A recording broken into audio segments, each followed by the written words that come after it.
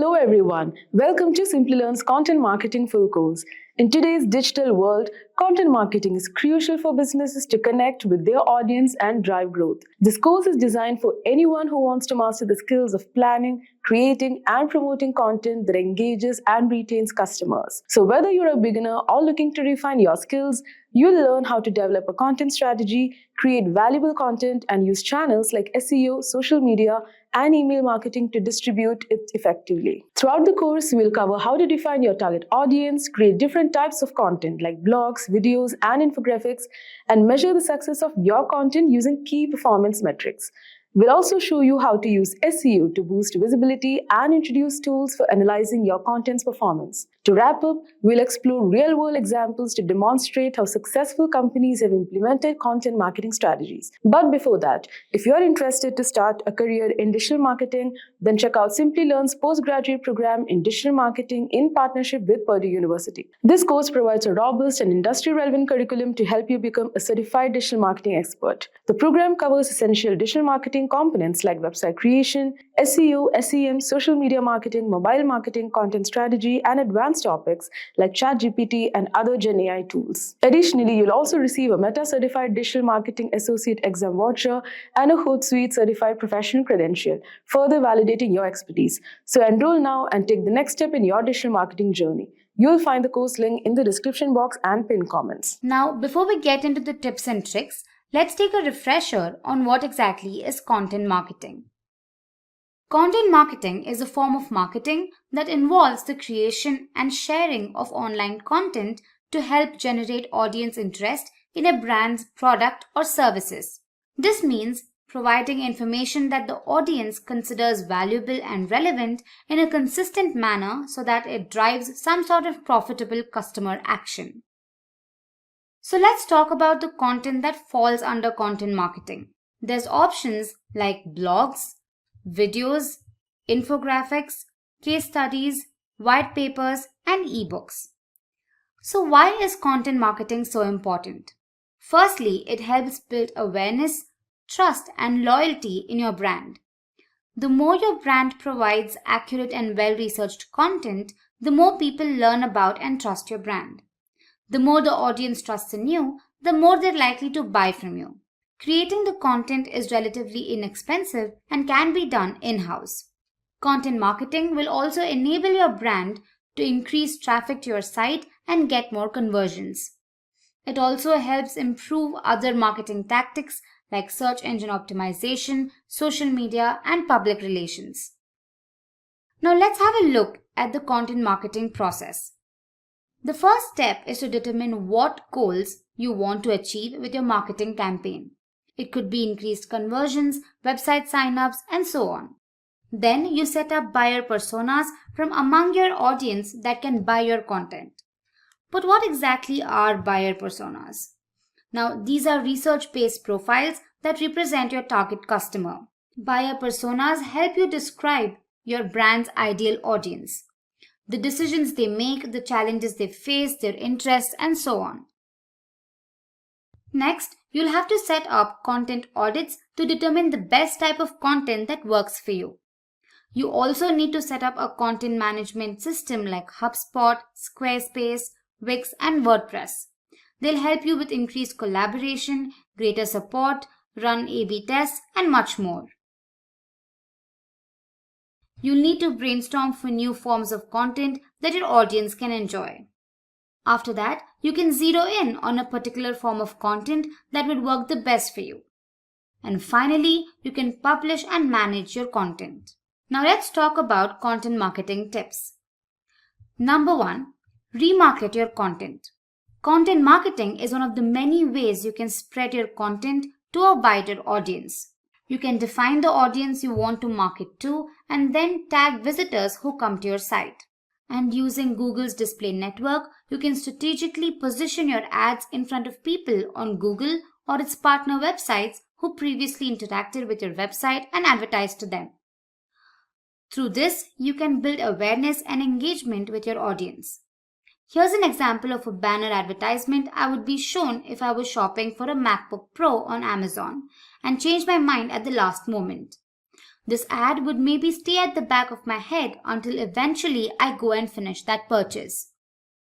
Now let's go to number 2, answering complex questions with your content. Targeting specific keywords is extremely helpful with your content.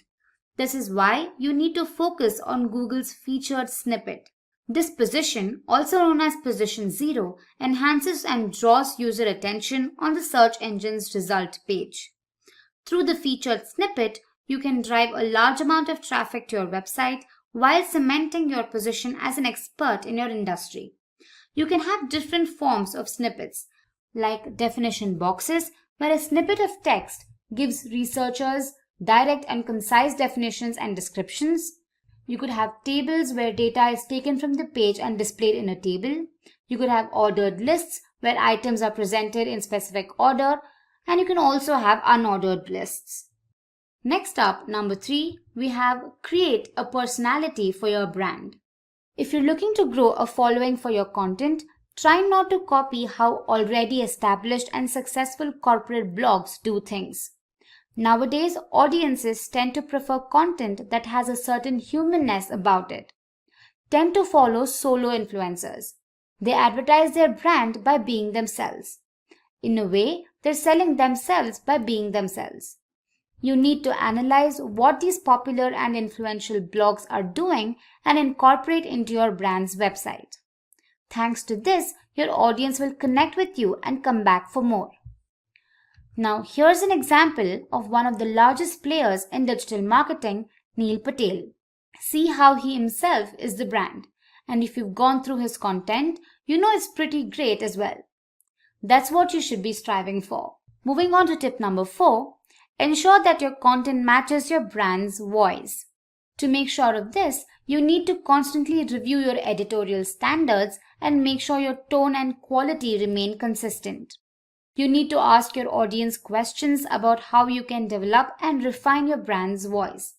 By answering these questions, you can provide your audience with a more cohesive and helpful experience. Your tone of your brand can vary on the basis of what type of content you're planning to post and what the goal you want to achieve from the campaign. Next up, we have number 5, back up your arguments for data. Using statistics and facts to make a point by including a link to the original source makes it extremely credible. This data can help the audience grow trust in your brand to persuade them that your content is valid and valuable. This will also help your brand grow as an industry expert. At number 6, we have use specific keywords. Now make sure you use specific keywords in your content. This takes care of the SEO aspect behind your content. This will also help your content have a greater chance of being found, indexed, and ranked. It could also help your content rank for niche topics within your industry. Moving on to tip number 7, evaluate the success of your content with data. Earlier, we talked about why it's so important that you back up your content with data. Now, let's talk about how data can help you improve. Analytics tools will help you learn more about how well your content is doing, the age demographics of the people enjoying it, who doesn't, their locations, the best time to post, and much more. With this data, you can make sure that your time and money are being used in the best possible way. Some of the most popular tools in the market are BuzzSumo, Evernote, HubSpot, Trello, and WordPress. These will help you find topics and influencers within your industry. You can capture, organize, and share notes, collaborate with team members, create sales funnels, and much more. Now, we've reached midway right now. So I've got a question for you. Do you guys have any tips for content marketing that we haven't covered yet? Let me know in the live chat. Alright, so let's get back to our list. Tip number 8 is to be consistent with your content. Post your best performing content and make sure they follow a consistent schedule. Finding a balance of the different types of content to be posted with the help of a content calendar will show your audience that you're committed to providing them helpful and informative content. This will also establish your brand as an authority and thought leader within your niche. It'll help your audience depend on you for quality content and give them a reason to return. Tip number 9 is to make your content actionable. Providing actionable steps or information in your content will coerce your audience to take a particular action quickly. It can help you create valuable content and fix pain points faced by your audience, build a strong relationship with them, and earn their trust. It also leads to increased engagement and a positive brand experience. It provides users with real value and solutions, leading them to take action. Here we have an example from Trello where we see a pop-up with a call to action asking interested users to input their email IDs to sign up and use the application. Now let's have a look at the next step. Tip number 10 is to include videos and pictures. Did you know that in a recent survey by Social Media Today involving more than 200 marketers, more than 49% of them felt content marketing was really important to their digital marketing campaigns, and more than 25% of their budgets are used for visual advertising? Content like images, infographics, videos, and other forms of rich media will help you enhance the message of your brand and reach a wider audience. Here's an example of advertising by Coca-Cola. Although there's not a lot of text in the ads, you can immediately recognize the unmistakable branding and the message they're trying to send. Moving on to tip number 11, create trending and evergreen content. Creating content that's evergreen and trending with your own unique angle, statistics, and research will be a huge advantage since you'll have to update it every now and then. You'll get a great deal out of the work without having to do a lot of work. Here's an example of one such evergreen article. People are never going to stop wanting to learn how to do SEO. So with a little tweaking every few months to reflect new changes that Google may have done, you'll have an article that you can get considerable mileage out of. Next up, tip number 12 is to understand content that works for you. You need to analyze what content works on different social media platforms. For example, you all know YouTube is the best place for video content, Instagram and Pinterest for visual content, Twitter for smaller snappy content, and so on. Understanding what works and what doesn't will help you better spread your content across the internet. Tip number 13 is to understand your target audience. Now, like I mentioned earlier, your marketing campaign isn't going to bear fruit without targeting a specific audience. Understanding who your audience is one of the most important steps for this. You can find this out by asking questions like who you're engaging with online, their age, location, language, etc. By using social listening to find out what audiences are talking about your brand, using tools to research what social channels your audience is using, and so on. After understanding them, you can set up buyer personas for your audience. Tip number 14 is to perform A/B testing. Now, A/B testing will help you understand what your audience likes or doesn't, what content works for you, and much more. You can do A/B testing on headlines and title tags, call to actions, content formats, image types, content length, and much more. It can also help you make better decisions in the future. And finally, our tip number 15 is to reach out to people sharing similar content. One of the best ways to build your audience is to get people or influencers who already share content within your niche to share your content. Now, since these people already have a trusting audience, they would be a lot more likely to enjoy your content. Imagine you have a bakery. Now, instead of relying on people walking by your shop, you can use the internet to showcase your baked goods to anyone searching for delicious treats. With digital marketing, you can show off your yummy treats to people all over, not just those nearby. For example, if someone searches for tasty pastries, your bakery could pop up at the top of the list. And how will you do that? With the help of digital marketing. With the help of it, you can promote your content online by advertising on social media. Social media is a big part of digital marketing. Lots of people use it, about 4.9 billion in 2023, and that number is growing every year by 5.1%. Platforms like Facebook and Instagram lets you connect with customers, share cool stuff, and even advertise your bakery to specific groups. Glossier, a well-known beauty brand, started in 2014 as an Instagram account run by Emily Weiss, a beauty industry influencer. They didn't have a physical store or even many products initially. The results? Glossier achieved a cult-like following and multi-million-dollar valuation within a few years, all thanks to a strategic and well-executed digital marketing approach. They didn't have a traditional marketing budget, but by strategically using social media, influencer marketing, and content creation, they were able to build a loyal customer base and become a major player in the beauty industry. Glossier wonderfully used the power of digital marketing to grow their business. So in this video on what is digital marketing, we will be covering the basics of digital marketing, starting with an introduction to what it is, how it is different from traditional marketing. We will explore how digital marketing works, breaking down the steps in easy to understand terms. You will also learn about effective strategies you can use to make the most out of digital marketing for your business. Alright, so let's understand what is digital marketing.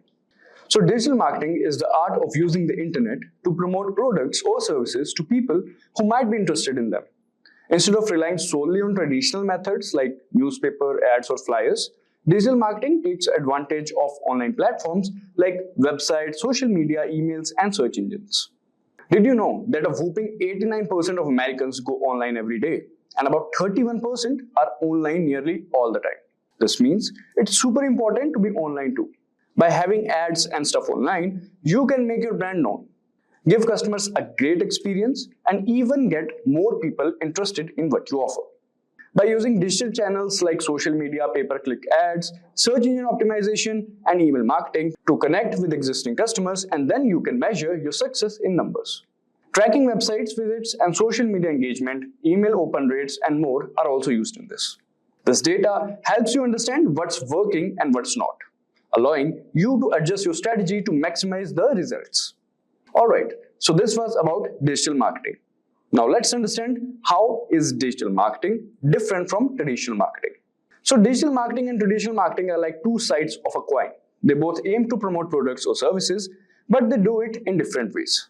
Here's how it works. First, traditional marketing. Traditional marketing is like shouting across the crowded playground to get everyone's attention. So in traditional marketing, let's say TV ads and billboards. Think commercial and giant posters trying to reach a lot of people at once. Second example would be newspapers and flyers, spreading messages through printed materials delivered to homes or handed out to streets. And now let's talk about the digital marketing aspect. So digital marketing, however, is like whispering directly in the ear of a person who wants a particular product. So let's say online ads. Placing ads on websites or search engines that people who are already interested in your stuff will see. Next is social media. Connecting with people on platforms like Facebook and Instagram, where you can show them why your product is the best. Then another example would be targeted emails. Sending messages directly to people who might be interested, like offering a discount on their first product purchase, is another benefit of digital marketing. So basically, digital marketing is kind of more specific and targeted marketing. Alright, now let's understand how it actually works.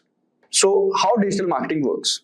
Digital marketing works by leveraging the power of the internet and technology to connect with the potential customers. This involves using online tools to reach and engage with your audience where they spend most of their time. That is the internet. So let's have a look at some. First on the list is SEO. So this helps your website show up in higher search engine results, making it more likely for people to find you when they search for something you offer. For example, when someone in your area searches for a freshly baked pastries, SEO ensures that your bakery's website appears at the top of the search results. This increases the chance of local customer finding your bakery online when they are looking for baked goods. Alright, so this was about the SEO.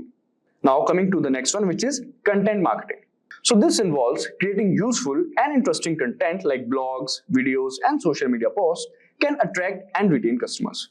For example, you could create engaging content such as blog posts about the history of pastries, tutorial videos on cake decoration, or photos of your latest creations on social media. This content not only showcases your expertise, but also keeps your audience engaged and interested in what you offer. Next on the list is social media marketing. So this social media marketing involves using platforms like Facebook, Instagram, and Twitter to connect with your audience and share content that encourages them to interact with your brand. For example, you can use delicious images of your bakery goods, interact with customers by responding to comments and messages, and even run contests or promotions to attract more people to your store, that is the bakery. Alright, coming to the next one, which is email marketing. So email marketing is like having a personal connection with your customers. It involves using email to connect with potential and existing customers. It's essentially sending commercial messages, but with a permission-based approach. People who sign up for your email list are essentially giving you the green light to send them information. For example, you can collect email address from your customers who visits the bakery, and you can send them regular updates about new pastry flavors, special promotions, or upcoming events at your bakery. This personalized communication keeps your brand top of mind and encourages to repeat the business. Next is pay-per-click, that is PPC advertising. So pay-per-click or PPC advertising is an online advertising model where advertisers pay a fee each time their ad is clicked. So it's a way of buying visits to your website rather than attempting to earn those visits organically. PPC ads typically appear alongside search engine results or on social media platforms, and advertisers bid on keyword to display their ads to the relevant audiences. So example for this, you could create ads that appear when people search for terms like best bakery in your town, or target social media users based on their interest in baking or desserts. With PPC, you only pay when someone clicks on your ad, making it cost-effective way to attract potential customers to your bakery's website or social media profiles. Now that we have discussed the types of digital marketing strategies, let us understand how you can implement each of these strategies. So first, identify your audience. The first step is understanding who you want to reach. Imagine them as people who might be interested in your product or services. This is like picturing the people who would love your bakery. Are they busy professionals looking for a quick breakfast pastry, or maybe families with sweet tooth? Understanding your ideal customers help you tailor your marketing efforts. The next is choose your channels. Next, you pick the online platforms where your target audience hangs out. Think of these as virtual stomping grounds like social media sites or search engines.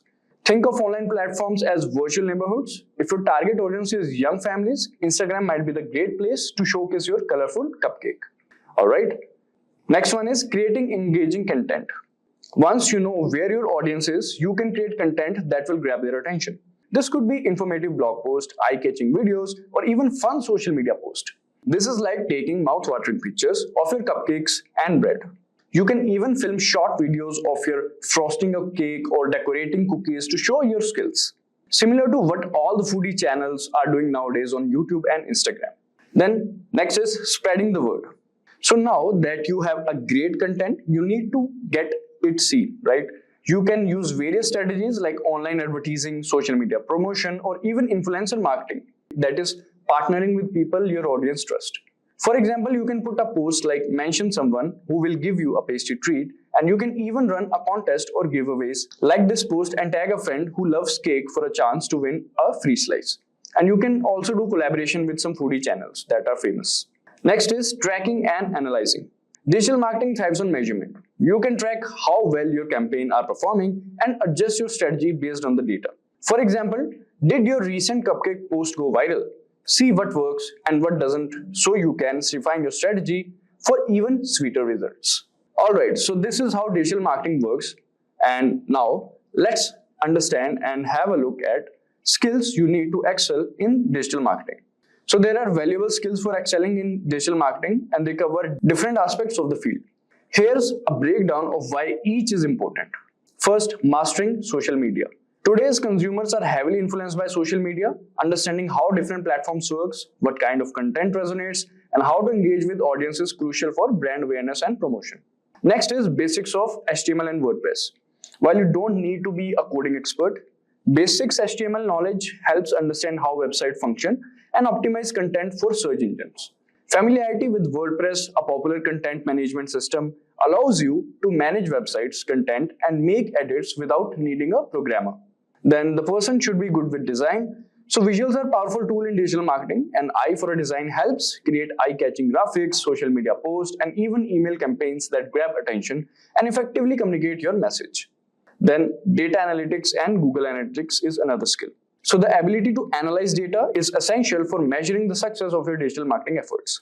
Tools like Google Analytics track website traffic, user behavior, and campaign performance. By understanding this data, you can refine your strategies and optimize campaigns for better results.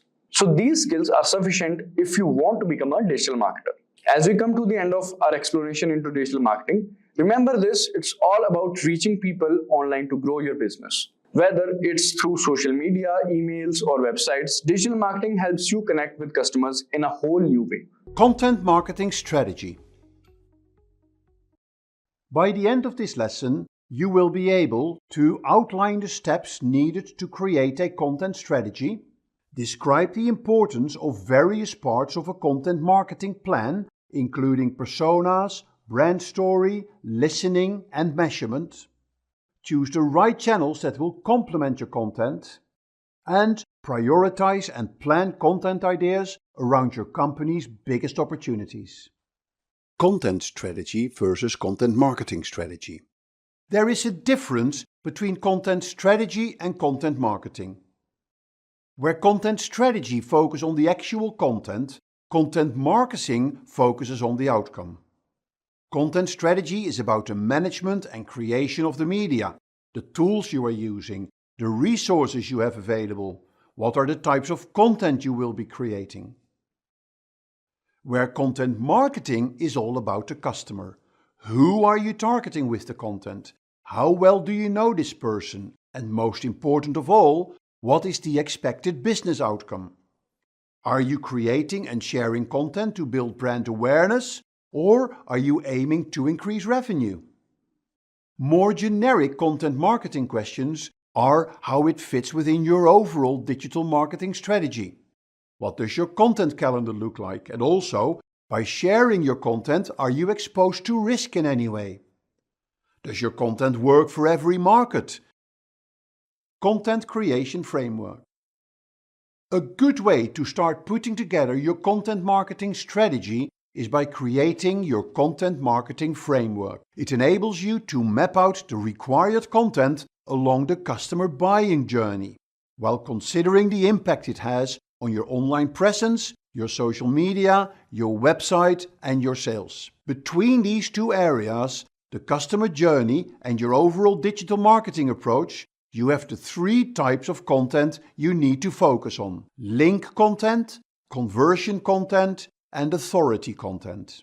Link content is content that drives traffic from the internet and from your social media to your website. This is content that is created with the goal of attracting quality backlinks for SEO purposes. Conversion content is content that drives web visitors to the next stage in the buying cycle through call to actions or CTAs. This is the content that is created with the goal to convince prospects that they should buy from you. Authority content drives web visitors to sales through call to actions and drives repeat traffic to your website. This is content that is created to build a community of people that trust you and see you as the expert in your field. This is a useful structure to organize your content, and it keeps your focus on the customer needs and the impact on your overall digital marketing objectives. Each type of content has different requirements. Link content needs to be high quality and often based on research, so other websites can refer to it. It's all geared towards generating high quality backlinks to your website, which Google sees as very important for your search ranking. Make this content fail-proof, repurpose it, and promote it like crazy. Conversion content is based on helping the customer to go through the buying cycle. This will only work if you understand what they need and that your content clearly articulates that you can help them solve their problem. But on top of that, it is vital in this stage that your content gives them the option to move to the next stage through very clear and compelling call to actions. And authority content is a logical follow-up from your link content. It is content that confirms you are an expert in your field. It helps you to build trust, as long as you are truthful, transparent and show integrity. And done continuously and consistently, it helps you to deepen the relationship with your prospects and your clients. Content marketing strategy. There are various steps in developing your content marketing strategy.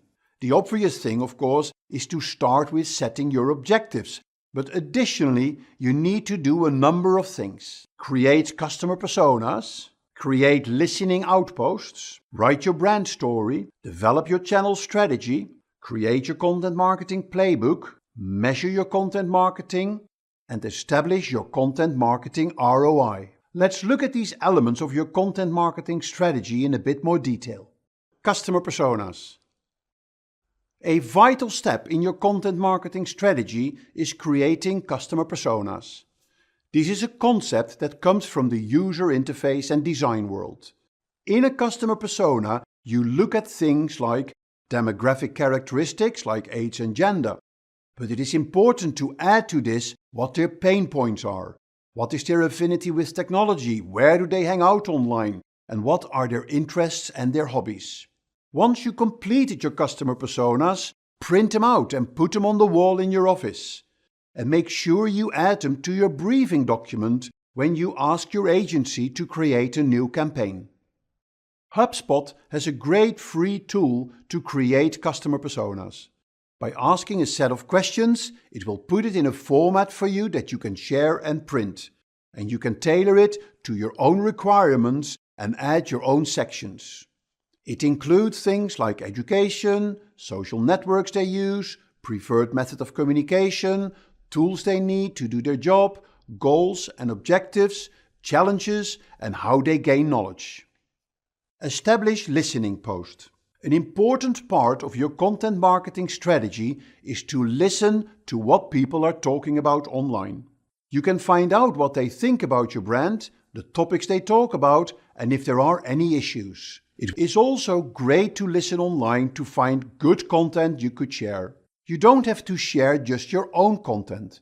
There's nothing wrong with sharing relevant content from others. Obviously, when I say listening online, I mean this in the widest sense. Watching videos, reading articles or blogs, looking at photos or infographics, or literally listening to podcasts. Here are a few tools you can use to listen. Feedly is a reader app on which you can listen to live RSS feeds. Google Alerts and Talkwalker are tools that will send you a notification for certain terms that you have set. You can use Google Trends to find out search trends for keywords. Your brand's story. The next thing you need to work out for your content marketing strategy is your brand story. What is your mission, your vision, your values? What is the story of your company, your CEO? Remember, people want to listen and share stories. When I search for IKEA on Google, you get an understanding of what I mean. Stories about the history of the company, the founder of the company, the way they work, the employees, what makes them unique. And the more twists, turns and uncertainties in these stories, the more people will love them. And it gets even better if you can show them how you overcame obstacles and bumps in the road. This will increase your credibility. A good example of this is Elon Musk from Tesla. He came from a very simple background but kept on following his beliefs, even when he was nearly bankrupt. He kept on going and look where he is now. An important element of defining your content marketing strategy is understanding of what kind of brand you are. The type of brand you are determines the type of social media you will get with your content. If you are a basic brand, you won't get many people to talk about you, let alone comment on your social media posts. You're just fulfilling a basic need. The only way these brands can get engagement on social media is to turn themselves into a funny brand. Like Blendtec Blenders, who launched the Will It Blend campaign. If you are a functional brand, you will have customers who ask questions about how to use your product. You need to respond to that by offering content in which you answer their questions. Exciting brands don't have a problem to get social media engagement with their content. They have thousands of fans who love to talk about the brand. Harley-Davidson is a classic example.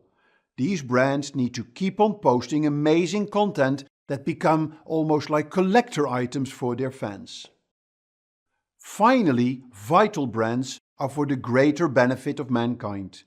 Greenpeace, World Wildlife Fund, UNICEF, they have no problem in getting engagement and discussions, but they should be very alert on what people are talking about and try to find influencers that can help them spread their cause. So think about this when you start putting your content marketing strategy together. It will guide you on the type of content and campaigns you should create and the types of calls to action you should set. Social channel strategy. Before you're going to decide on the type of content you're going to create, it makes sense to agree on the social media channels you are going to use. In the listening stage, you have learned on which channels your clients hang out. So now you're going to make sure you are there as well. You're going to synchronize the branding, the key messages, and the campaigns to grow your followers on these channels. You need to make sure you understand the latest features and trends on these social channels. It is also good to do a content gap analysis. What type of content do you already have for each channel and where are the gaps? So you know what type of content you need to create. Here is a useful template you can use for this. It shows you the channels, the structure, the tone of voice for each channel, and the desired action. The gaps will give you an indication of the work you need to do to make sure you have a coherent content marketing strategy. Content Marketing Playbook. So now you are in a position to decide on the type of content you're going to create. Here is a list structured by the 3 types of content we saw earlier: link, conversion, and authority content. Link content and authority content can be fairly similar. It's more on the promotion side where they differ. But the conversion content needs to be organized along the customer journey, from awareness to evaluation to purchase. We call this the marketing playbook. You need to create your own by selecting the right content for the right stage.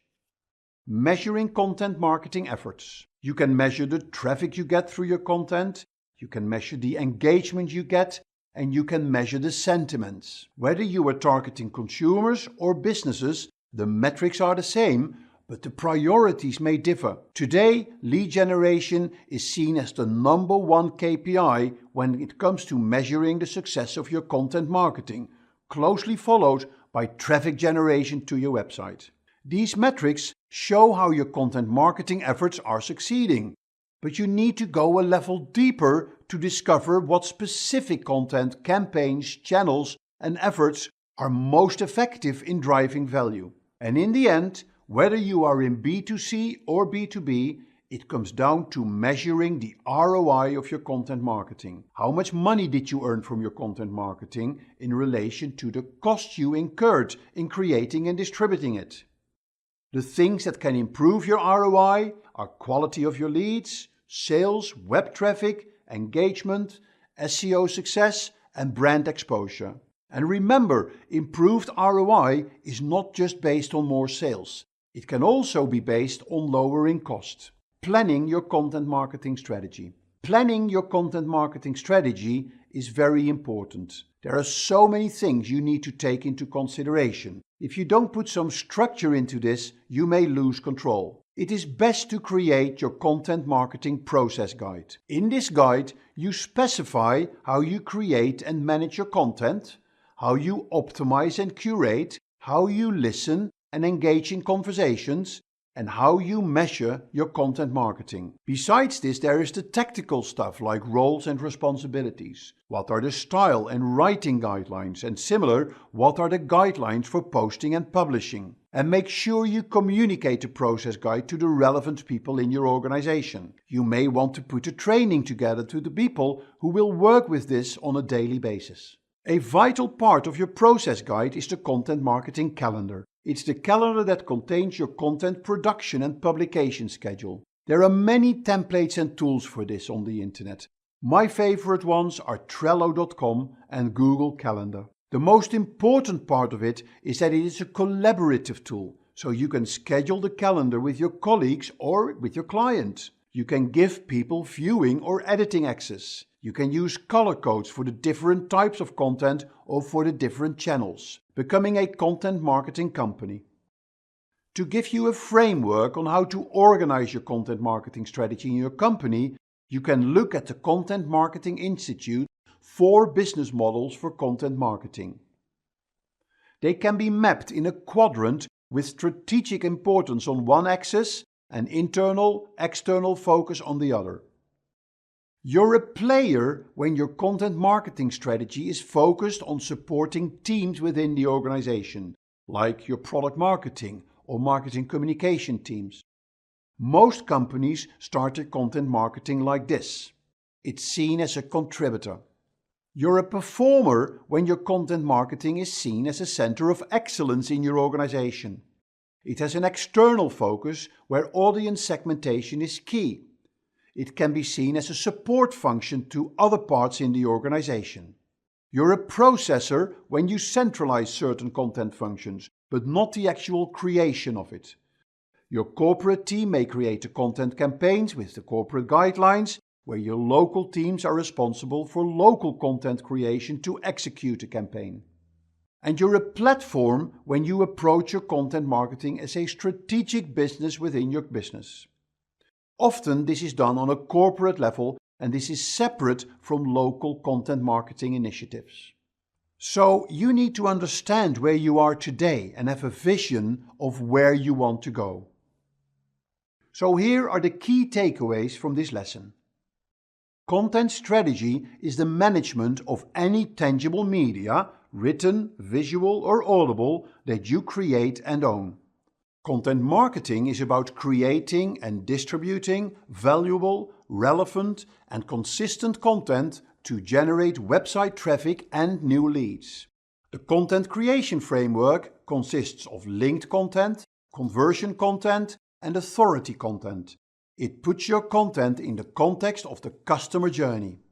A customer persona is a semi-fictional representation of your ideal customer based on market research and real data about your existing customers. Stories are the currency of content marketing, and your story starts with your mission and your editorial statements. And content marketing ROI is how much revenue you gain from your content marketing in comparison to what you spend on creating and distributing your content. In today's video, we are going to be talking about content writing. Now we'll talk about why it is important, how do you write good content, what are the different types of content that you can write for, and for the different types of media that you want to use. And I'm going to share with you some really good content writing tools. I am Mark Kempman, I'm your digital navigator for this video. But before we start, if you like this video, click the like button, and if you want to join our subscribers, click the subscribe button and click on the notifications button as well, so you will get automatic notifications when we come up with new videos. So, you're ready? Let's get started. Let me give you some interesting statistics about content and about content marketing, of which content writing is an important part. Did you know that the content marketing industry is worth more than $400 billion, which is going to grow to close to $900 billion in the next 5 years? 46% of businesses plan to increase their spend in content creation. Content marketing costs 62% less than traditional outbound marketing methods, and it generates 3 times more leads. So quite impressive numbers, yeah? Among buyers of B2B products and services, more than 90% consider content to be worthwhile when they evaluate any business. So we spend on average 7 hours per day consuming digital content. And a lot of this content is being consumed on blogs. Did you know that there are over 500 million blogs on the internet? And on WordPress, about 70 million blog posts are published each month. So these are incredible numbers, and we're going to be talking about that. Yeah, in this section, in this module, we're going to be talking about a very important part of content marketing, which is the actual creation of content, particularly when it comes to writing. Right? So let's get started. What are we going to be talking about? In this video, we are going to be talking about many things in the content marketing industry. Did you know that content writing is one of the fastest changing areas of content marketing? Now, you may wonder what. Let me give you the answer to this. That is mainly because of developments in artificial intelligence. If you use AI or artificial intelligence tools, you actually no longer have to write the content. You let those tools write the content for you. And the only thing you will have to do is to edit the output of the AI tool. Later, I'm going to share some AI tools with you that you can be using for content writing. But to understand these new tools, it is important that you understand the basics of content writing. So in this video, we will look at what is content writing, why proper content writing is important. We'll look at the different types of content that you can write for. We'll look at how to write proper content, and that is a skill in itself. And I'm going to close with giving you some content writing tips.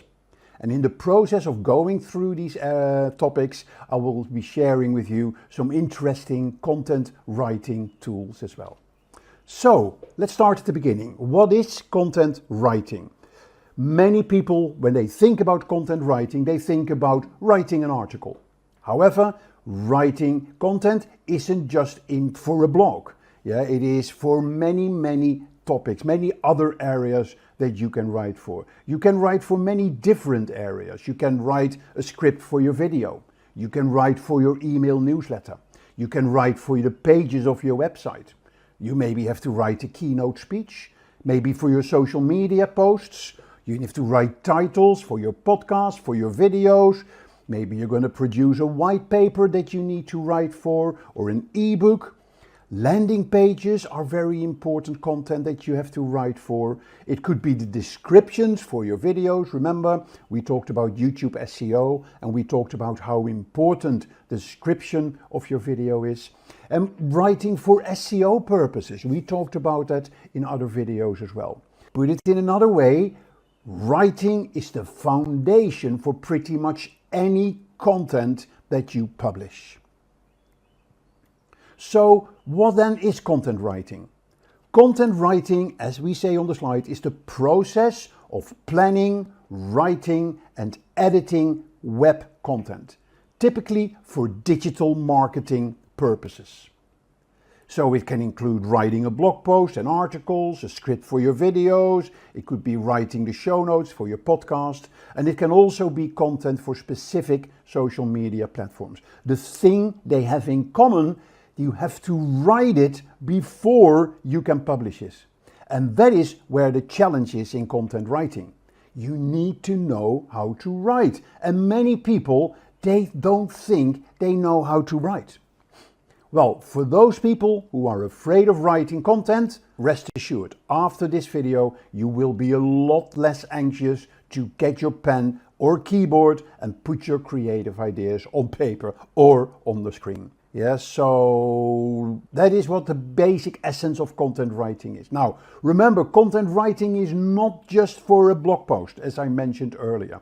Content writing touches every aspect of your digital marketing. Without good written content, your digital marketing strategy will fail because it's the content that will connect your readers with you. And that content that features everywhere in your digital marketing. And I can't emphasize this enough. I mentioned that before. It is on your blog post, it's on your video script, it's in your email newsletters, it's in your podcast title, it's in your landing pages, in your YouTube video descriptions. There are so many places where your content will feature. And you can replicate the content across those different platforms. So written once for one medium doesn't mean you can't use it on other medium. So what is the goal then of content marketing? The goal of good writing, of content writing, is to connect your readers with your business, and in such a way that you communicate your message effectively and efficiently. And the better you're able to do this, the more likely the reader will engage with you. So it's that engagement that turns into trust and into loyalty. So let me give you an example. You know the Michelin tires. In the early 1900s, the Michelin brothers, they started supplying pneumatic tires to automobiles in France. Now, automobiles were mainly used in Paris. And of course, the Michelin brothers, they wanted to sell their tires to more automobile users, to more car users across the country. Cars weren't that popular yet, but they wanted to give it a push so people would take their cars to the countryside. So Michelin knew that to grow their business, they had to get people to drive their cars outside Paris.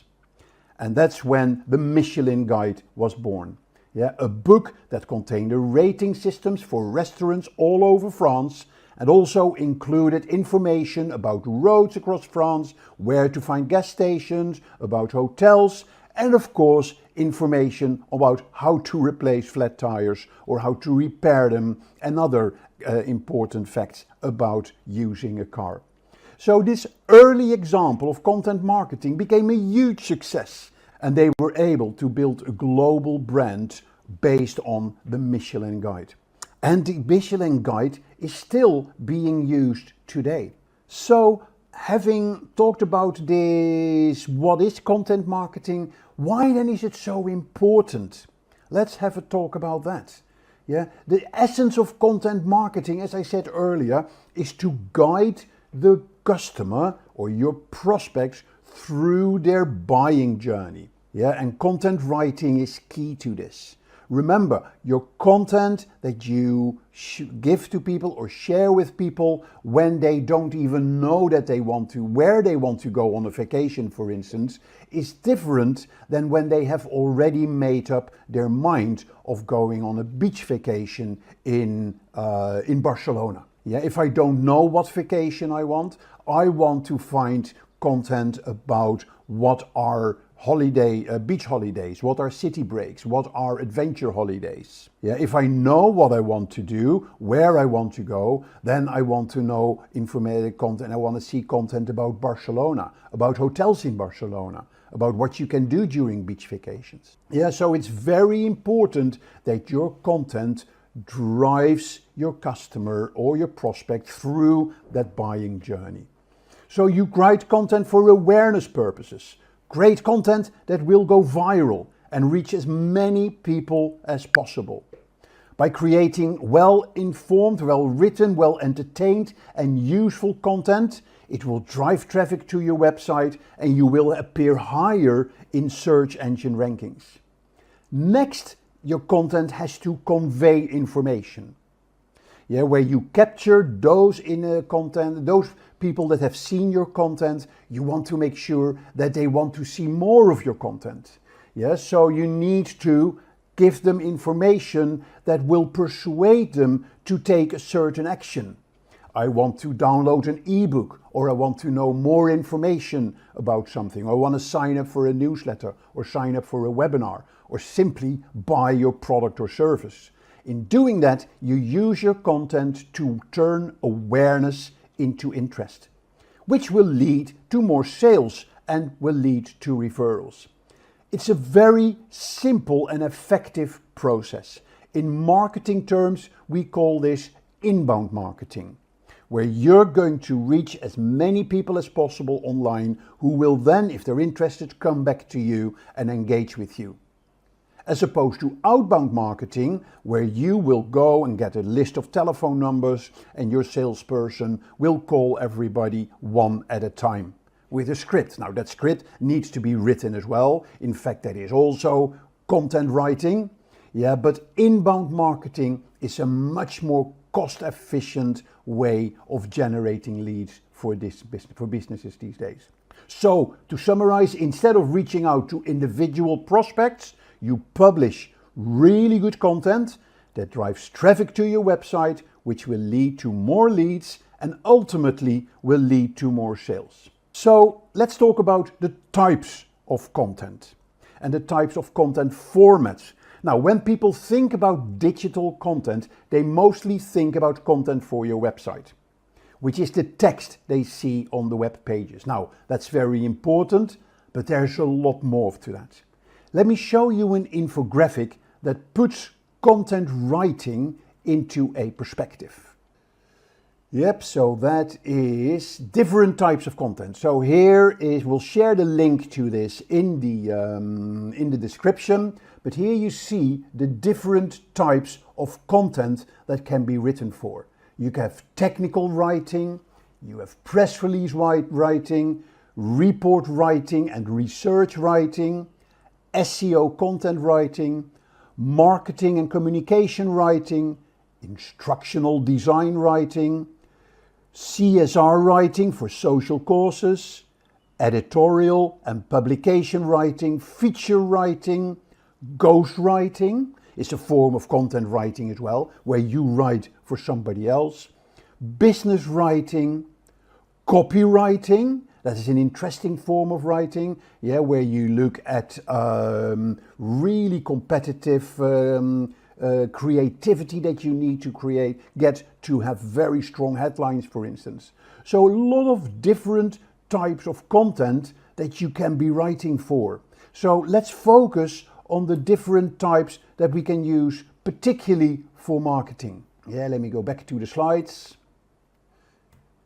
So here is a summary of the different types when it comes to e-marketing.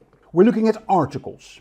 These are pieces that can be published in a newspaper, in a magazine, or in an online publication. And that is a very common type of content that can be written for and that you will use for your marketing purposes. There can be the traditional content like brochure or product descriptions. So a brochure is like an advertising piece that includes a template, a booklet, or a leaflet.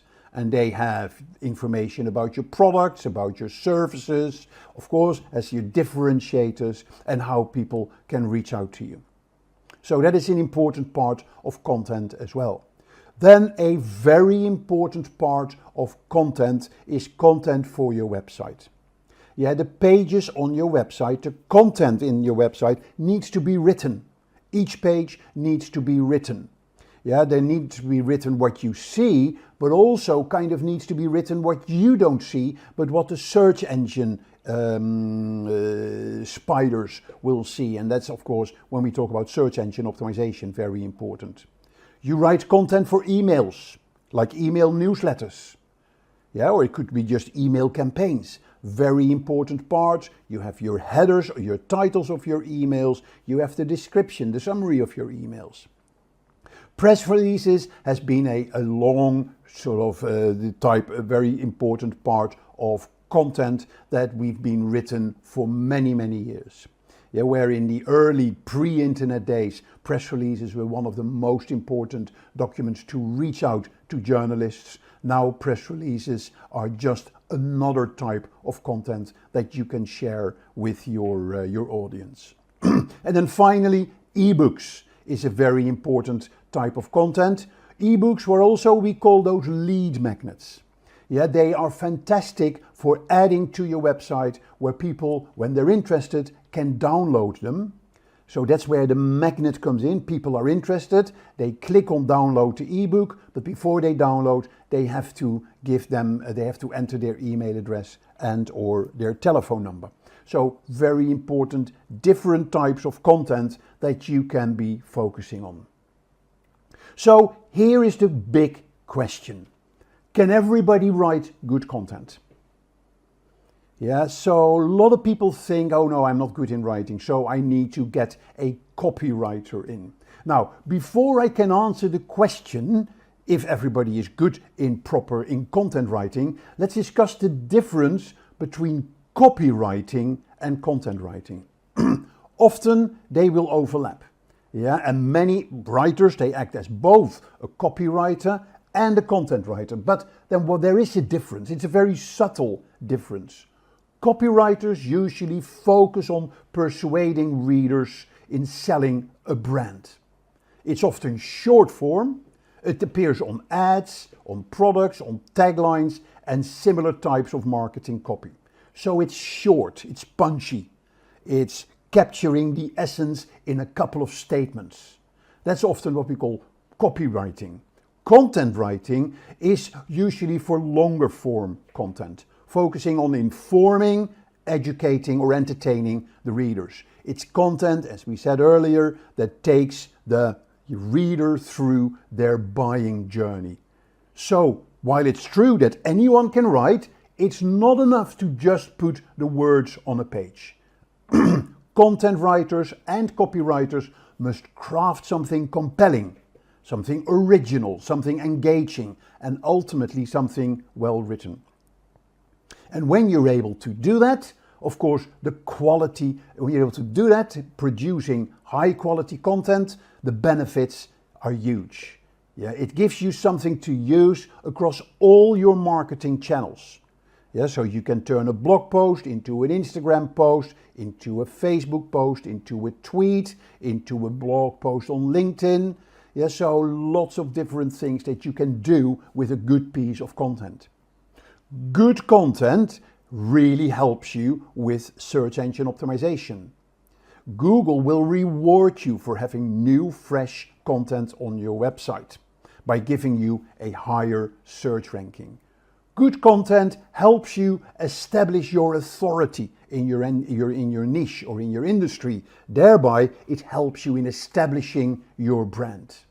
And also, good content will go viral. It will go wide, it will reach many people, and that means it will reach potentially new customers. So very important to think about these benefits that you will get from good, proper content writing. And as I said, everybody can write content, but your challenge is to make sure your copy that you write is compelling, original, engaging, and ultimately well written. But as I mentioned earlier, there are many tools now, and particularly in the artificial intelligence field, that can help you to turn boring content into very exciting content. So let me give you some tips on how to write exciting content, or as I like to call it, killer content. The first thing you need to do is to define your target audience. Yeah, who are you writing for? Do you understand their needs? Do you understand their interests? Do you understand their pains? Yeah, an ebook for a marketing director will be different than an ebook for a finance director. So you need to know who you're writing for. In digital marketing terms, we talk about customer personas. Yeah, you need to create your customer personas. And here is a tool that I like to share with you. It is a tool from HubSpot, Make My Personas. In HubSpot, it talks about what is a persona, what is a buyer persona. You can learn about that, but here you also see Build My Persona. Yeah, so if you click on that, it takes you through a simple process in a walkthrough mode where you can create your own customer personas. You can also skip the walkthrough mode, and then here you see a typical persona. The name, job title, age, their level of education, what social networks are they using, what is their preferred method of communication, what are their responsibilities, what are their goals and objectives, what are their pain points, their challenges. You do this for your most important customers. So if you're selling to marketing directors, this could be Marketing Jill. Yeah, or finance directors, it could be Finance Joe or Finance Mark. Or if you're talking to women with children who buy shoes, yeah, then it could be Family Jane. Yeah, so very important to create customer personas. Once you've created those customer personas, you're going to look at your next step. It's where you're going to choose a topic. When you choose a topic, you find a topic that you're going to write about that is relevant for your audience and it aligns with your business and your organization goals. A really good tool that you can use here to write proper content is a tool called Google Trend. Google Trends, it helps you explore what the world is searching for.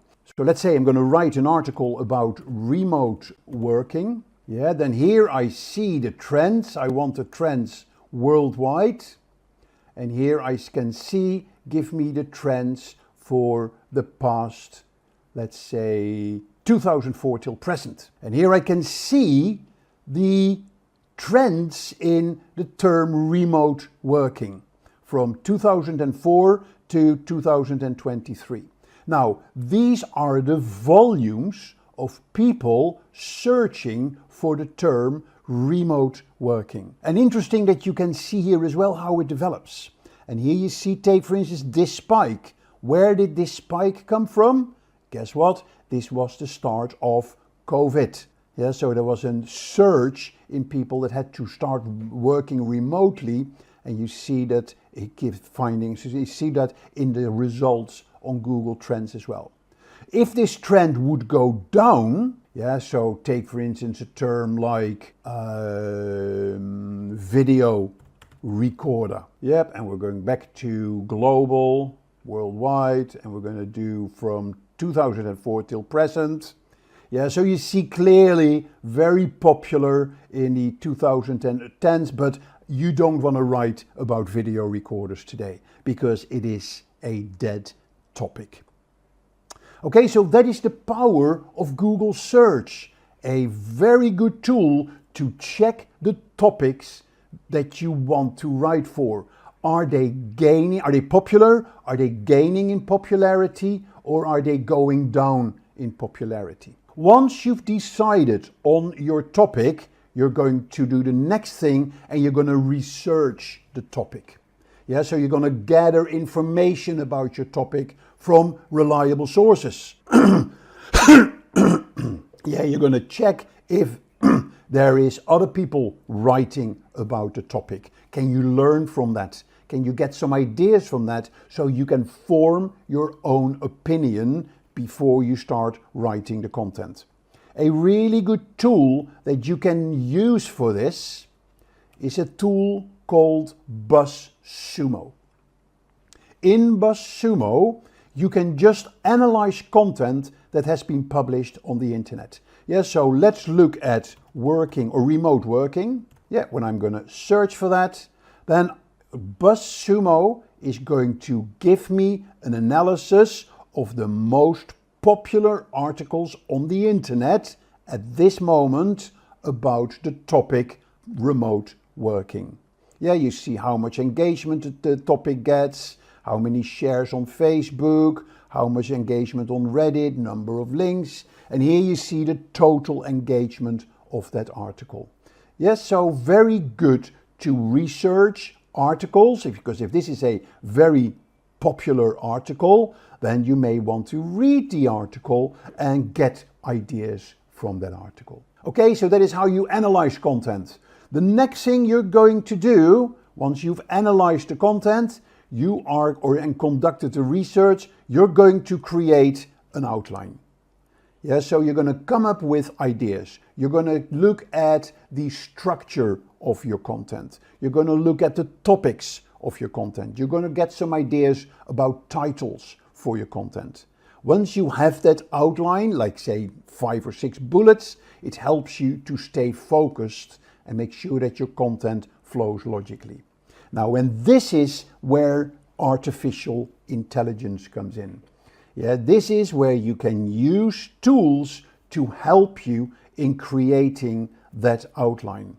A really good and easy tool to use here is a tool called Simplified.com. In Simplified.com, it helps you to write for AI purposes. If I go home, you can see you can write content, you can write a YouTube script, you can expand sentences, you can make them shorter, and there's a lot more that you can do. There's a full blog wizard. It can write a full blog post for you. Yep, but you can also just create a new document. Let me show you. I'm not going to demo the whole product, but here you can see the flow that you will go through. So the first thing, you want blog titles and ideas. Yeah, and there are templates that I can pick for this. Yeah, the topic is going to be, let's say, remote working. Yep, and now I'm going to just click generate, and the tool is now going to generate blog titles for me. Yeah, so 7 ways to make remote working a success for you and your company. The top 10 benefits of working remotely. 8 steps for a successful remote working setup. The benefits of working remotely, etc. So let's take, for instance, sort of the top 10 benefits of working remotely. What I'm going to do, I'm going to add this to my article. There we have it, number 1. Yeah, and if you look at the topics here, it can also create your blog introduction, the section completer, a conclusion paragraph. It can even put it into the customer buying journey framework. So it is unbelievable what these type of AI tools can do for you. Another very powerful and very simple product that I often use is a tool called Quillbot. If I go to Quillbot, it's a paraphrasing tool. Yeah, and this is free. You can use standard and fluency for free. You just type in or paste the piece of text that you want to rewrite, and then you click paraphrase. Yeah, you can increase the number of synonyms, you can make it fluent, formal, simple, creative, expand and shorten the text. A very simple but powerful tool to paraphrase content. So watch this space. Yeah, the artificial intelligence is taking the digital marketing world by storm. Okay, once you've got your outline written, you're then going to write a very compelling headline. Writing the compelling headline is probably one of the most important parts of your copywriting that people will remember. Yeah, so and that headline must summarize what the content is all about, but also it should grab people's attention. Now there are many tools that you can use to check your title. Yeah, and just search for tool to check title. Yeah, and then you will come up with a whole selection of tools that you can use for this. Also think about the paragraphs and the bullet points. It's very important to break your content into short paragraphs and to use bullet points to make it easier for people to read and to scan your article. There's another reason why short paragraphs and bullet points are so important. Google likes them. And particularly when it comes to mobile search, where Google needs to place short content as answers to queries that people have, they prefer to have bulleted content to actually use for answering queries that people have. So finally, there are a few more tips. We have subheadings. Subheadings are very important, and formatting is important. Yeah, headings are the first level of your writing masterpiece. Yeah, so headings is sort of the title of your document. They introduce the topic, they introduce the paragraph. So the heading let the reader know where they are in the document or the blog post. They can also include keywords, yeah, that relate to the topic. And again, that's good for your search optimization. The heading is an essential part of the content that you're writing because it tells the reader what to expect from that piece of text. Subheadings are the second level of a document. They introduce a topic or a paragraph. Their function is to break up longer sections into smaller, more manageable pieces. Think of it as a bullet point under your heading. So headings and subheadings are the signposts of your content. They indicate the summary of a section written under a heading or subheading. So it helps people to quickly understand the section that is following.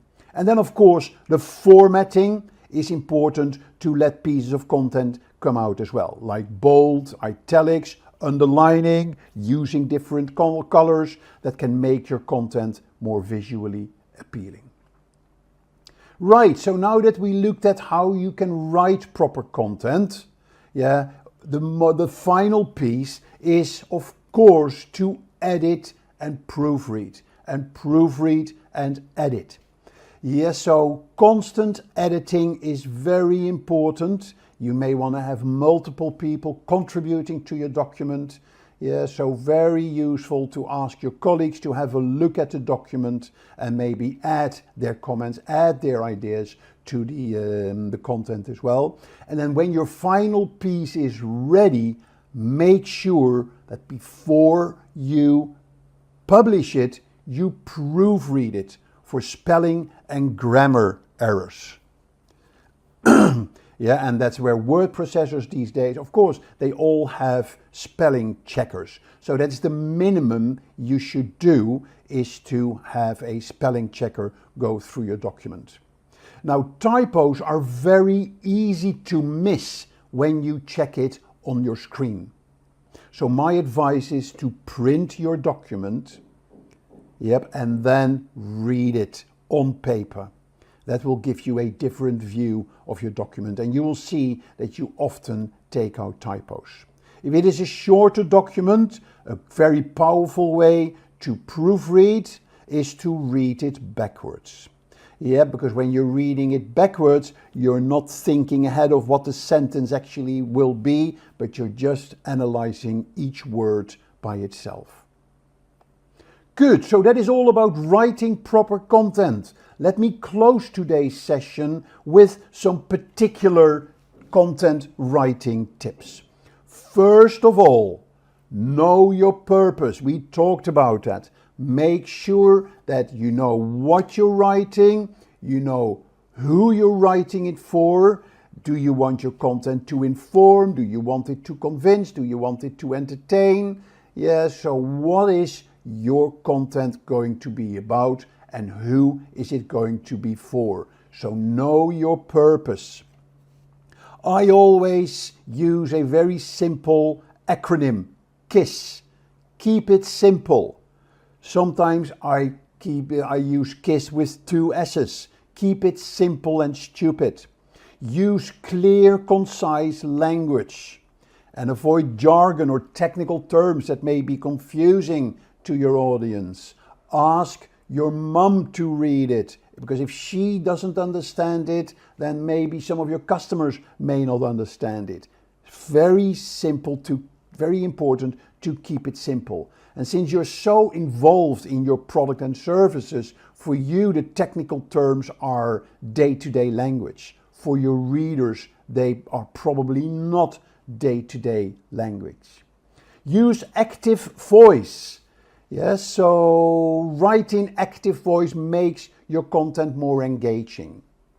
So you're not talking about that day the people of our company decided, but you say that day we decided.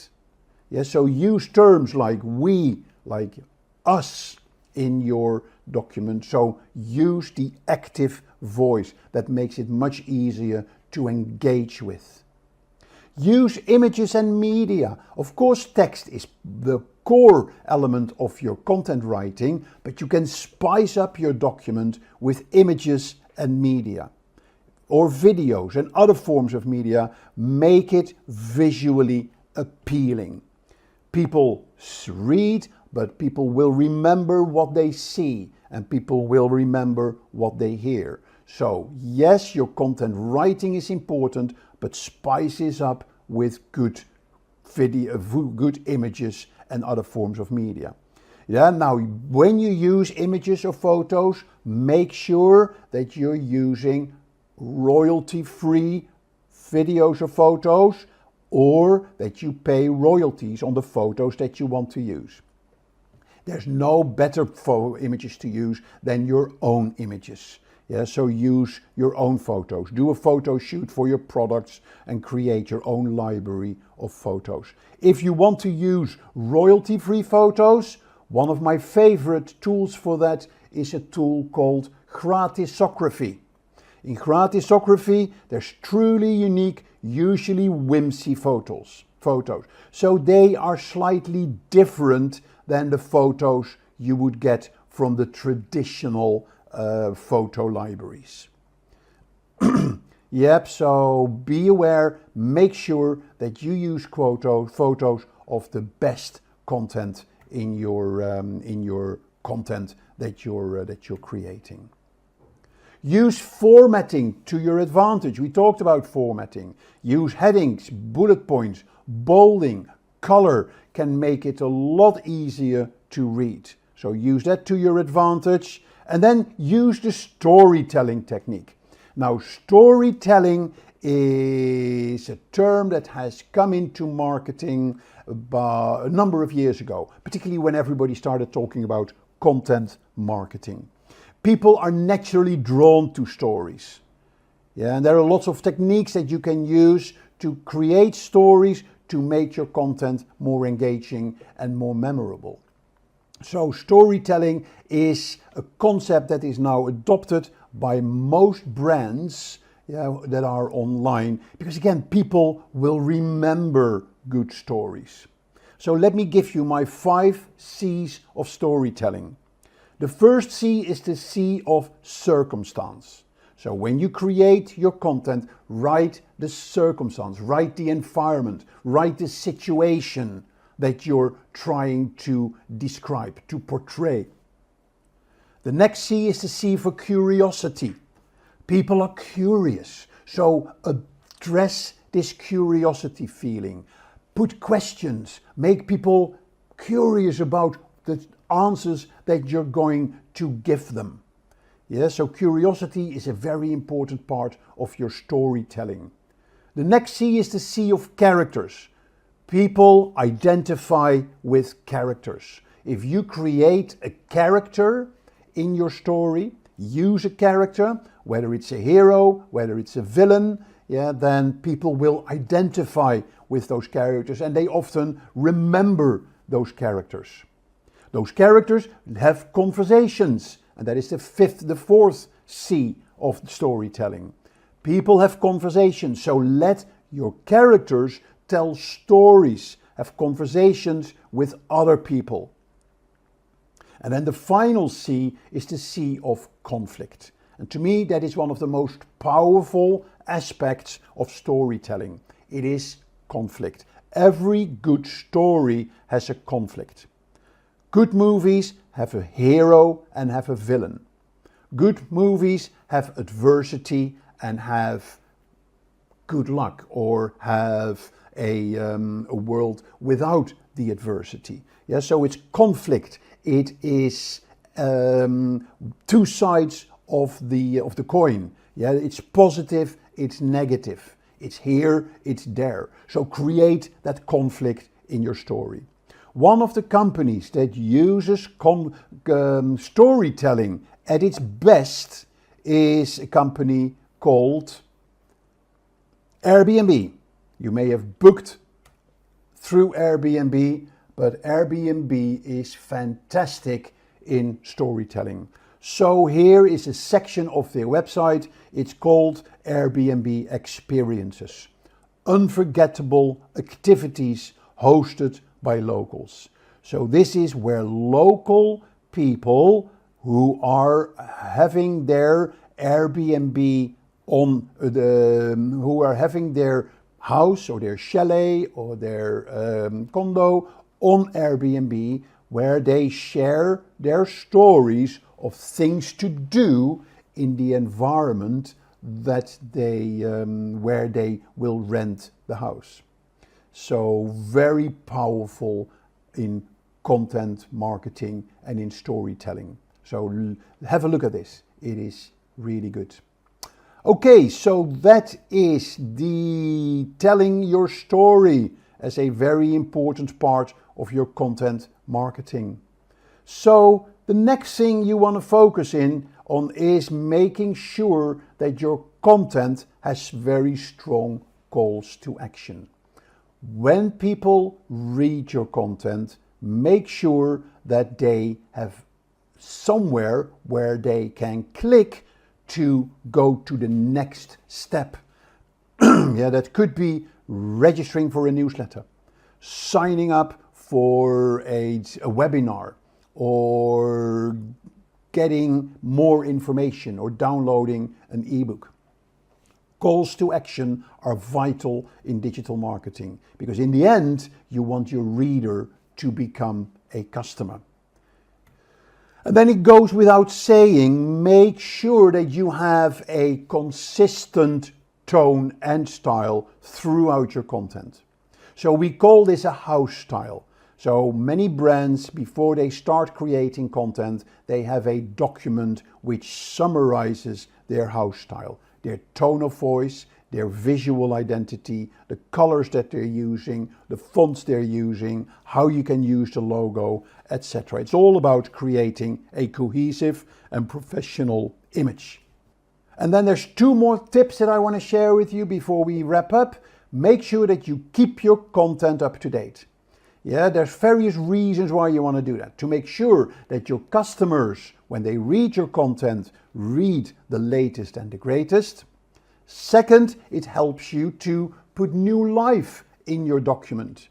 If new things have happened in your industry, add that to your document and republish it again. So it means that your document remains relevant, is accurate, and Google likes that as well. And then finally, as part of your storytelling, use examples and use anecdotes, use real life examples to help illustrating your points, to make your content more relatable and more engaging. And that is where storytelling comes in, that's where your conversations come in, that's where your characters come in. And often customers are very good characters to talk about your product and can give you examples in the content that you are writing. Now let me tell you about Simplilearn's postgraduate program in digital marketing created in collaboration with Purdue University and Meta Blueprint. With this program, you will learn everything from the fundamentals of digital marketing to the latest trends and techniques used by top marketers worldwide. You will explore SEO, SEM, content marketing, social media marketing, email marketing, and more. This program is led by industry experts who bring their real-world experience to the classroom, giving you an insider's perspective on what it takes to succeed in the digital marketing world. If you're looking to jumpstart your career in digital marketing or take your skills to the next level, then Simplilearn's professional certificate program in digital marketing is the perfect place to start. To learn more about the course, you can click the link in the description box below. Welcome to the Simplilearn YouTube channel. In today's video, we are going to be talking about the Google Keyword Planner, a tool that will help you putting together your Google Ads campaign, or it can also help you in deciding for your keywords for your search engine optimization. We will talk about what is Google Keyword Planner, how do you use it, and what are the benefits of it, and how can you sort of bypass some of its shortcomings. I am Mark Kempman, I'm your digital navigator for this video. And before we start, if you like the video, click the like button. And of course, if you want to subscribe to our YouTube channel, then click below on the subscribe button. Right, so let me start by giving you some interesting stats about Google advertising. Google is the undisputed market leader when it comes to digital advertising. Their market share is over 80%, followed by Bing, Yahoo and Yandex. Now 63% of people who are online, they do click on Google Ads. And you may hear that people always say, I never click on ads, but people actually do. And a lot of those ads are actually on mobile. 33% of mobile ad spending goes actually to Google. So Google's ad revenue in the third quarter in 2022 was $54 billion US. Yeah, that is an annual revenue of over $200 billion, which is a staggering amount. The beauty about advertising on mobile or on desktop is that it gives you an immediate sort of payback. Yeah, therefore the PPC generates twice as many visitors than, for instance, search engine optimization does. But PPC costs money compared to SEO does not cost money other than your own time and resources. So Google advertising is there, it's there to stay, and it is one of the major channels that you should be using for reaching out to your audiences. So let's then have a look at one of the most important tools that Google makes available to help you with putting together your advertising campaigns, which is the Google Keyword Planner. Yep, so, and by the way, if you want to know, Google Keyword Planner is a free tool. Yep, so you don't have to buy it. It is embedded in the Google Ads tool that Google has, and I will show you later in the demo how to access it and how to use it.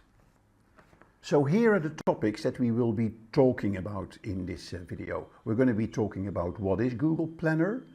We'll look at important terms related to Google Keyword Planner.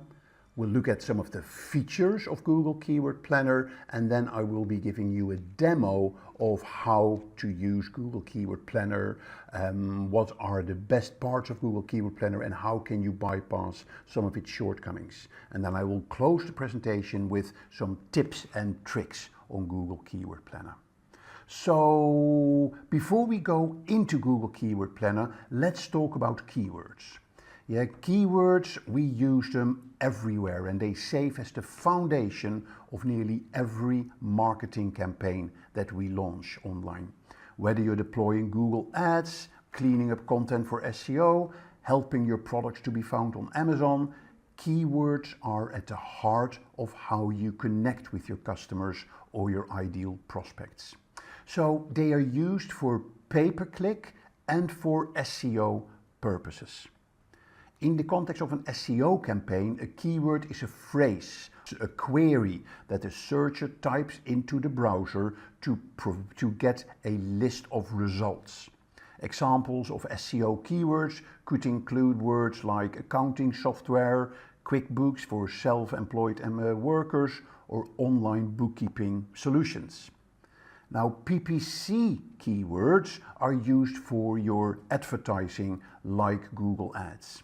You add the keywords to your Google Ads setup to help determine when and where your ad should appear. Yep, so somebody types in a query, Google matches that query with ads that contain that query. Yep, and then with various calculations, it will show the ads that best answers the query. So a great keyword list can help improve the performance of your ads and help you to avoid a high price to pay for your ads. Poor keywords can ultimately cause you to have higher price to pay for your ad and lower ad positions.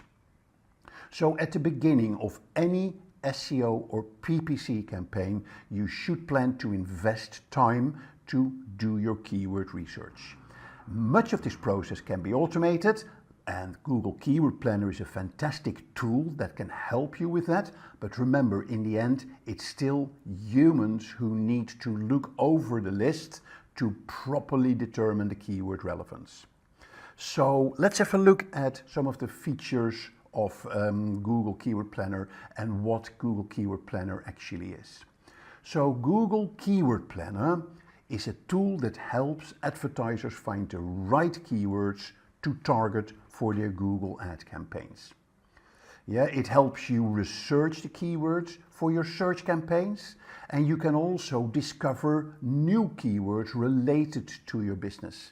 You could identify your competitors' keywords and get ideas around the keywords that your competitors are using. Additionally, Google Keyword Planner will give you volumes, estimates of the searches that those keywords receive and the cost you would potentially pay when you use those keywords in your advertising campaign. Yeah, so Google Keyword Planner allows you to see how often certain keywords are searched for on Google, and it provides data of the cost of running the ads for those keywords. So you get also suggestions for related keywords. It's great if you don't really know where to start as far as finding keywords for your ad. So very important to know that Google also provides the average cost for your ads to show on searches for a keyword. So it's easier to pick and choose which keywords best suit your strategy and your budget. So Google Keywords Planner is a useful tool for identifying the most effective keywords to use in your ad campaign. And, as I said before, as well for estimating the potential cost and reach of a campaign. So knowing how frequently keywords in your industry are searched for is extremely important for your campaign, because you wouldn't want to target keywords that no one is using, but you also want to target keywords that have a ridiculously high search volume because they tend to be more competitive. And when they're more competitive, you will have to pay a higher price to target those keywords. So to summarize, Google Keyword Planner helps you discover new search keywords. It shows you average monthly search numbers for those keywords. It helps you to determine the cost, and it helps you to create new search ad campaigns. So all in all, a very powerful tool that you can use for your Google ad campaigns, which is also completely integrated with Google Ads. So the keyword list that you create in Google Keyword Planner, you can then bring directly into your Google ad campaign setup. So here are some important terms related to Google Keyword Planner. So there is keywords, of course. Keywords, now what is a keyword? A keyword is a word or a phrase that users type into a search engine to find information on a particular topic. From an end user perspective, you could say it's a query. Yeah, and advertisers use those keywords to target their ads to users who are searching for specific products or services, or have questions around problems that they have. Now, search volume is the number of times a particular keyword is searched for on Google over a certain period of time. So Keyword Planner provides you data on search volume to help you understand how popular certain keywords are. Match type refers to the way in which a keyword will trigger an ad. Google offers several different match types, like broad match, phrase match, and exact match. It goes from exact match, where Google will actually only look at the exact word or phrase that you specified as a keyword, compared to broad match, where it will look at a much broader sort of range of keywords in relation to the search term that you defined in your Google Ads setup. An ad group is the container for your keywords. Yeah, it's a set of keywords that are related to a specific theme or topic. So ad groups are used to organize and structure your ad campaign, and each ad group can have its own sets of ads and targeting options in relation to the keywords that you specify. Keywords can be negative, as we say. Yeah, so negative keywords is a word or phrase that Google will not show an ad for when it comes to certain search queries. Yes, so it helps you to avoid wasting impressions on irrelevant searches, and thereby it improves the relevance of your ads.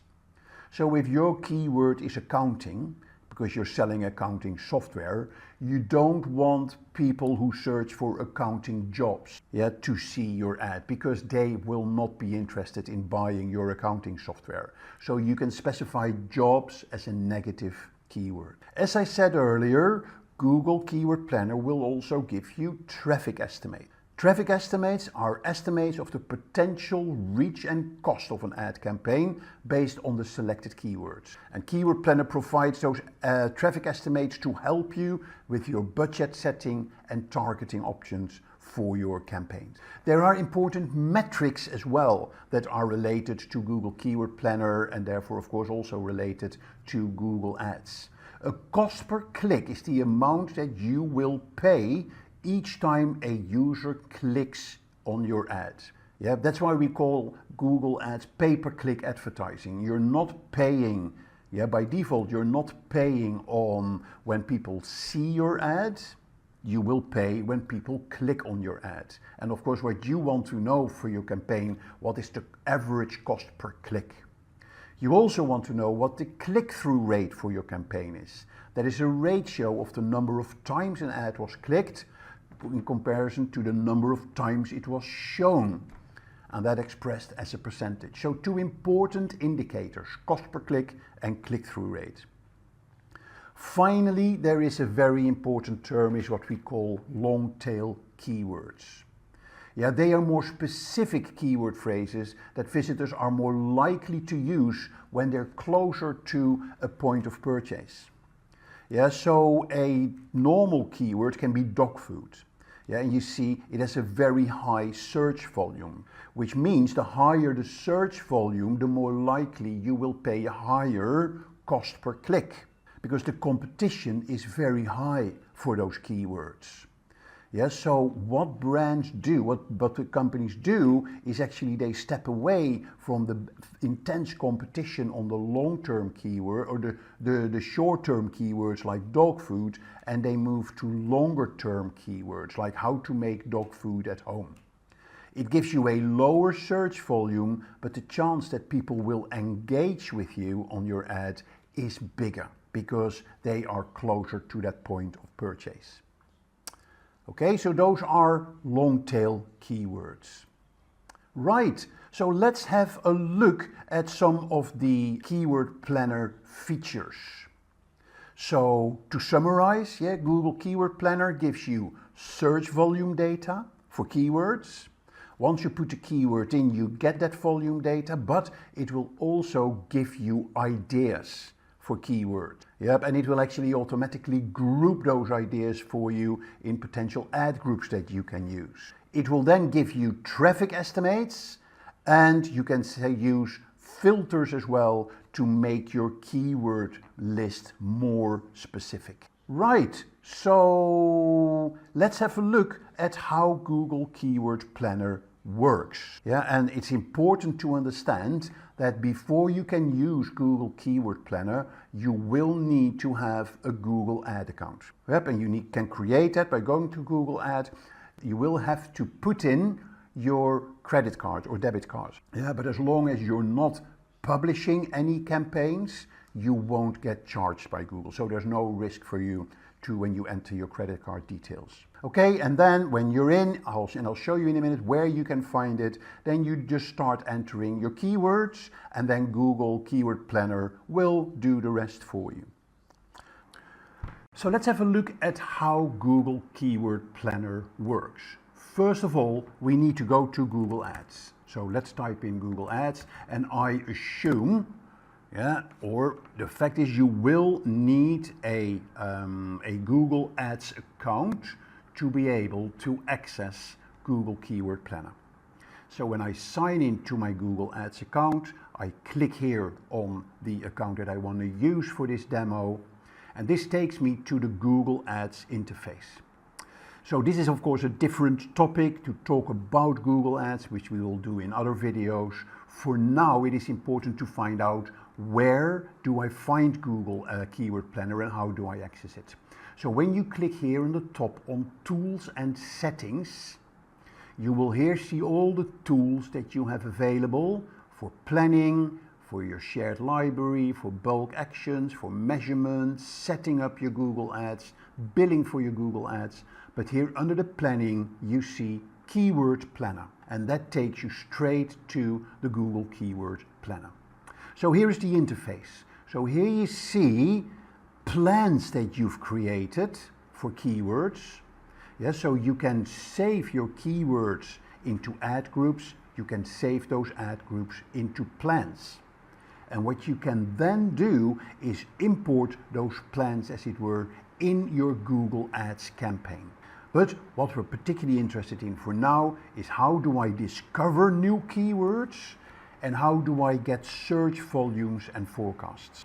Those are the two areas where you can get data about your keywords. So let's start with looking at discover the keywords. So here you go. And there's two ways to find keywords. You can start with keywords.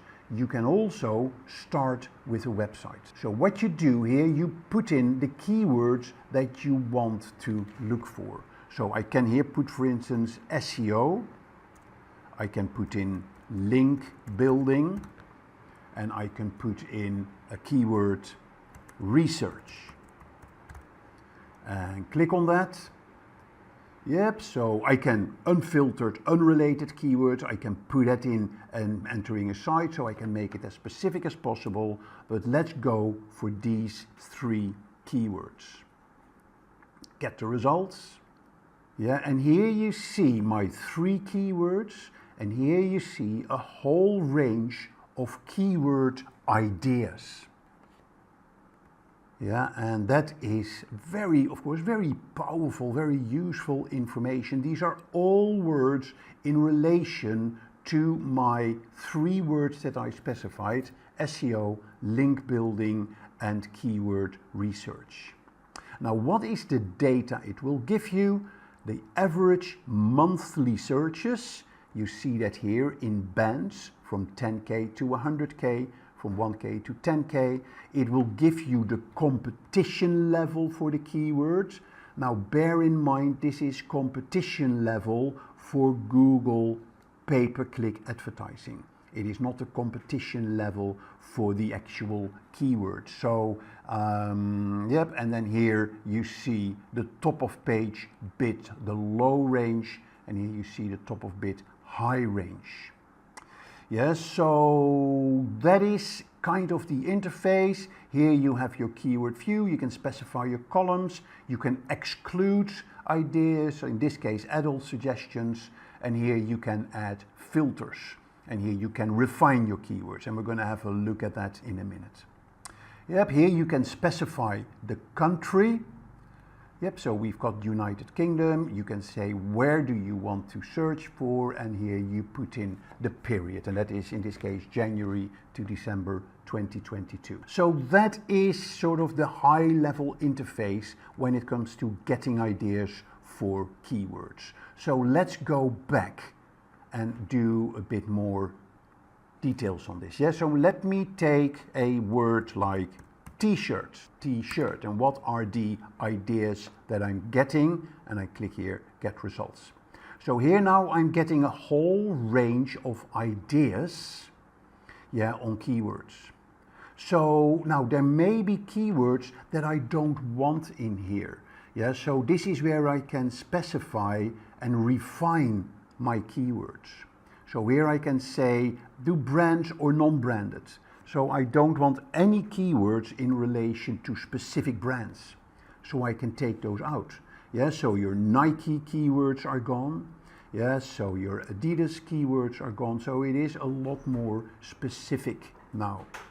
Yeah, so you can also say, for instance, I don't want t-shirts with, no, I don't want Playboy t-shirt. Yeah, so what I can do, I can go to filters, I can add a filter, and here I can say exclude, in this case, keyword text does not contain white, for instance.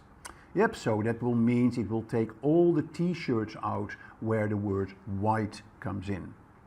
Yep, so that is how you can get be more specific with your keywords and filter them to be more specific and more relevant for you. All right, so what you can then do, you can actually select a few of the keywords that you say, hey, these are relevant for me. And you can say, okay, I am going to put them in a plan. I can put them in an existing plan, or I can put them in a new plan. I can put them into an ad group. Yep, or I can also look at the match type for those keywords. Yeah, so I can put them as broad match, phrase match, and exact match. And then I can add the keywords to create my plan. Okay, I can copy the keywords. There's more that I can do. I can add them as negative keywords. Yeah, so those are kind of the functionalities that you have when you search for your keywords. So let's have a look now at do a bit more on your keywords when it comes to competition and when it comes to long tail. So let's close this. Let's do a search on keywords for the term e-bike. Yep, so I'm going to get my results. And what I want to do, I want to look for the keywords with a low competition.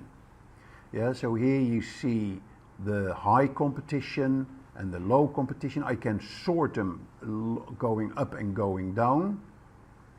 Yes, I'm going to sort so low. And now remember, this competition is for ads. Yeah, so this is not competition for your search engine optimization. Yeah, so here when you look at low competition keyword, look at this one. Yeah, stealth bomber e-bike. Here you see that is a very popular keyword with low competition, which has a year-on-year change of 900%. Yeah, so that is how you can find your trending keywords. Yeah, so this could be a very relevant keyword for you. Yep, so there is also your 3 months change, so you can look at seasonal keywords. So I can also search for the term, for instance, holiday sweater, get results. Yeah, and if I now look at my 3 months change, I can look at seasonal keywords. Yeah, so look at this, Pull and Bear Christmas sweater, holiday sweater, ugly Christmas sweater. Yeah, funny. So here you see the sweaters specifically when it comes to seasonal patterns. So important that you identify those as well. Yeah, now, how do you find lucrative keywords? You're going to look at the top of page bid, yeah, and see if they have a commercial value. So what you do is you're going to look at the top of page bid high range, yeah, and from low. So here you see, we go back to high range. Yep, so here you see that these terms, like the Bowden Christmas sweater, has a fairly high top of page price. Yeah, so a bid price, which means there is a good commercial value for this sweater, which also means that you could then use that for your SEO, because a lot of people will be searching for that keyword. So there's a high commercial value, and that is good for your organic ranking. So lots of features that you can get here out of your Google Keyword Planner. Okay, so now that you've understand the basics of Google Keyword Planner, let's have a look at some tips that will give you more functionality in the Google Keyword Planner. So one of the big issues that I have with Google Keyword Planner is the fact that my average monthly searches are in a range between here, for example, ebook. I didn't want ebook, I wanted e-bike.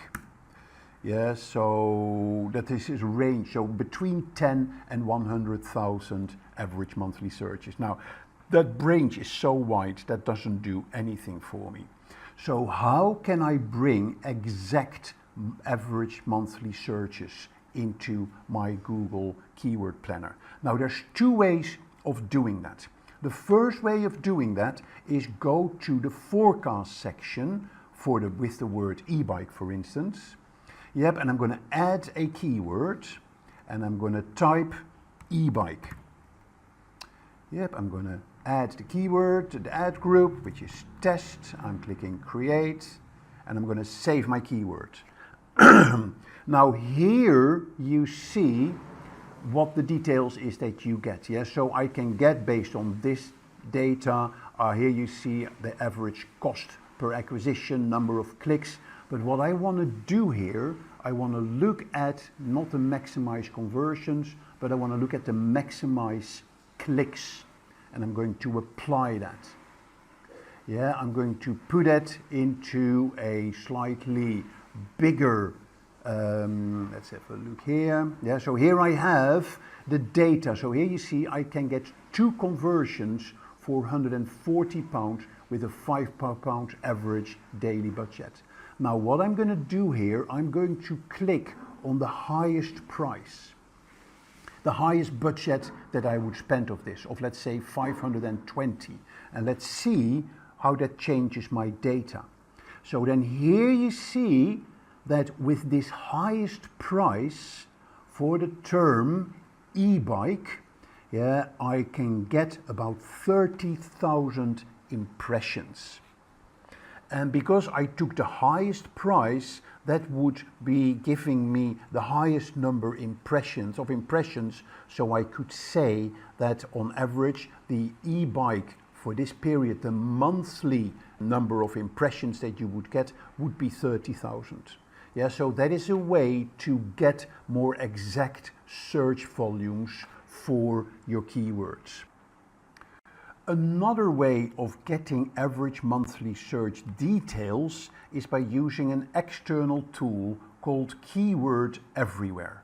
Keyword Everywhere is basically for Google search. So if I type in e-bike here in Google search, it will give me search volumes here in under the search terms, and I can see additional keywords as well. But once I've activated it, yeah, so I'm going to switch it on, yeah, so to get these details, I can now go back to my keyword ideas. If I do a refresh, and because I've activated the Google Chrome plugin, I go back to discover new keywords, I type in e-bike, I'm getting the results, and see what I'm getting now. I'm getting exact volumes, I'm getting cost per click, I'm getting competition, and I get trends for that keyword or those keywords as well. So this all of a sudden adds a lot of value to your Google Keyword Planner when it comes to the monthly search volumes.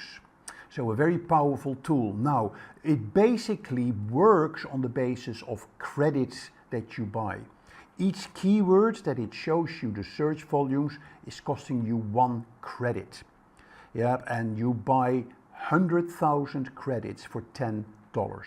That basically gives you 100,000 keywords as part of your research. So it is a good deal, I think, to get the credits for your Keyword Everywhere tool.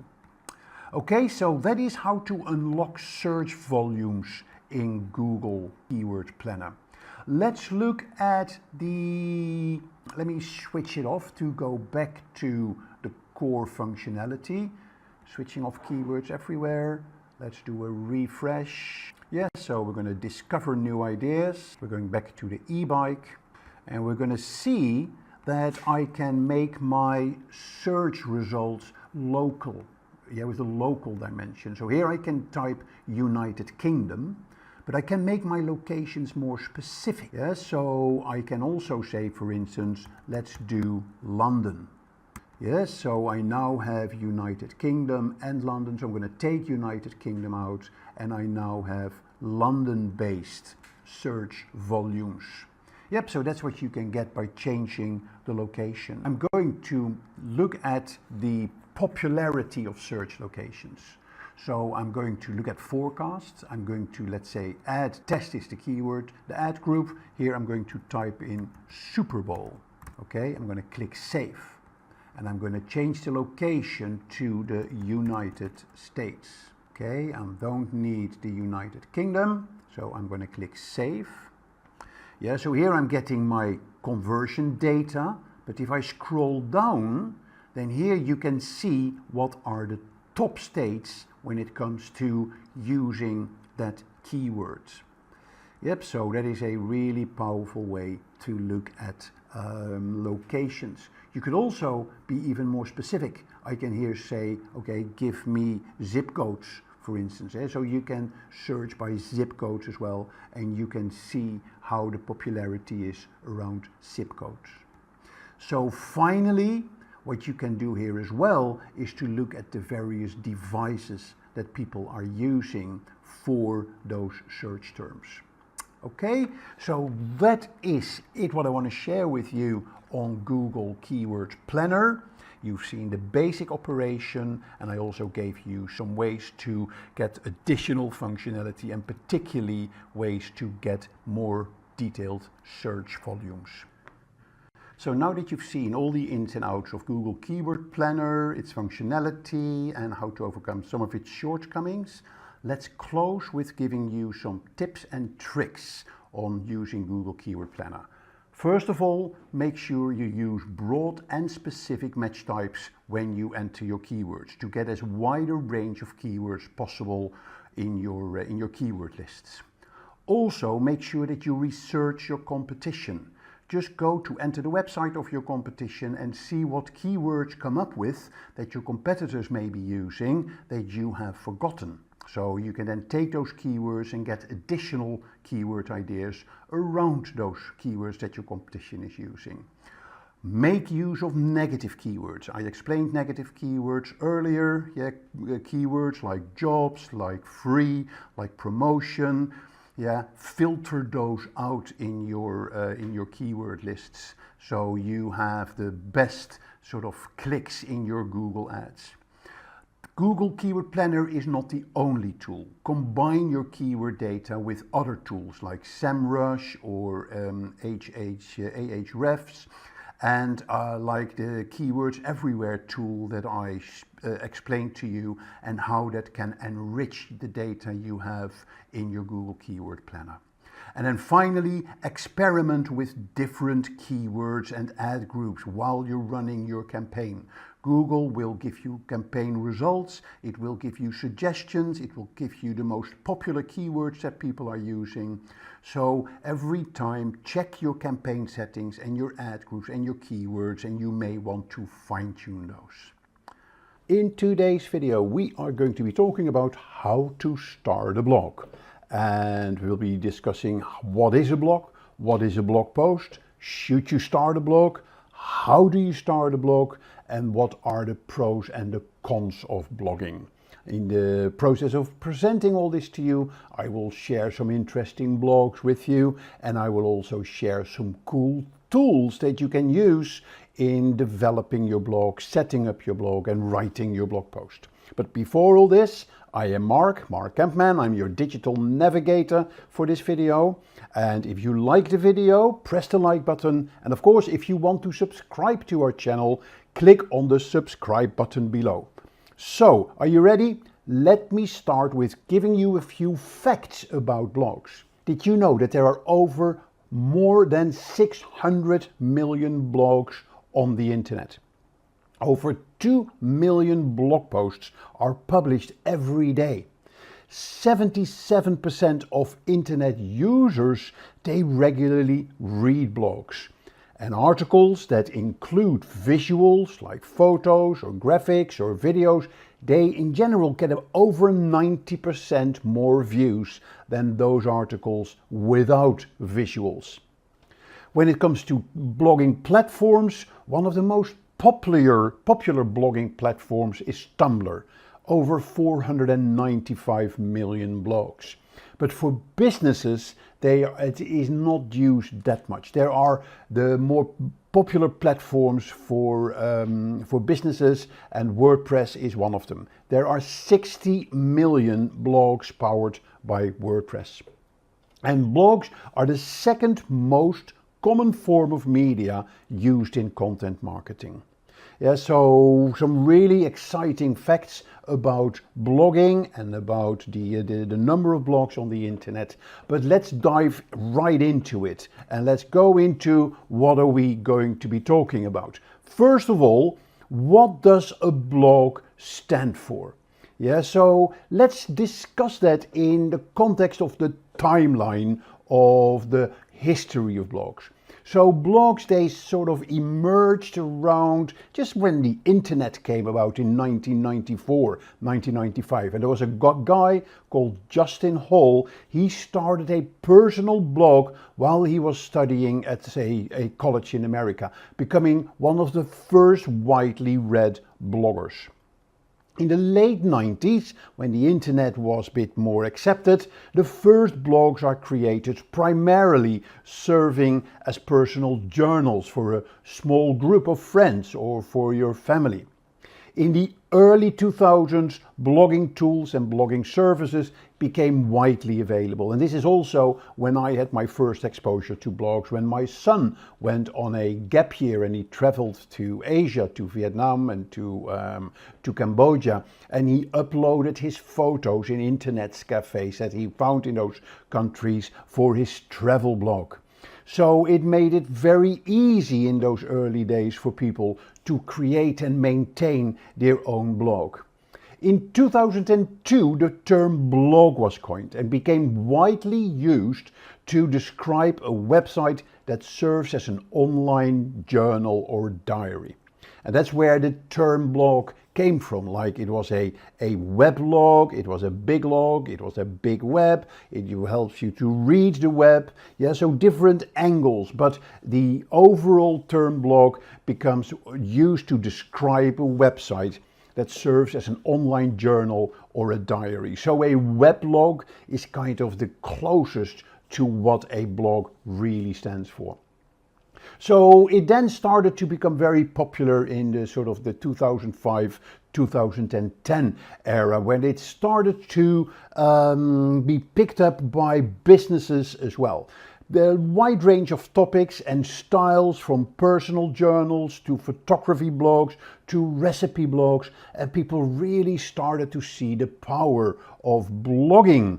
And in 2010 and onwards, it became a mainstream form of communication and self-expression, with millions of blogs covering every possible subject and serving every possible audience. And businesses really jumped on this. And today, it is one of the most significant roles being played by blogs in the rise of social media.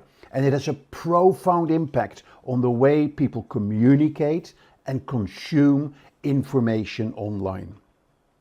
Yeah, so that is a short introduction of blogging. Let's have a quick look at what we're going to be talking about. First, I'm going to be digging into a blog. What is a blog? And then what is a blog post? And what are the characteristics of blog posts? Because clearly a blog and a blog post is different than a default or a standard web page. Next question is that we're going to answer: should you start a blog? Yeah, some people, they are excited about blogging and they go straight into it, where other people, they're not quite sure. Yeah, so let me give you some tips and guidelines if you want to start a blog, and when you want to start it, how do you start a blog? So that's what we'll be looking at as well. And then we'll close today's session with a look at the pros and cons of starting a blog. And in the meantime, in the process of presenting all this, I will share with you lots of tools, lots of suggestions, and lots of ideas on starting your own blog.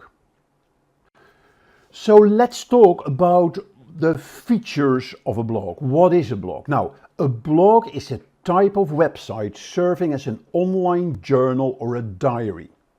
And a blog consists of a number of posts on a particular topic or a theme. Okay, so that is, it's a blog post is kind of the container for a range of articles around a particular theme. Now, it can be created by individuals, it can be created by companies, by businesses, organizations, serving various purposes. It could be for personal expression of ideas, it could be for marketing, it could be for journalism, or even for activism. The beauty about a blog is that it is so easily created and managed using blogging software or blogging services. And all that software and all those services are available online. Some are for free, some are premium, but it is very easy to get started with your blog. And those blogging software platforms, they include features such as commenting systems, so that allows you to get your engagement with your readers. So it is based as a standalone website, or on social media networks or content management systems. Yep, so there's different ways that you can set up your blog, but it plays a significant rise in the growth of social media, and has a profound impact on the way people communicate and the way people consume information. So then, what is a blog post? A blog post is any article, any news piece or guide that is published in the blog section of a website.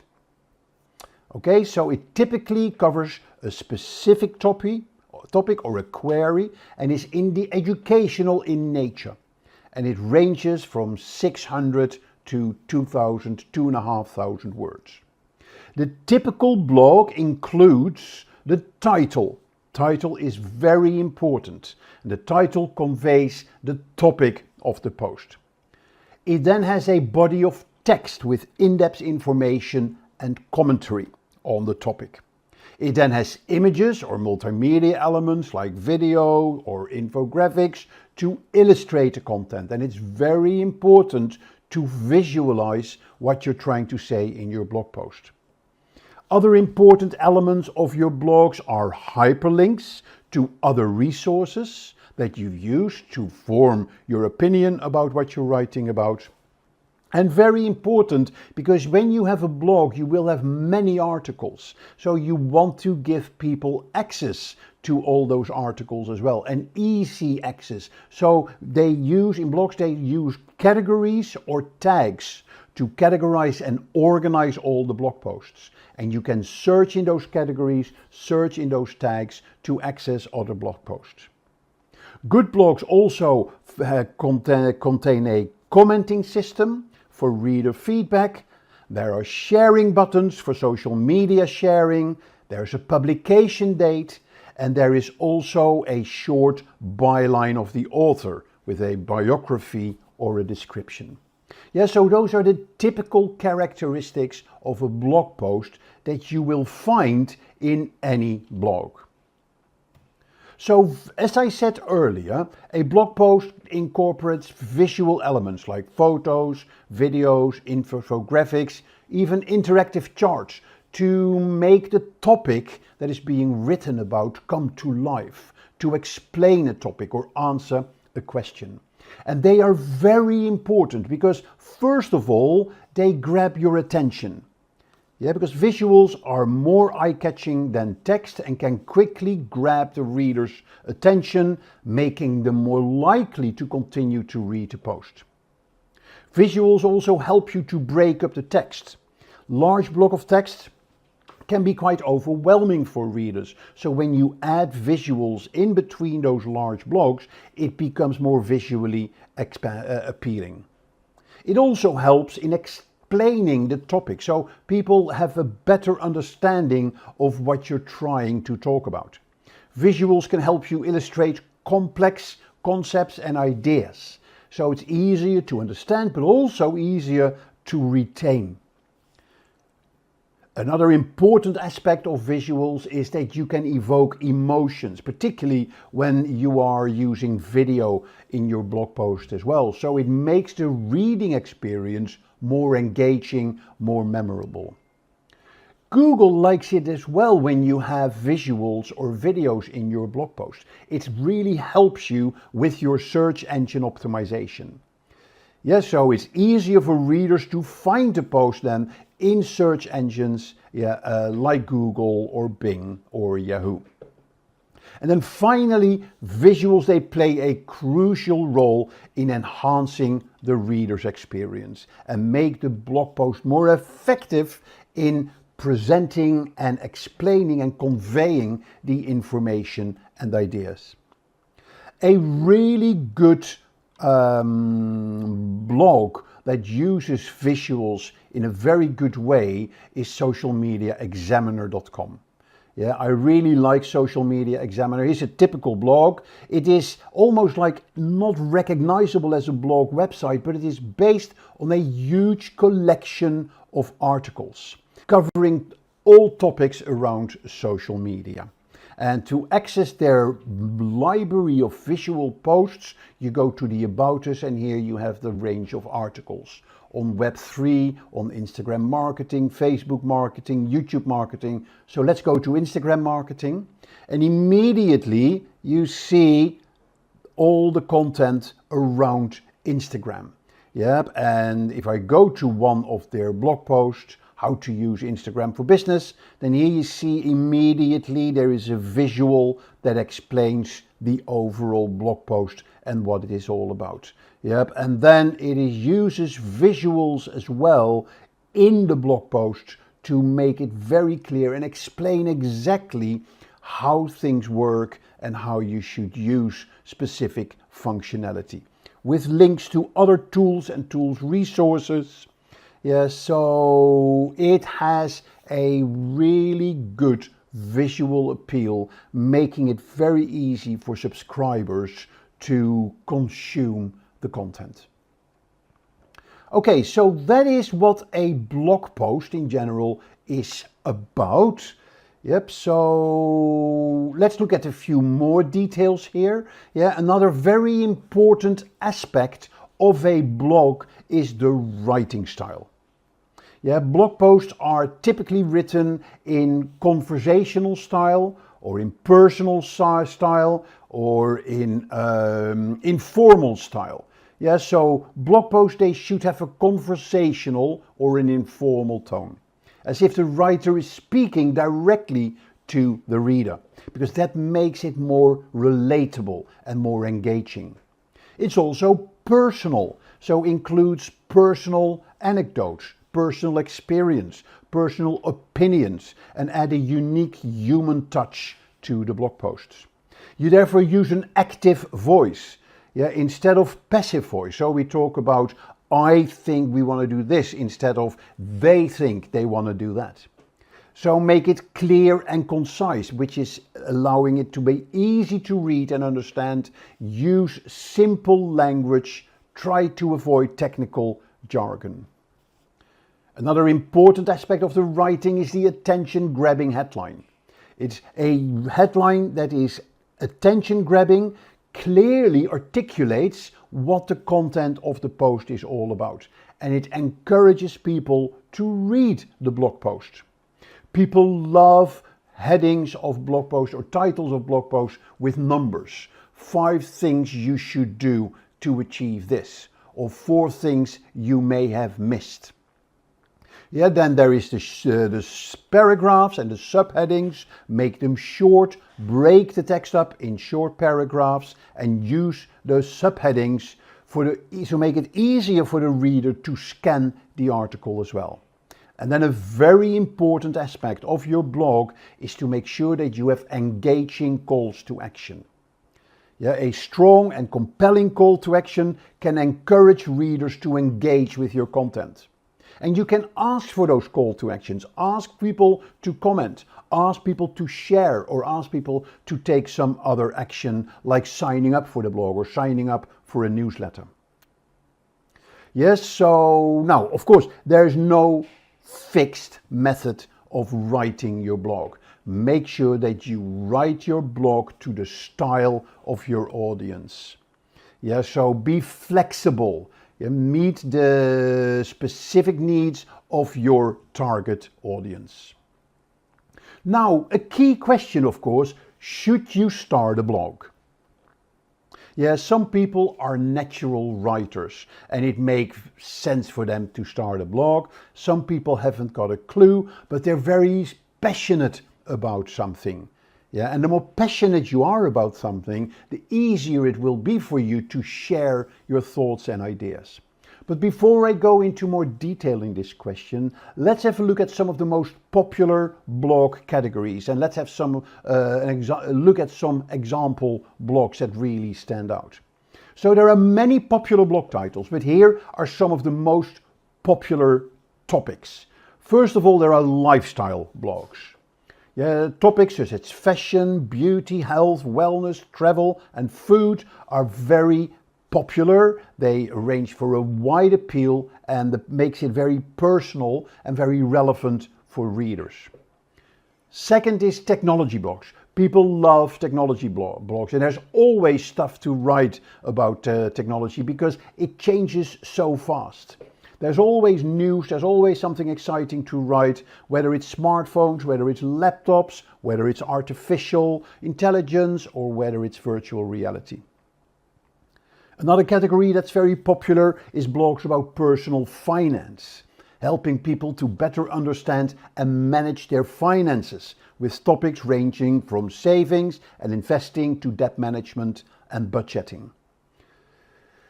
Business and entrepreneurship blogs, they are really cool, they're really hot on the internet. Whether you want to start a new business, when you want to grow an existing business, there's a huge demand for information and advice on topics around business and entrepreneurship.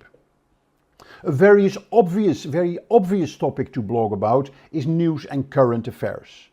Blogs that cover the latest news and current affairs, they are always popular, whether they focus on a particular area of interest like politics or technology, or cover a broad range of topics. Then there is creative writing, there's literature. Those are blogs for writers, for readers, blogs about creative writing and literature where you can get a great source of inspiration and connection. And then finally there's personal development and self-improvement blogs. Topics like personal growth, self-care, self-improvement, health, they're very popular for their relevance to many people's lives.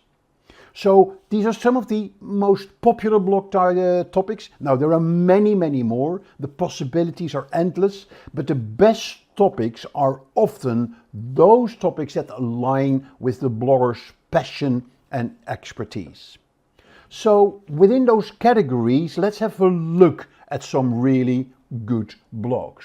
So we have here an example blog, A Beautiful Mess, which is a personal, a lifestyle blog. Yeah, so here you see all the articles in a very simple graphical presentation. You see the color, the theme that is being used is really good. It's a very sort of mellow color tone. Yeah, they are linking it to a shop as well. Here are brands that they work with. But here you see the typical articles, how to cut a pineapple, step by step with video. Now the typical example of a really good title for a blog post. It's how to, people love how to titles. It is step by step, so we'll make it easy. And it has a video as well, yeah, that explains how to do it. So again, here you see the title, here you see the author. You can pin it straight on Pinterest, you can jump straight to the recipe. Here is some proof, social proof. Yeah, here you can subscribe to the blog. You see that in many blogs, the right column is being used for things like subscribe or access to categories or to tags. Yeah, here you see the blog post itself. Here you see hyperlinks to other articles. Yep, and here are links to other articles as well. And these are often blog posts in this blog as well, with strong visuals. Yep, and then there should be the video as well, because there was a video that explains it as well. Yeah, so that is a really good, I really like this blog, very simple, linking it to a hot topic today, Valentine's Day, that is coming up. Here is a technology blog, The Verge. Totally different, more male, it's black and white, yeah, it is strong, it's powerful, very good branding that fits the technology. But the same concept, blog, strong visuals, good titles, yep, and then here you have how to access other blog posts as well, which are the top stories, yeah, the most popular articles. Here is a stream that you can get. Yep, so here is another stream. So very useful, powerful blog. And here you have the categories that they are blogging about. Business and entrepreneurship. Again, another blog example. Very content driven, lots of articles, but categorized in a very logical way. Money and finance, business news, science and technology. Yeah, and here is the latest articles that we've just added. Another category, buying, investing in business. Another category, branding. Yeah, so really good accessible content in these blogs. Finally, the last one I want to show you is Tiny Buddha. Simple wisdom for complex life. So this is clearly a personal development and self-improvement blog. Yeah, here is the latest from the blog. Here is some fun and inspiring thoughts. Here is to subscribe and to the blog. Here you see the categories that they have. Yep, and then here you see the different blog posts. So let's look at the typical article. Yeah, so here you have the basic article. Here is the headline, the title. Here's the visual. Here's the blog post itself.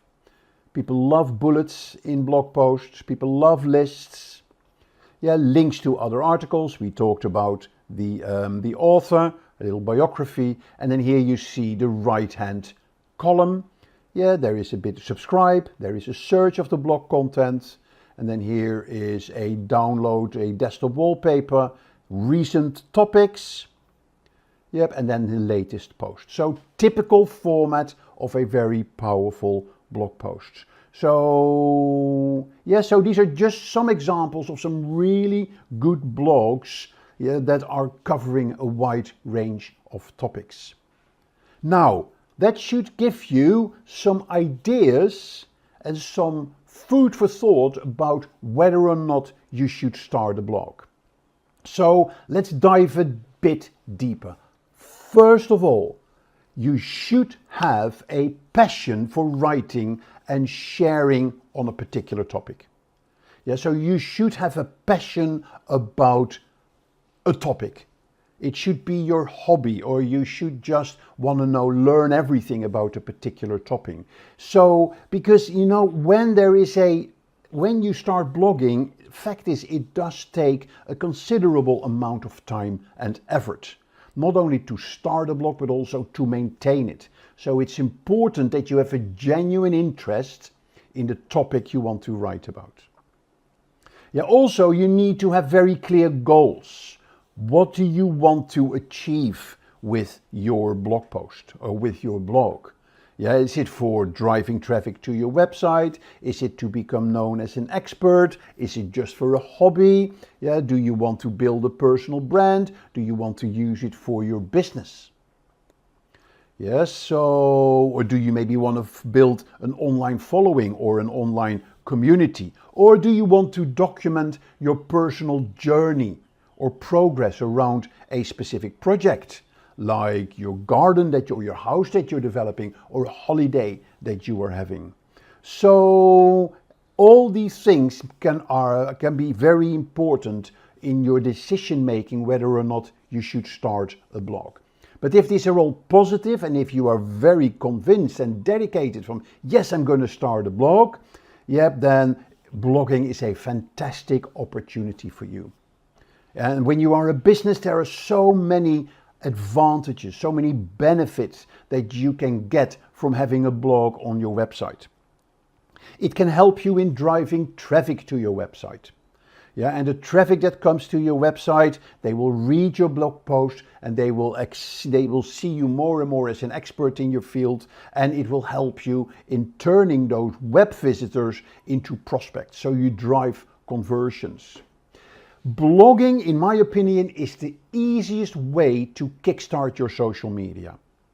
Yeah, what is the process? You start up your blog, you write a blog post, and then you share that blog post on Twitter, on LinkedIn, on Facebook, on Instagram, in different formats. And you're going to make sure that your blog title and your blog visual is on as many places on the internet as possible. People will see the blog post, and if they like it, they will click on it, and that will take them to your website. And not only that, Google will see your blog post as well, and will put your article higher up in the search engine result page. So in doing all this, you build trust, you can build client relationships in a much better way. It helps you in reinforcing your brand, and it helps you in differentiating yourself from your competitors and encourage engagement with your followers. So now that you understand the basics of blogging and what a blog post is and whether or not you should start a blog, let's look into the actual process of starting a blog. What are the things that you need to look at? What are the things that you need to take into consideration? First of all, before you start your blog, you need to understand who you're writing for. You need to research your target audience. What would they like to learn more about? What are their pain points? What are their interests? Because you can write whatever you want, but if nobody reads it, then it's not going to serve you any purpose. In marketing terms, we talk about customer personas. You should make customer personas for your audience.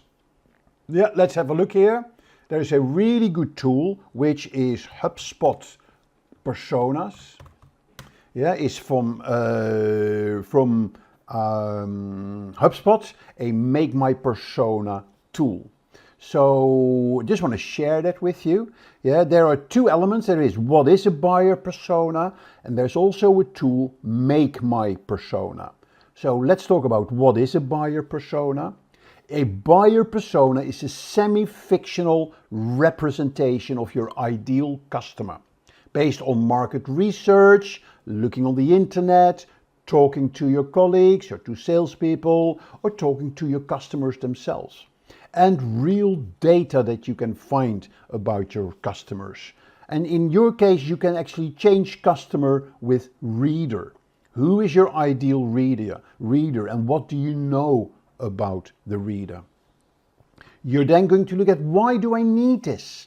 They provide structure, a persona. They provide structure and context for you as the blogger, making it easier for you to map out the content. And align your topics with the requirements, the reading needs of your audience. And how do you use them? So by learning about your ideal customer or your ideal reader, their challenges, their goals, their demographic traits, it helps you set up a content strategy, which will increase the chance that people will read your blog. So how do you create a persona? There's lots of tools on the internet. You can download a guide here. You can also go back to the tool here, Make My Persona, and that is on HubSpot. There is actually a tool where they can help you build a persona. It will ask you a set of questions. So create an avatar, name your persona, and then it looks at some demographic characteristics. It looks at some characterizations. It looks at what are their challenges, how do they consume information.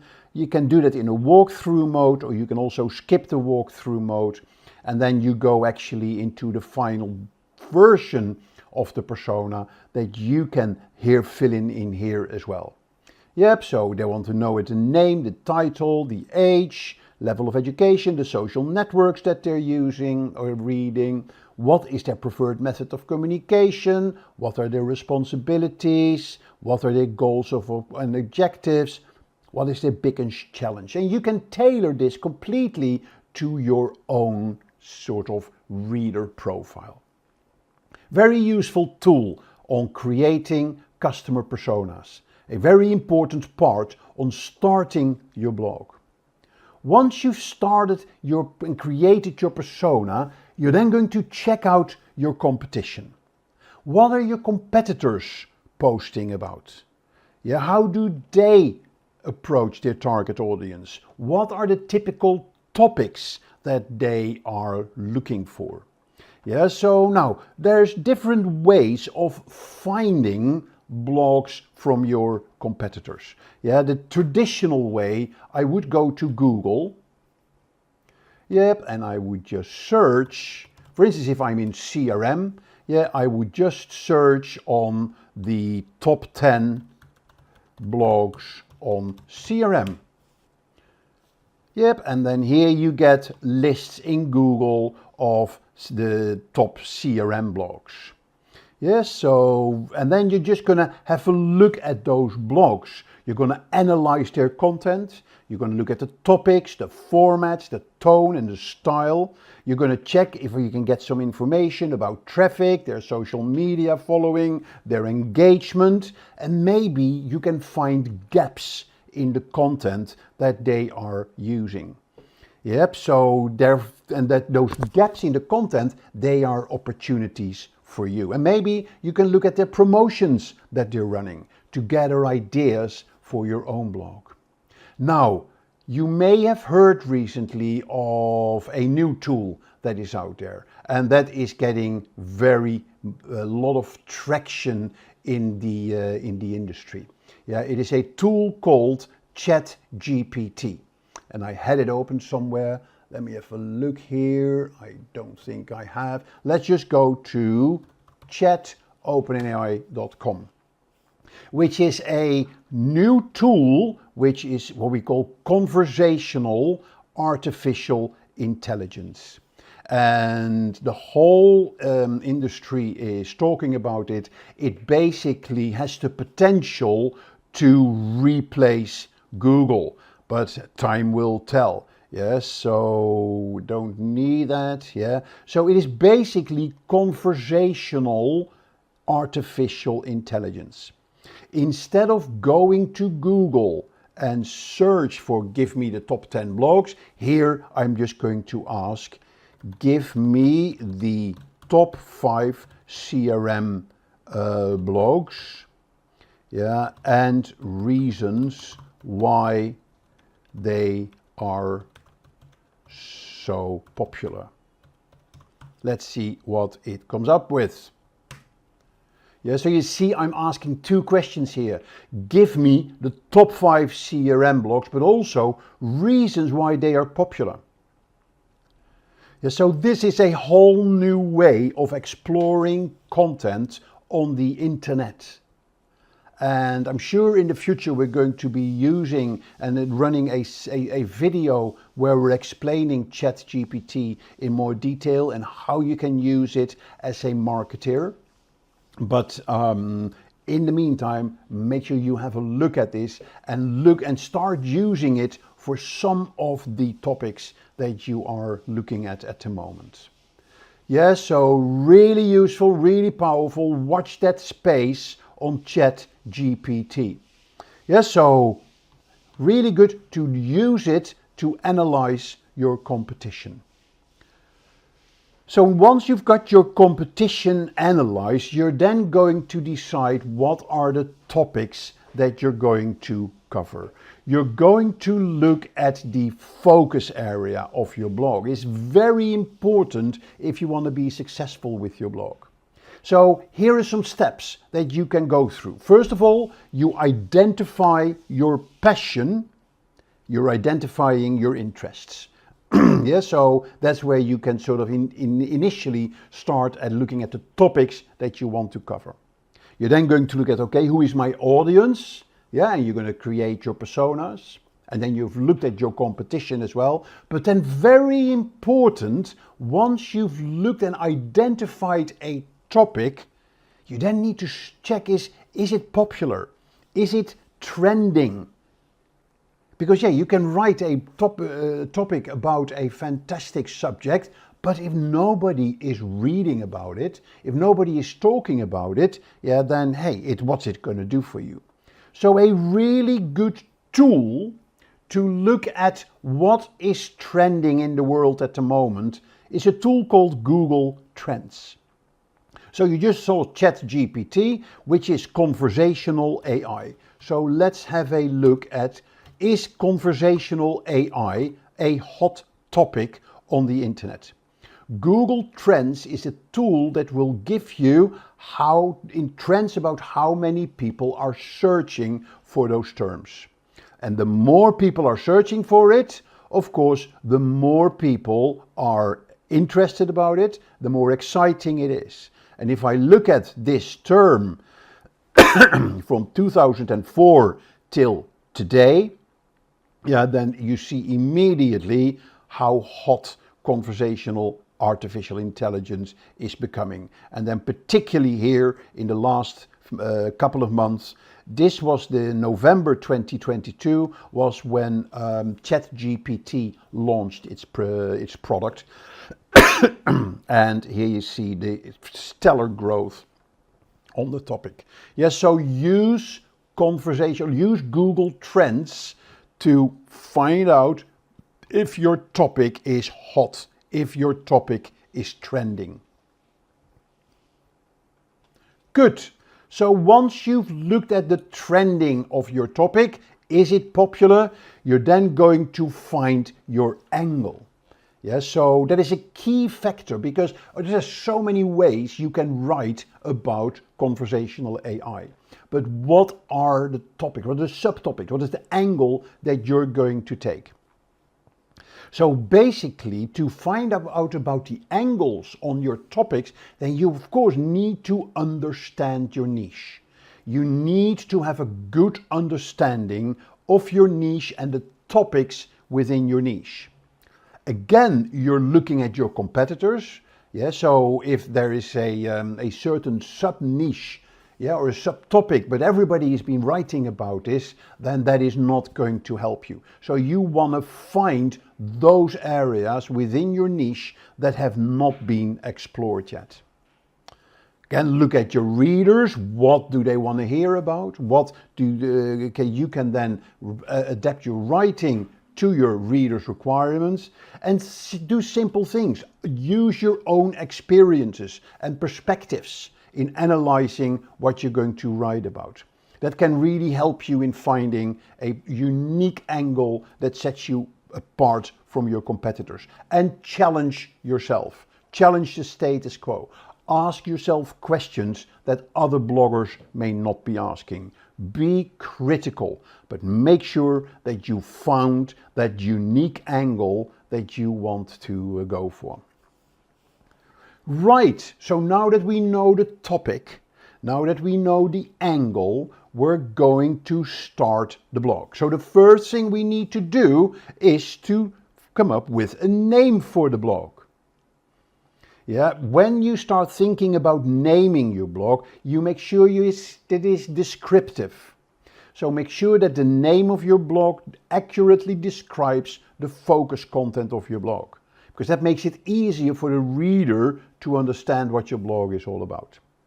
Keep it simple. Don't use underscores or hyphens.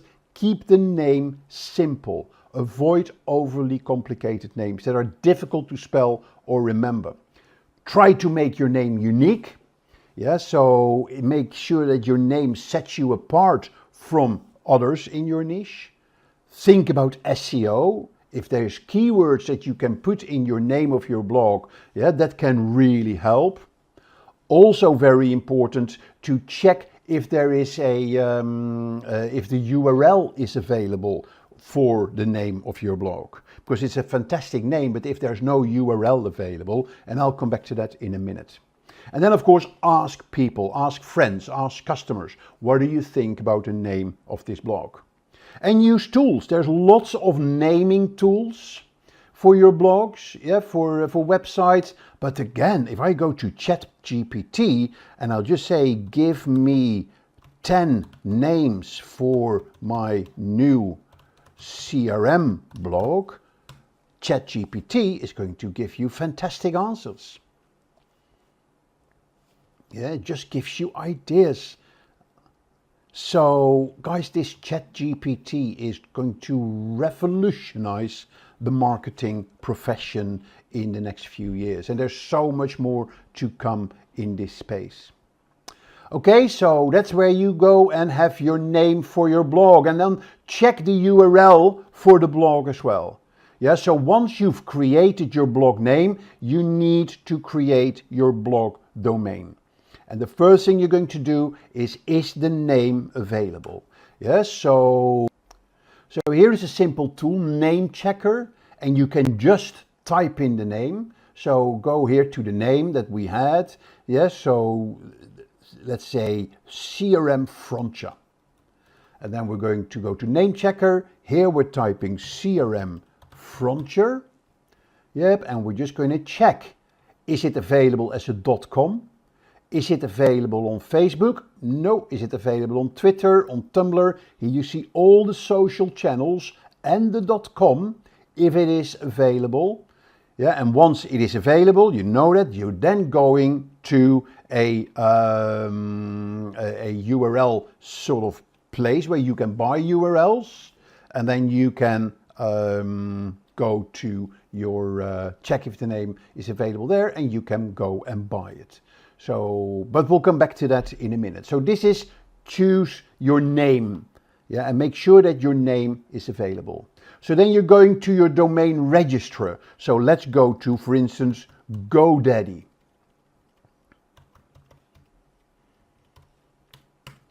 Yep, so CRM Frontier is the name that we wanted.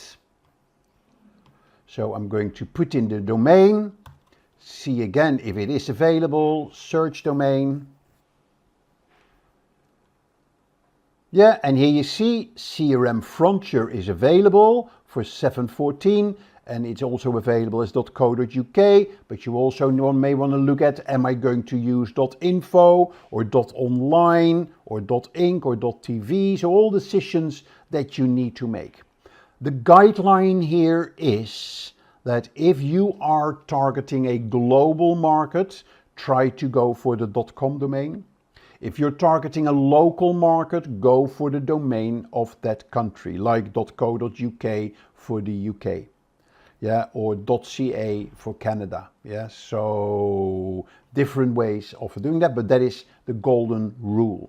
So we've checked availability, you can now register your domain, and then of course, once you've set up your blog, you need to connect your domain to your blog. Good. So that is the domain and the domain registration. So if we go on, the next thing you need to do is choose a content management system for your blog, which is a very important step in setting up your online presence, because with your CMS, you actually create your blog. Gone are the days where you need to program in HTML. Yeah, you now have very simple blogging platforms like WordPress or Wix, yeah, that can help you in creating your website. Very important in the decision for your CMS, consider the features that you need, like blog post creation, blog post management, user management, integration with other tools, and look at the important, the popular CMS systems like WordPress or Blogger or Wix or Squarespace. Research them, yep, and then ask Chatgpt maybe which one that you want to use. Look at ease of use. Yeah, there are free versions, there are premium versions. Check for support is very important. Make sure that the support has a chat availability. That is so much better when it comes to productivity. Look at scalability and look at cost as well. A lot of web CMS systems, they may offer you a free version to start with, but then it will have some basic advertising or you can't use your own URL. So very important that you choose a CMS that works for you.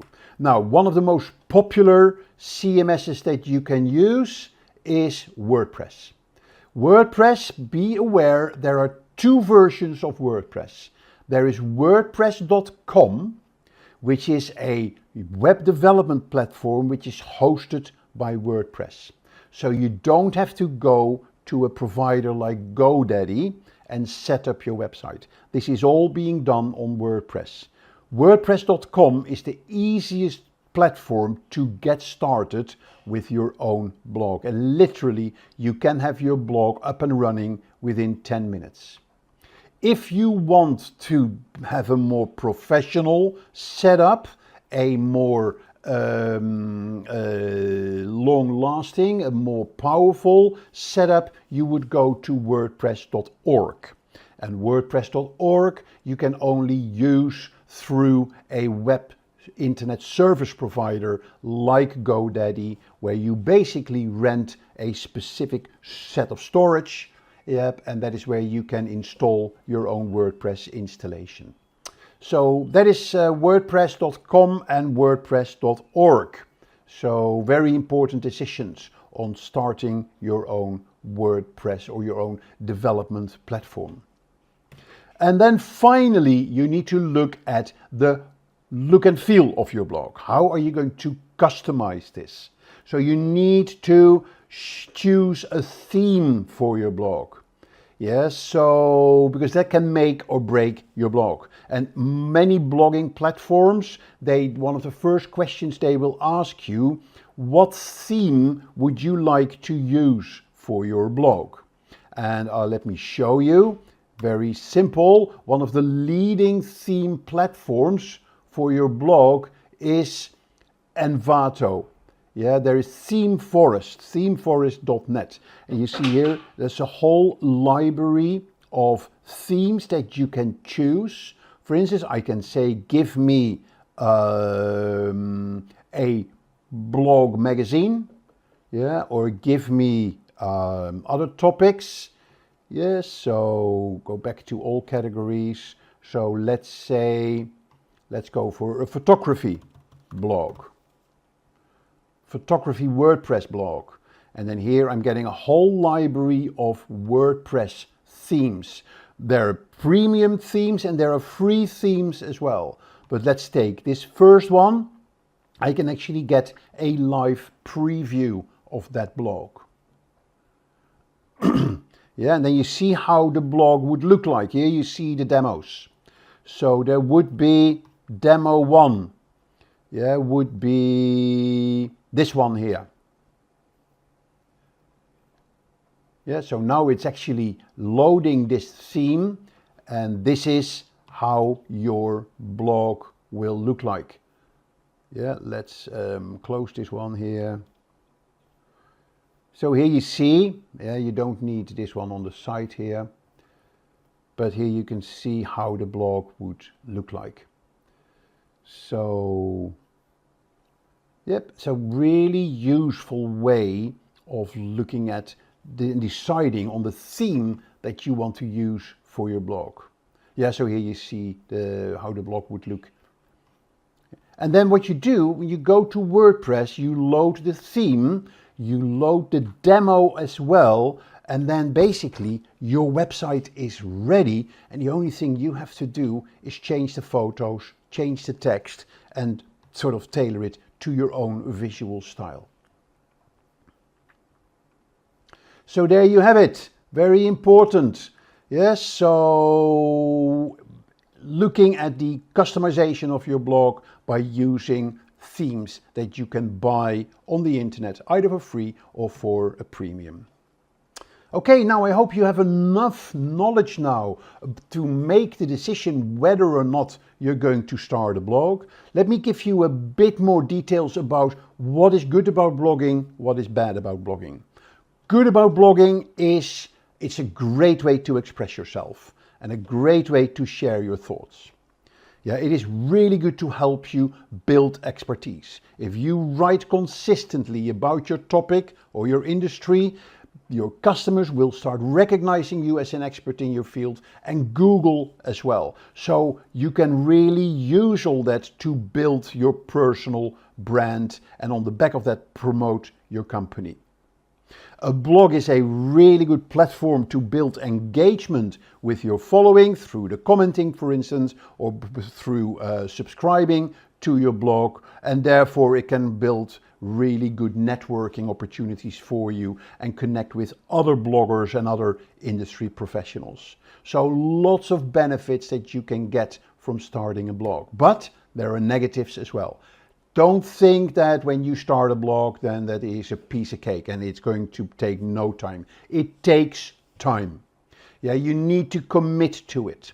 And the worst thing is that you start a blog and then after 3 or 4 blog posts, the blog turns dead and then there's no updates to your blog.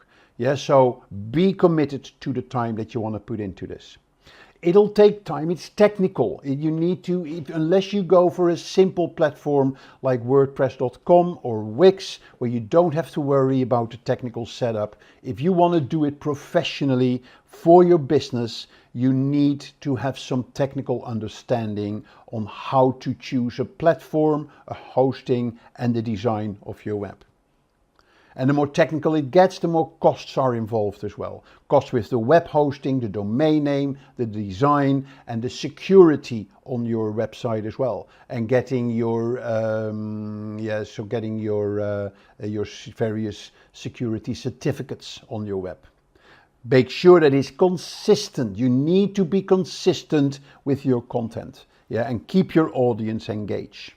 And be aware, there is lots of competition out there. When you launch a blog, it doesn't mean that all of a sudden everybody now recognizes you as a blogger. Yeah, it takes time, it takes effort, it takes consistency.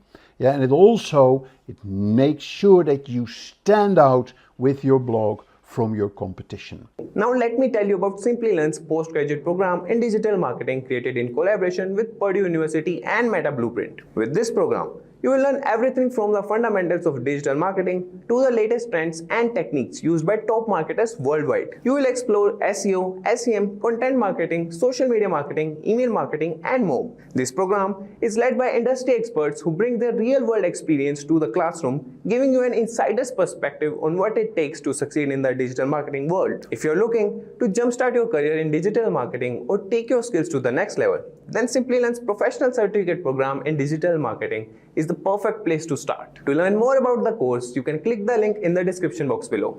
I'll tell you about what is a blog, about what are the skills you need to start blogging, why should you start blogging, and how do you start a blog from the very scratch. But before that, I am Mark Kempman. I'm going to be your digital navigator for this video. And if you would like to subscribe to our YouTube channel, don't forget to click the subscribe button below. So let's get started, blogging for beginners. Let me give you a few facts and figures about blogs before we dive into the topic. Did you know that there are more than 600 million blogs on the internet? And every day over 2 million blog posts are published on all those blog posts that are out there. 77% of internet users, they read blogs and they leave about 77 million comments per month on all these blog posts. So it is a massive place where you can get engagement and where you can get people talking about the things that you're writing about. Now, people that include visuals to their blogs, they will see that they get about 94% more views than those people that do not add visuals to their blog. Surprisingly, Tumblr is the most used blogging platform with over 500 million blogs out there. But there are 60 million blogs that are powered by WordPress. Also, did you know that blogs are the second most form of media used in content marketing? So, lots about blogging, lots of facts. They're out there, they're key, they're relevant, and this blog is going to introduce you to how to get started with a blog. Now, blogs have been around for a very long time. Yeah, do you know what the name of the first blog was and who created it? Was it A, B, C or D? Well, let me give you the answer. Justin Hall started links.net in 1994 as a student at a college, becoming one of the first widely read bloggers out there. In the late 1990s, the first blogs were created, primarily serving as personal journals for small groups of friends or for family. Now, in the early 2000s, blogging tools and services became more widely available, and it is also when I got my first experience in blogging, when my son went on a gap year traveling in Southeast Asia, and he shared his photos through the internet on a blog. So he found internet cafes during his journey, and in each cafe he started up his blog and added a photo. So that's how I could follow his trip. So it became easier and easier for people to start to create and maintain their own blogs. In 2002, the term blog was coined and became widely used to describe a website that serves as an online journal or a diary. So in 2004, the political world started to get an idea about the power of blogs. They emerged and played a role in shaping public opinion, influencing selections. 2005 to 2010 was the big growth of blogs, and they started to gain popularity, and they came into sort of into the more widely discussable areas like photography blogs and recipe blogs. And then in the 2010s, businesses got to see the power of blogs, and they started to use blogs as a mainstream form of communication, and for other people as self-expression, with millions of blogs covering every possible subject and serving a diverse range of audiences. So today, blogging continues to play a significant role in the rise of social media, and it has a very big impact on the way people communicate and consume information online. A fantastic tool to learn, to find out about what's happening in the world, to find out what's happening in particular niches that you're interested in, and a great way to start sharing your own opinion. So what will we be talking about? We're going to be talking about what is a blog, what skills do you need for blogging, why actually should you create a blog, what are the types of blog posts that you can create, and I'm going to show you some examples of those different types of blog posts. How do you create a blog? And I'm going to give you some blog writing tips to close off with on the video today. So let's get into it. What is a blog? Now, there are many different definitions of a blog. A blog can be a personal blog, it can be a corporate blog, it can be a news blog. So a personal blog is where it's a type of blog where individuals share their thoughts, their opinions, their experiences, their stories on a particular topic or a particular range. These type of blogs are very easy to set up, and they don't cost a lot of money, but it's very much with a personal focus. Businesses, they usually have corporate blogs. It's a type of blog created by a company, and it can be used for marketing, it can be used for branding, it can be used for communication purposes, for lead generation. Usually they share company news, they share product updates or industry insight.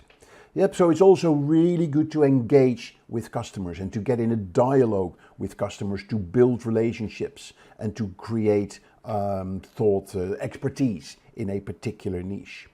The third type of blog that you can see, and that's the definition of a blog, is a news blog. It's a type of blog that focuses on reporting and analyzing current events, current news stories, what's happening in the world from a particular angle. It could be one journalist, it could be a group of journalists, it could be a media organization. And it can cover a wide range of topics, or it can focus on a particular niche like entertainment or like technology. So it can be used to create different perspectives on news stories or to supplement the traditional news stories. But if we're looking at the plain definition of a blog, if you look at all the blogs, they work from the same concept. A blog is a type of website serving as an online journal or diary, and it consists of posts on a particular topic or a particular theme. Now a blog can be created by an individual or by businesses, and as I said earlier, they can serve different purposes, for personal, or for business, or for news. They're very easy to create blogs, and that makes them so powerful. Then you can use simple blogging software, there's lots of free tools available, and you can get started within 5 minutes. They have lots of features like commenting, Yeah, so and by using the commenting functions, you can allow engagement with your readers and you can really build up a community. Now you can find blogs on specific standalone websites, like a blog website, or you can find them on embedded within a corporate website. You could even blog on social media networks like LinkedIn or Facebook. And they often use a content management system, to create a blog, to manage the blog, and to add new content, new pages on your blog. Blogging for me is the easiest way to get started with social media. Yeah, so they played a significant role in the growth of social media, and it had fundamentally changed the way businesses communicated with their customers. Yeah, so and how people sort of consume information. Yeah, so blogs, they have a number of things in common. Yeah, so if you go to a blog, each blog, you will see a number of recurring things. The first thing, of course, that you see are the blog posts. They are the articles or the entries written or published on the blogs, and they can be in different presentation formats. Yeah, you can see it in little thumbnails, you can see it in the headlines, or you can see just a scroll down of all the blog posts. But the blog posts are obviously the core of each blog post. Blogs have comments. You can switch off the comments if you want, but most blogs, they have commenting, and they are an important part of a blog because they allow you to engage with the author. Yeah, or that the author can engage with their readers. So that gives a platform for discussion, for feedback, and for interaction around the blog. Yeah, when you start blogging, you may build up a big library of blogs, of blog posts. Yeah, so a common feature on every blog is that they have categories and tags. Yep, and you see them on the column on the right on blog posts. And that means that you can easily access previous content. So you're not stuck to the main article, but you give people access to other content through categories, through tags, or the most popular post, or the last 5 posts. Blogs also have an about page. What is this blog all about? It provides reader with information about the author of the blog, the purpose of the blog, the mission of the blog, so some background information. Good blogs also have a search box. It's another way where you can easily search for content that has already been published on the blog. Now, a blog without sharing buttons is like you're keeping it a secret. So one of the powerful features of a blog is that you as the author can share it on social media, but you can also ask your readers to share it on social media by using the sharing buttons. Then there is the archive section where it organizes the post by month, by year, or by category, again making it easy to access previous content. And then many blogs have a call to action. So that is a button that encourages readers to take a specific action, like subscribing to the blog, or downloading an ebook, or signing up for a newsletter. So it's a very good tool to start creating and building your audience. And on top of that, you need to think about the design and the navigation of your blog. It's very important, and we talked about that in our other blogging video that we posted a few weeks ago. So those are the common elements of a blog. So let's dig a bit deeper. We talked about how a blog can be personal, it can be for business, it can be news, as long as it is in a specific topic.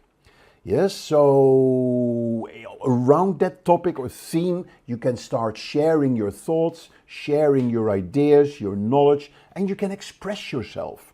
So some of the most important and in-demand topics for blogs are lifestyle, like topics like fashion, beauty, health, wellness, travel, and food are very popular. They have a very wide appeal, and there's very personal relevance to readers as well. Technology is a very hot topic. Yes, so the fast change of technology and innovation, technological developments, there's always something to write about. There's always news around technology. Yes, so that is a very hot topic. Another topic is personal finance. People love to know more about how to manage their finances, and blogs can be a really good way to help the readers and giving them tips in how to manage their finance in a range of topics, from savings, investing, debt management, and budgeting. Yeah, there's blogs about business and entrepreneurship. They are very popular. From starting a new business, to growing an existing one, how to relate to your customers. There's a huge demand for blogs around the theme of business and business support. Now, there's news websites, there's news blogs around current events that cover the latest news. Yeah, they are popular. They can focus on a particular area like like politics or technology, or they can cover a more broad range as well. There's creative blogs, creative writing, creative literature, writing. Yes, so blogs that are about creative writing and about literature, they can be a great source of inspiration. And then finally, personal development is a very big category in blogs, a very popular category. Yeah, personal development and self-improvement, like personal growth, self-care, self-improvement, they're really popular and they are relevant to people's day-to-day life. Yeah, so these are some of the most popular blog posts and the blog topics that people are interested in. So for you, start looking into the topics if you want to start blogging, and see if you can pick a sort of a topic that is within these categories. So, is blogging difficult? Do I need a wide range of skills for blogging? Well, it's not too difficult, but of course people have lots of different questions about blogging before they start. How do I start a blog? How do I come up with ideas for my blog content? How do I get traffic to my blog? How often should I publish on my blog post? How do I monetize my blog? What should I write about? What should I include in my blog post? How do I write an exciting headline? How do I promote my blog on social media? How do I engage with my readers? How do I track the success of my blog? Lots and lots of questions. Yeah, and of course, to answer all these questions, you do need to have certain skills before you start blogging. So let's have a look at those skills. So to be successful with a blog and to successfully start a blog, there are some skills that you need. Of course, you can work on those skills, you can start building up those skills, but these are the 5 topics that are playing an important part of your blogging work, your blogging activity. There's writing, there's search engine optimization, there's marketing, there's web design, and there's social media. Yeah, so first you need to be able to write. You need to research, you need to write in a clear, concise, and engaging manner. Yep, and that is a skill in itself. And of course, when you start blogging, you may not have that much experience, but when you have been blogging for 6 months to a year, you will see that it gets easier and easier. The next thing you need to do is to be able to optimize your blog posts for search, for Google, for Bing. Yeah, so that those search engines will find your blog posts when you publish them. Yeah, and a very important part of your search engine optimization is to identify the keywords that are relevant for your business and are relevant for your blog. And then you need to understand how to use those keywords effectively. Then of course you need to market your blog. You need to grow an audience. You need to get people to subscribe to your blog. Maybe to start building an email list. Yeah, so you need to understand email marketing, you need to know online marketing to promote your blog, you need to know how to do that, you need to know where to do that. You may want to look at affiliate marketing, which means you can promote other people's products on your blog and you would get a small commission for that. Yes, so lots of marketing activities that you need to look into to publish your blog and make it become visible and make it become popular. Now, of course, there is the web design element for your blog as well. And those are skills that you need to have. There are very simple tools, as you will see later, that you can use to set up your blog. There's free tools that you can use. There's more advanced tools as well. And as with many things, with the more advanced tools and the premium tools that you use, you get more quality. You get more options. You get often a better design. Yeah, so that is the balance that you need to strike between, hey, how much do I want to do for free and want to do simple, compared to, do you want to invest some money and do you want to have a more advanced website. Yes, so that is the balance that you need to do, but you do need to have some basic web design skills. And then finally, you need to have your social media skills. Yes, social media is a key part of promoting your blog on the social web, and you need to know how to do that. You need to know how to set that up, you need to know how to create those social media posts and how to track them when you have published them. Yes, so lots of skills that you need, but it doesn't mean that you need to be an expert immediately when you start with that. Yeah, but it is important that you recognize those topics and that you start building experience for that. Okay, so if you feel that you have those skills, then is that enough for you to start creating a blog? Yeah, there's some other questions that you need to ask yourself. First of all, one of the biggest questions you need to ask yourself is, what am I going to write about? Yeah, do I have a passion for writing and sharing my knowledge about a certain topic? Do I have a passion about a theme, about a topic? Do I have a passion about technology? Do I have a passion about health? Yeah, so you need to have that passion, because when you start developing your blog and writing your blog posts, it takes time, it takes effort. And the more passionate you are about the topic that you write about, then that time and that effort doesn't matter. You don't feel like it's taking all that time because you're doing something that you really, really like. You also need to have very clear goals. Yeah, what are you going to do with your blog? Why are you having this blog? You also need to have the time and the resources to regularly create new blog posts.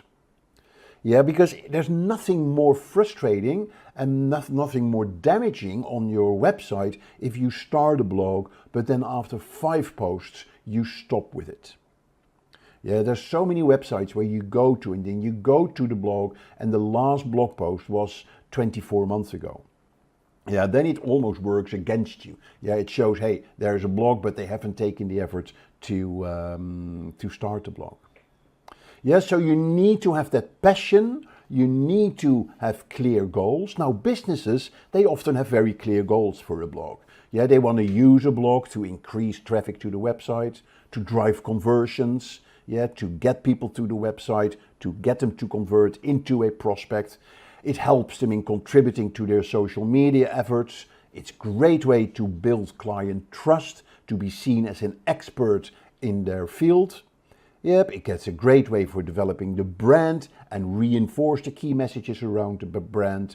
It's great to differentiate yourself from your competitors, and it is a good way to encourage engagement with your customers. Yeah, so for businesses, there's almost like a no-brainer. They use blogs because they can see that they get a lot of benefits. But for you, let's take it very simple. Yeah, there are 5 reasons if you want to start your blog. There's 5 reasons why you should create a blog. Yes, first of all, if you want to express yourself creatively, then blogging is the best place to do this. Yeah, so if you are passionate about a topic and you want to share that knowledge, then blogging is the number 1 place to go to. Yeah. Second, if you want to show yourself as an expert or build yourself as an expert, and you want to grow an audience around this, you want to grow a follower base who are interested in learning about what you have to say about your topic. Yeah, so if you want to establish expertise and build an audience, then you have to start using a blog for that. Thirdly, a reason why you must create a blog, yeah, if you want to build a community, if you want to network with other people, if you want to network with prospects, get them to your website, get them to convert, yeah, if you want that to grow your business, then blogging is certainly a fantastic vehicle to help you achieve that. Another reason to create a blog is that you want to enhance your writing and your thinking skills. Yeah, so blogging is not writing a book, blogging is not writing an ebook, and people may be scared of that. It may be too much of an unknown field. But start writing small, simple articles on your blog. Thereby you develop your writing and you develop your thinking skills. Very good reason for you to start blogging. You don't even have to publish it. You can just keep it your private blog. Yeah, but then when you feel comfortable, you can then start publishing it.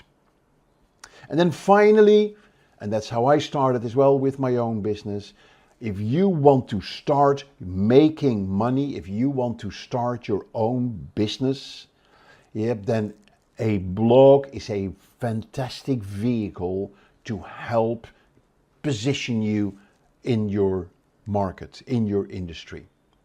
Yeah, so it's a great vehicle that can help you to become self-employed or make more money. So lots of reasons for you to start creating a blog. Yeah, so now that we've seen what you need, yeah, for creating and start blogging, yeah, why you should start blogging, let's have a look at the different types of blog posts that you can create on your blog. There are many different types of posts, and I'll give you a list of them in a minute. And each blog post, each type of blog post, they serve a different purpose and a different requirement from the readers. But there are some reasons that apply to every reader. First of all, your blog post must provide value. Yeah, different readers have different preferences to the type of content they like to read, but value is the same for everybody. Yeah, so if you provide value to your readers, you keep them engaged, and very important, you keep them coming back. Another common characteristics for all blog posts is that you need to keep them fresh and you need to keep them interesting. So it means you need to make sure that the content is up to date, but also that you do a variety of post types, because that keeps it fresh, that keeps it interesting. It also sort of helps in breaking up the monotone sort of style of a blog. Yes, so use different content styles, use different formats, use different visuals to keep your content alive and interesting. Another common element for all blog posts is you need to cater to the different learning styles. Some people may want to read text-based blog posts. Some people may want to see more visual content or infographics. Some people may want to see video content. Yeah, so offer that variety in your blog posts so you can cater for different type of audiences with different type of learning styles. And then, very important, with a blog, and each blog post sort of caters for that. It showcases your authority. Yeah, by offering different types of blog posts, you can demonstrate that you're the expert. Regardless the type of blog post that you do, but people will come back to your blog if they see you as, yeah, this person knows what he's talking about. And that can help you build credibility with the readers and establish yourself as a thought leader in your industry. Yeah, so overall, offering a variety of different types of blog posts can help you attract readers, but not only that, you can retain your readers and you may get them back. Yeah, they may become part of your audience as long as you showcase your expertise and keep your content fresh and interesting. So, given those common elements of blog posts, let's look at some different types of blog posts. The most popular blog posts are list-based posts. Yeah, they provide a list of tips, of resources, or other information on a specific topic. People love lists. People love the top 5 things in this, or 10 things you may have missed. Yeah, a really good example of a list-based post is Lifehacker. Lifehacker gives you life hacks. Yes, so 9 food labels that don't mean what you think they mean. Yeah, 15 ways to build a better breakfast sandwich. 9 of the most dangerous driving emergencies. Little tips, list of tips. People love those. And the way they are presented on this blog is actually quite interesting. Yeah, instead of having a long article about this, they actually have a short introduction, but they do them as slideshows. Why not? Yeah, it's visual. Yeah, so here is one. Yeah, so here is the next slide. Yeah, so black eyes. Here you see a little highlight of what it's about. Yeah, animals in the road. Next one is a car with mattress flapping on the rooftop may look funny, but you don't want to be behind it. Yes, so lots of good tips and people love these type of blogs. The next one is thought leadership posts. So they express the author's thoughts or feelings on a specific topic. And particularly for businesses, these are very important because by building thought leadership, which means being seen as an expert in your field, you're also building trust. Now, one of the best thought leadership blogs in the industry is Harvard Business Review. Yeah, so lots of articles on a lot of different topics around business. Yeah, here you see the different categories, the different media formats. Yeah, and here you see the different blogs that they're writing about. Yes, so generative AI can help you tailor messaging. Here is the article. Yeah, and here you see also the call to action that we talked about. Subscribe to Harvard Business Review. Yeah, they have here options to monetize the blog. And here you talk about subscribe. Yeah, subscribe. All simple call to actions. Here is a summary of the article. Here's the article itself. We talked about that. Here's the social sharing button. Yeah, here's the visual that they use. So all the aspects that we talked about earlier are available in this blog. Yeah, but these are typical thought leadership blogs that can really help in developing yourself as an expert. Case study blogs, they are sort of blogs with articles that give an in-depth analysis of a single topic. Yeah, so typically to prove a point or back up an argument. Yeah, so this is kind of background information to make your point. So good example for that is HubSpot. Yeah, so HubSpot is a marketing automation system. They have one of the best blogs in the industry, yeah, where they give lots of background information on all the different social media, digital marketing topics that you can find. Yeah, so here you see how a homepage of a blog, yeah, can be organized. That is your featured post. Here you have more featured posts. You see it's very visual. Here you have the last sort of blog posts. Here you see last categories and the blog posts. call to action here. Yeah, another category. And then to make it more exciting, we'll add videos to this page as well.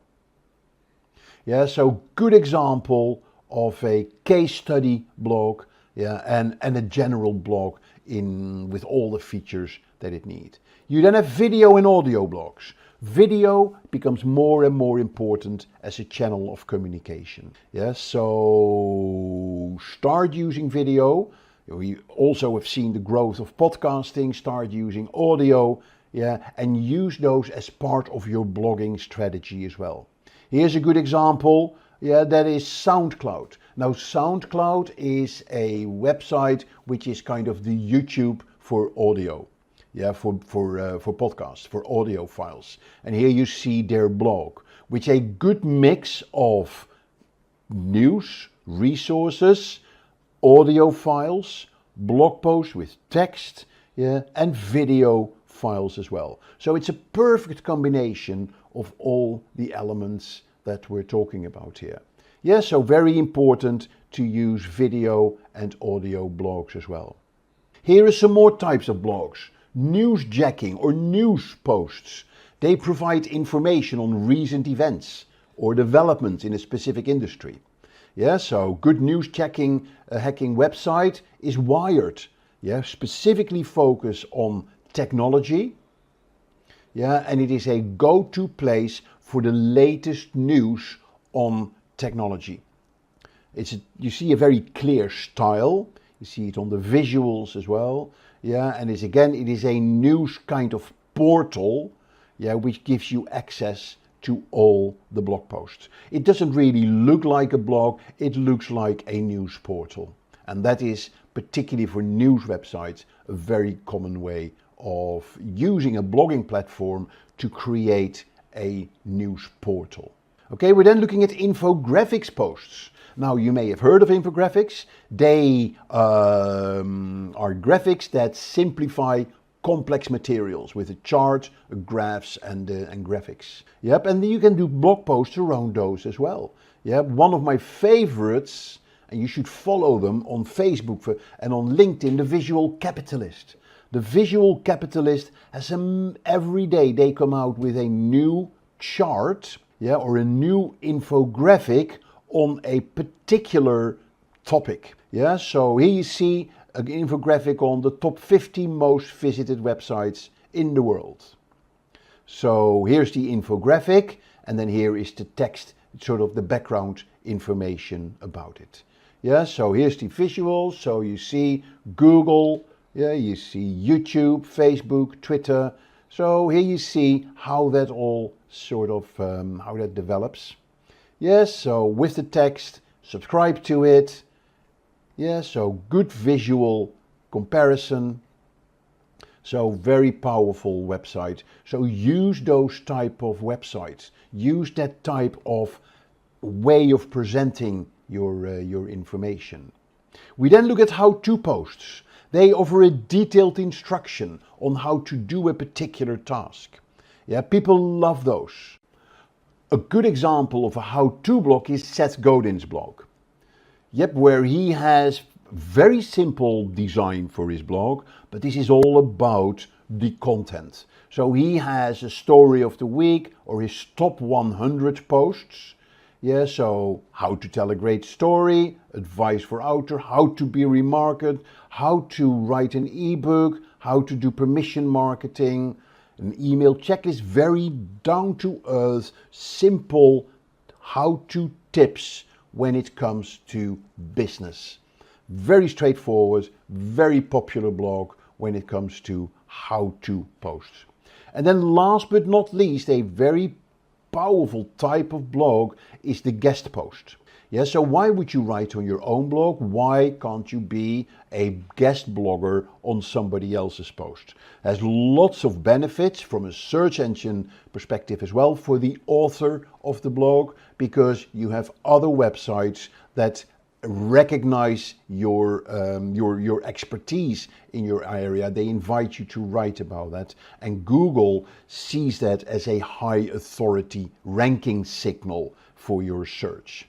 Yeah, good example of a guest post is Neil Patel, who has its own website, has his own blog, is really well recognized as a digital marketing expert. Yep, and here he is writing an article as a guest on the HubSpot blog. Yep, so very useful, very powerful way, and very powerful type of blog post that you can write. Okay, so those are the different blog posts. So let's look at how you go about creating a blog. There's a number of steps that you need to look at. First of all, you need to look at what is the CMS or the blogging platform that you're going to use. Yeah, it's a very important decision for bloggers because there's several sort of decisions that you need to make here. First of all, you're going to look at, am I going to use a simple platform, which is often free to begin with, or am I going professional straight away?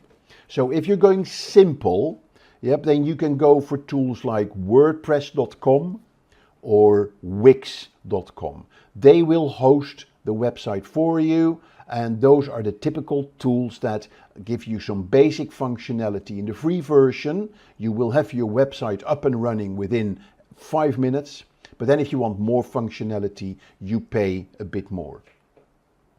Now, or you want to decide to go professional, which means you're going to go to a web hosting provider and you're going to install your own website on their servers. And one of the most popular platforms for that is WordPress.org, which is a different version of WordPress. WordPress.org gives you a lot more flexibility, a lot more freedom, a lot more plugins, but it is a bit more complicated to set up. And there is some, the WordPress itself doesn't cost you any money, but the hosting will cost you money. The questions that you need to ask yourself, whether you want to go simple or complex, are, what do you want your blog to do? Do you just want to get it for your sharing your expertise, or do you want to monetize your blog? Do you want to run it as the website for your business, for instance? What are your technical skills? Do you have very limited technical skills? You may want to go for a hosted version on WordPress.com or Wix or Weeble. Do you have sufficient technical skills? You may want to go for the WordPress.org version, which is the hosted version. You need to think about your budget. Do you have budget to use a hosted platform? And of course, you need to look at the features of the platforms that you use. Can you find yourself in the features that you want to use for that? So that is the first question that you want to ask yourself. Where are you going to host your website? And that is, what blogging platform are you going to use? Step 2 is you're going to look at your domain name. Of course, very important. That is the name of your website, the name of your blog. It's a unique web address that is identified, that identifies your blog on the internet. So when you choose your domain name, make sure it is memorable, it is reflective of your brand, people recognize it, it's available on other social media websites as well. So it hasn't been taken by other people on Facebook or Instagram. And maybe use your keywords that are relevant for your blog. So lots of things that you need to do. If you want to have a domain, then you can check on sites like GoDaddy if the domain name is available. Then when you have it, you can then buy it, and you usually pay the register for a year or for 2 years. If it's a very simple name that is not very popular, then it often costs you maybe $10. If it is a more popular name that hasn't been registered yet, you may pay more. So then you also need to think about the extension of your domain. Is it going to be a .com?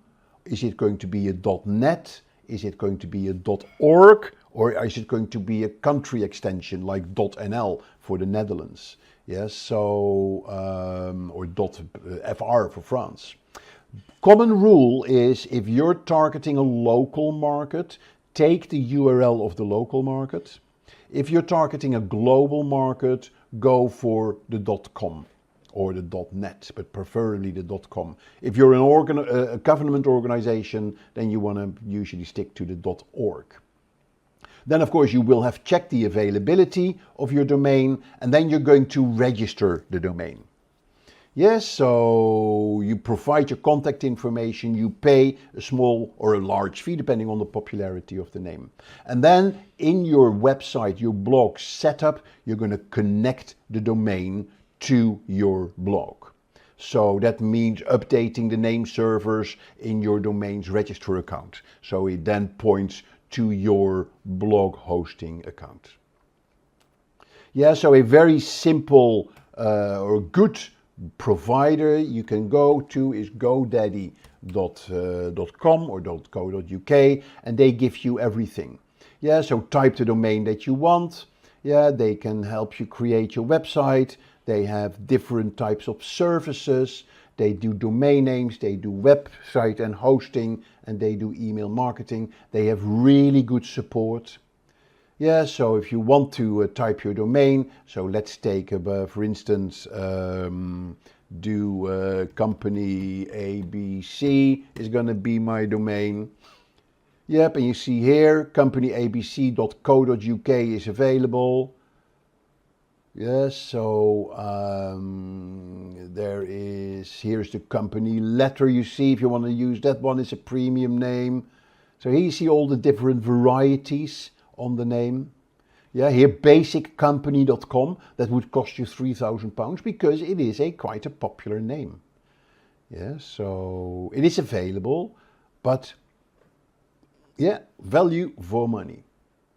Okay, so that is your choosing your domain name.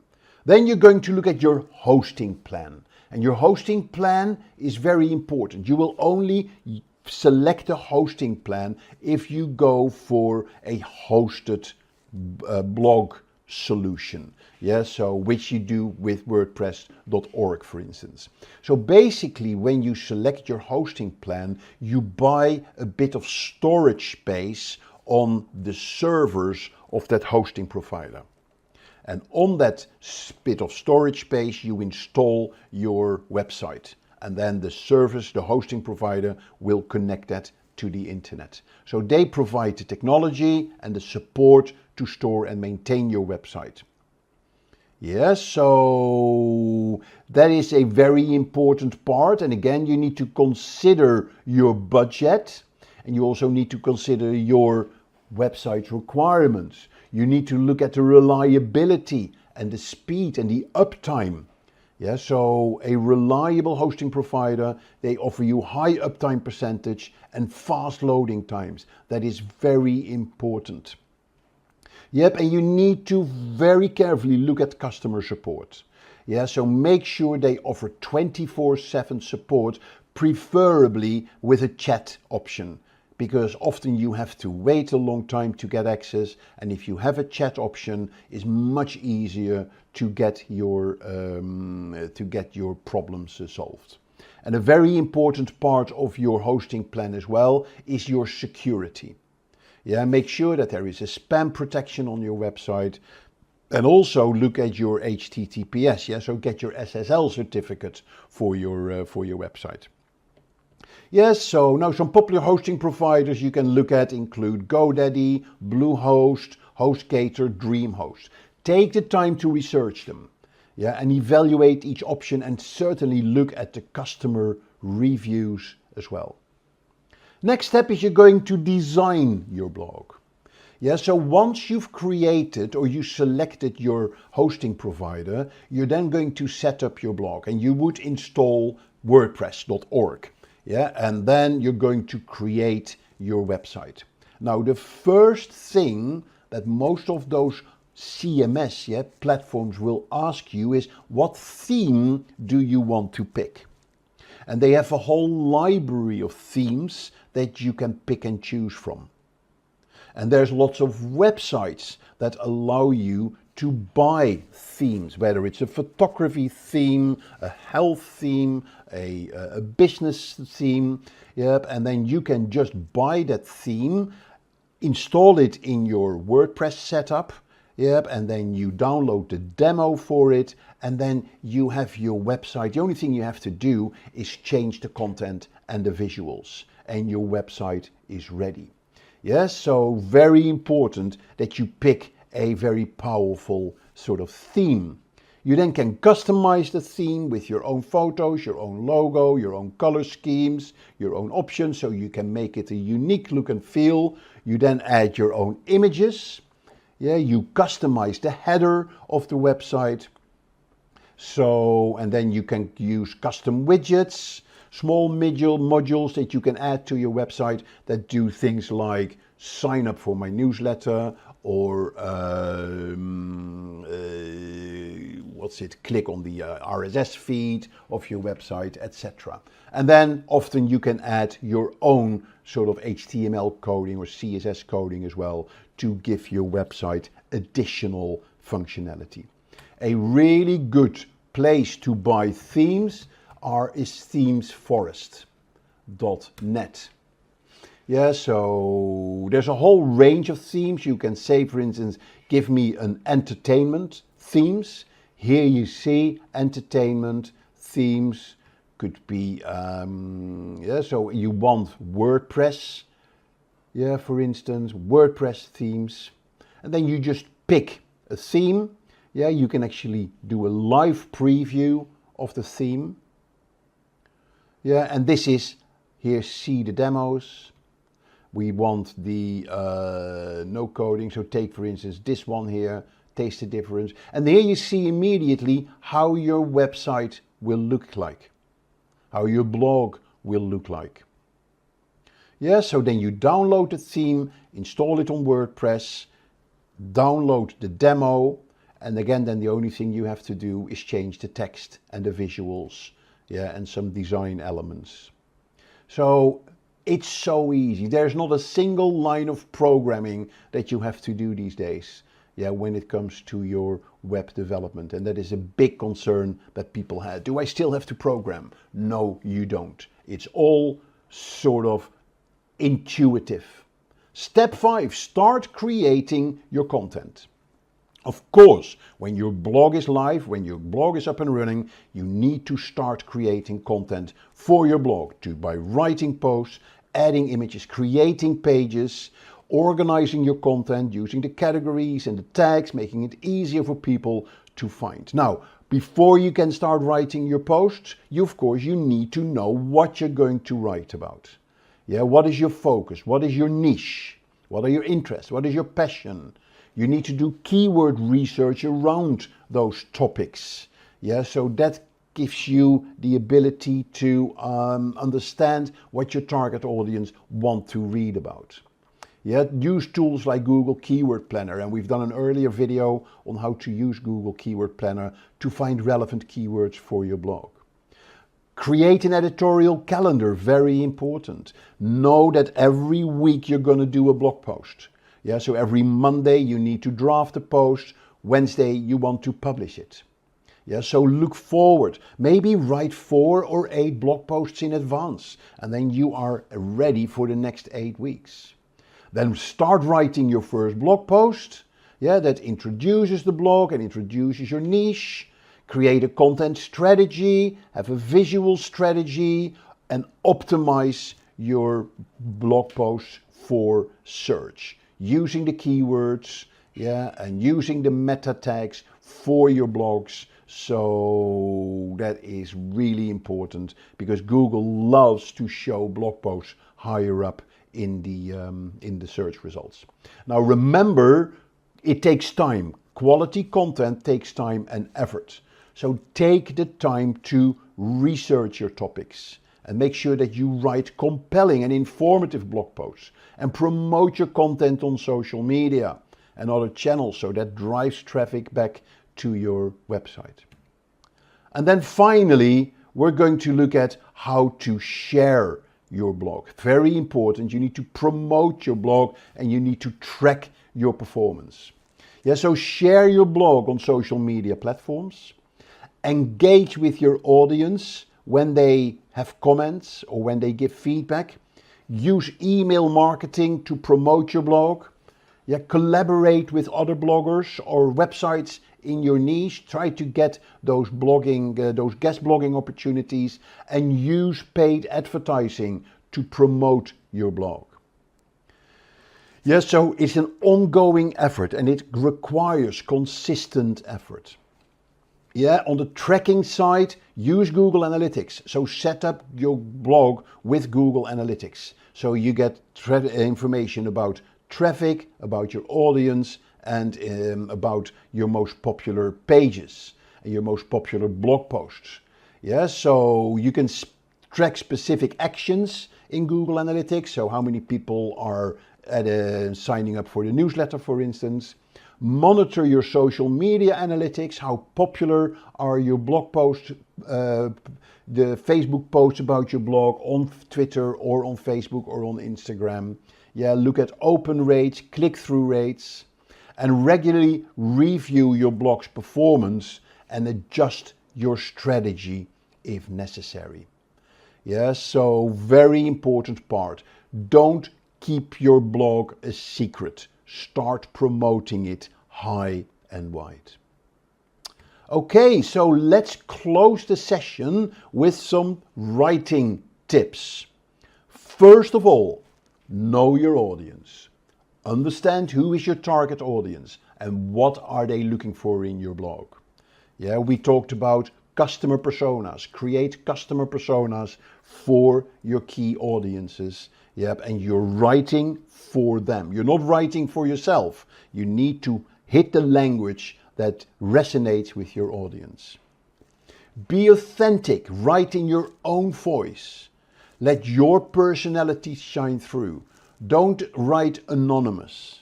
Yeah, people want to see the writer, the author behind the article. Yeah, make sure that you research your topic, because that will help you in writing authoritatively. And then when you write authoritatively, you provide value to your readers. Don't limit yourself to text. Use images, use videos to supplement your writing. Make your blog visually appealing.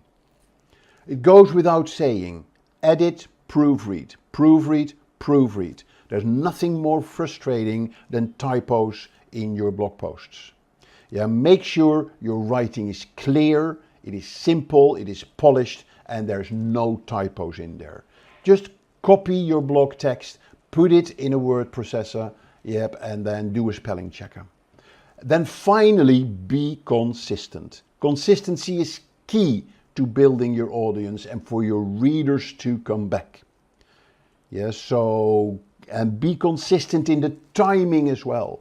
Try to do it daily or weekly or monthly, but give that consistency to your readers. And if you take all these things together and you are passionate about a topic, then I'm sure you're going to be successful with your blog. Now let me tell you about Simplilearn's postgraduate program in digital marketing created in collaboration with Purdue University and Meta Blueprint. With this program, you will learn everything from the fundamentals of digital marketing to the latest trends and techniques used by top marketers worldwide. You will explore SEO, SEM, content marketing, social media marketing, email marketing, and more. This program is led by industry experts who bring their real-world experience to the classroom, giving you an insider's perspective on what it takes to succeed in the digital marketing world. If you're looking to jumpstart your career in digital marketing or take your skills to the next level, then Simplilearn's professional certificate program in digital marketing is the perfect place to start. To learn more about the course, you can click the link in the description box below. In today's video, we are going to be talking about WordPress. We're going to show you how to use WordPress, what is WordPress, what are the skills you need to use WordPress, why should you use WordPress, and in the process, I'll give you a hands-on demo of the basic functionality of WordPress. As usual, I am Mark Kempman. I am your digital navigator for this video. And if you like the video, click the like button. If you want to subscribe to our channel, don't forget to click the subscribe button and join our fantastic community of interactive learners on the Simplilearn YouTube channel. But before we start, let me share something else with you first. Simplilearn has a new program together with Meta to offer you a professional certificate in digital marketing.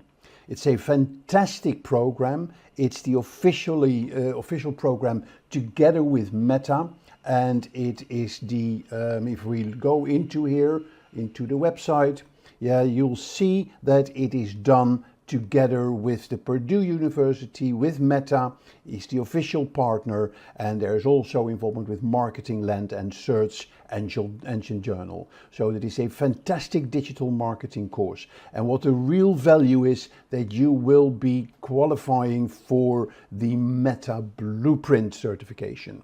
And the Meta Blueprint is Facebook's famous, or Meta's famous certification for everything there is to know about Facebook. So very useful program. I can highly recommend this training to you. Okay, so that was a little sidestep. Let's go back to the slides and let's go back to the program. So what we're going to be talking about is, first, we're going to talk about content management systems. WordPress is a content management system to develop a website. But to understand this, how to use this, it is important that you understand the essence of a content management system. We'll then go into what is WordPress. We'll look at the two versions of WordPress that are out there. We're going to look at WordPress features, and I'll give you a brief demo of the WordPress functionality. We're going to look at one competitor in specific who is trying very hard to sort of bite into WordPress market leadership, and that's a competitor called Wix. So we're going to do a short comparison between Wix and WordPress. I'm going to then show you how to install WordPress, and then once you've got it installed, how are you going to create your website. And then we're going to close off today's session with having a look at some advantages and disadvantages. Right, but let me give you some facts of WordPress first. WordPress was released in 2003 as a blogging platform by a guy, Matt Mullenweg, and his friend Mike Little. It was a fork-off of an older blogging platform called B2 Cafelog. And it included basic functionalities like the ability to create a blog post, to manage comments and upload images.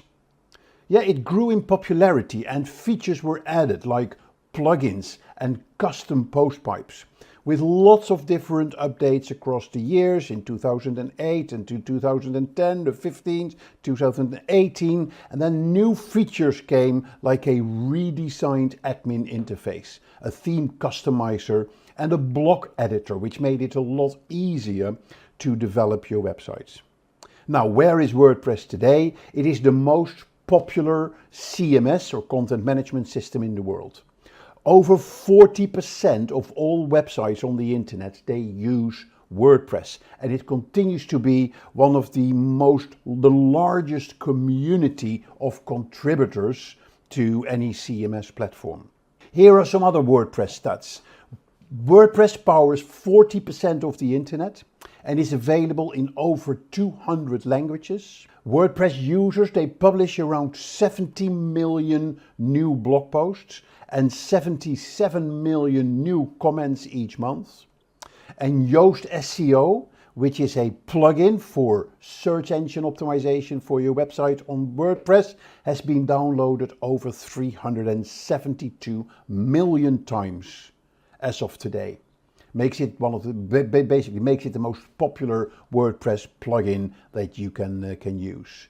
The WordPress community consists of over 78 million active users and over 1.5 billion monthly unique visitors. They visit the WordPress websites without knowing that, of course.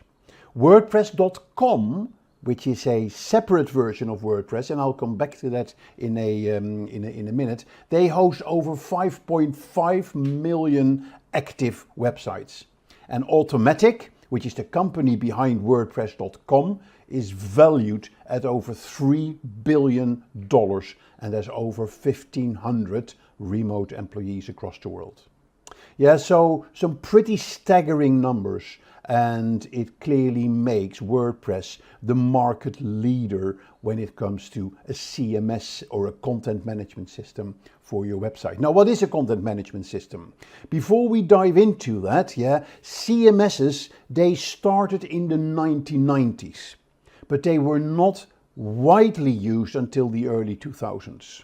So the early CMS systems were often proprietary, expensive, and very difficult to use. PHP Nuke was like the first open source content management system in 2000, later followed by Drupal. And Drupal became, in those days, one of the leading development platforms for your website. WordPress, released in 2003, evolved into a fully fledged CMS, and currently is the most popular CMS for any website out there. Other popular CMSs include Joomla, launched in 2005, and Magento, very much for e-commerce website. Today there are dozens of CMSs available, both proprietary and open source. Now, so much kind of an introduction on CMS. Let's define what a CMS actually is. A CMS, also known as a content management system, is like a very friendly website building tool. It is a software application that provides a hosted, a centralized and organized method for managing, storing and publishing your website or any digital content that you want to have. Yeah, it helps you create, manage and publish digital content without having to be a tech or a WizKid or learn complicated coding.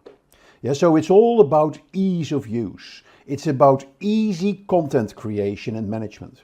Yeah, they make it simple for non-technical users to create, edit and manage website content without requiring specific technical skills or programming knowledge.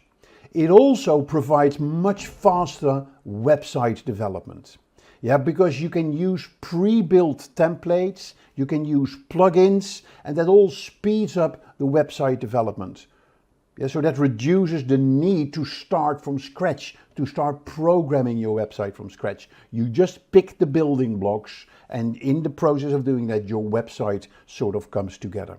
It's also for improved website maintenance.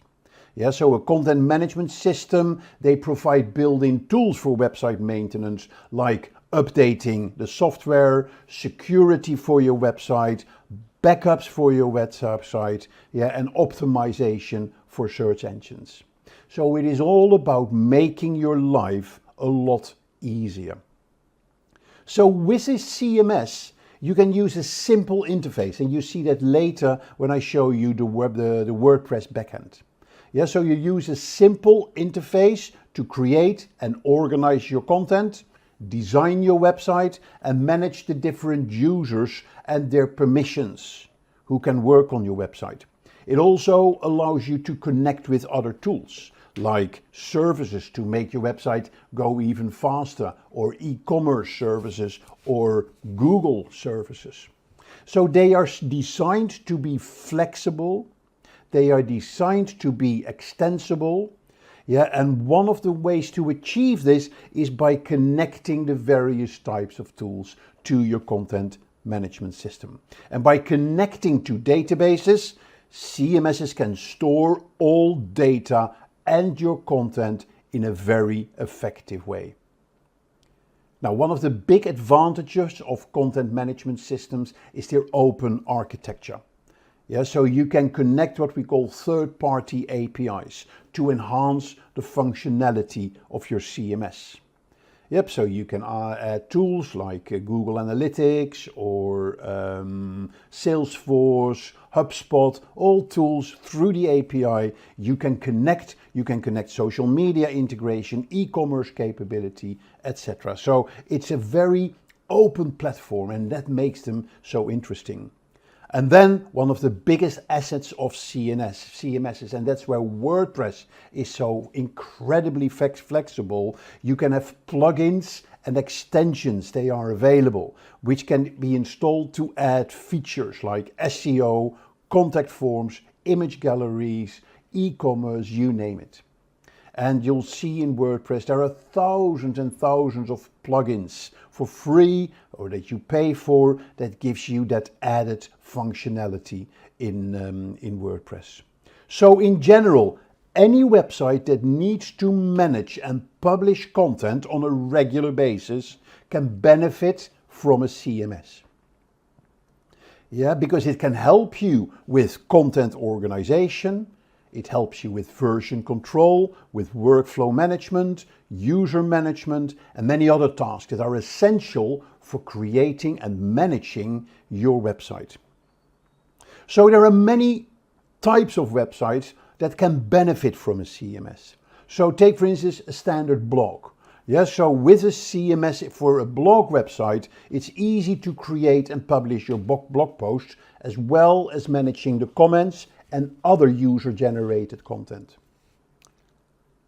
Yeah, you have news websites.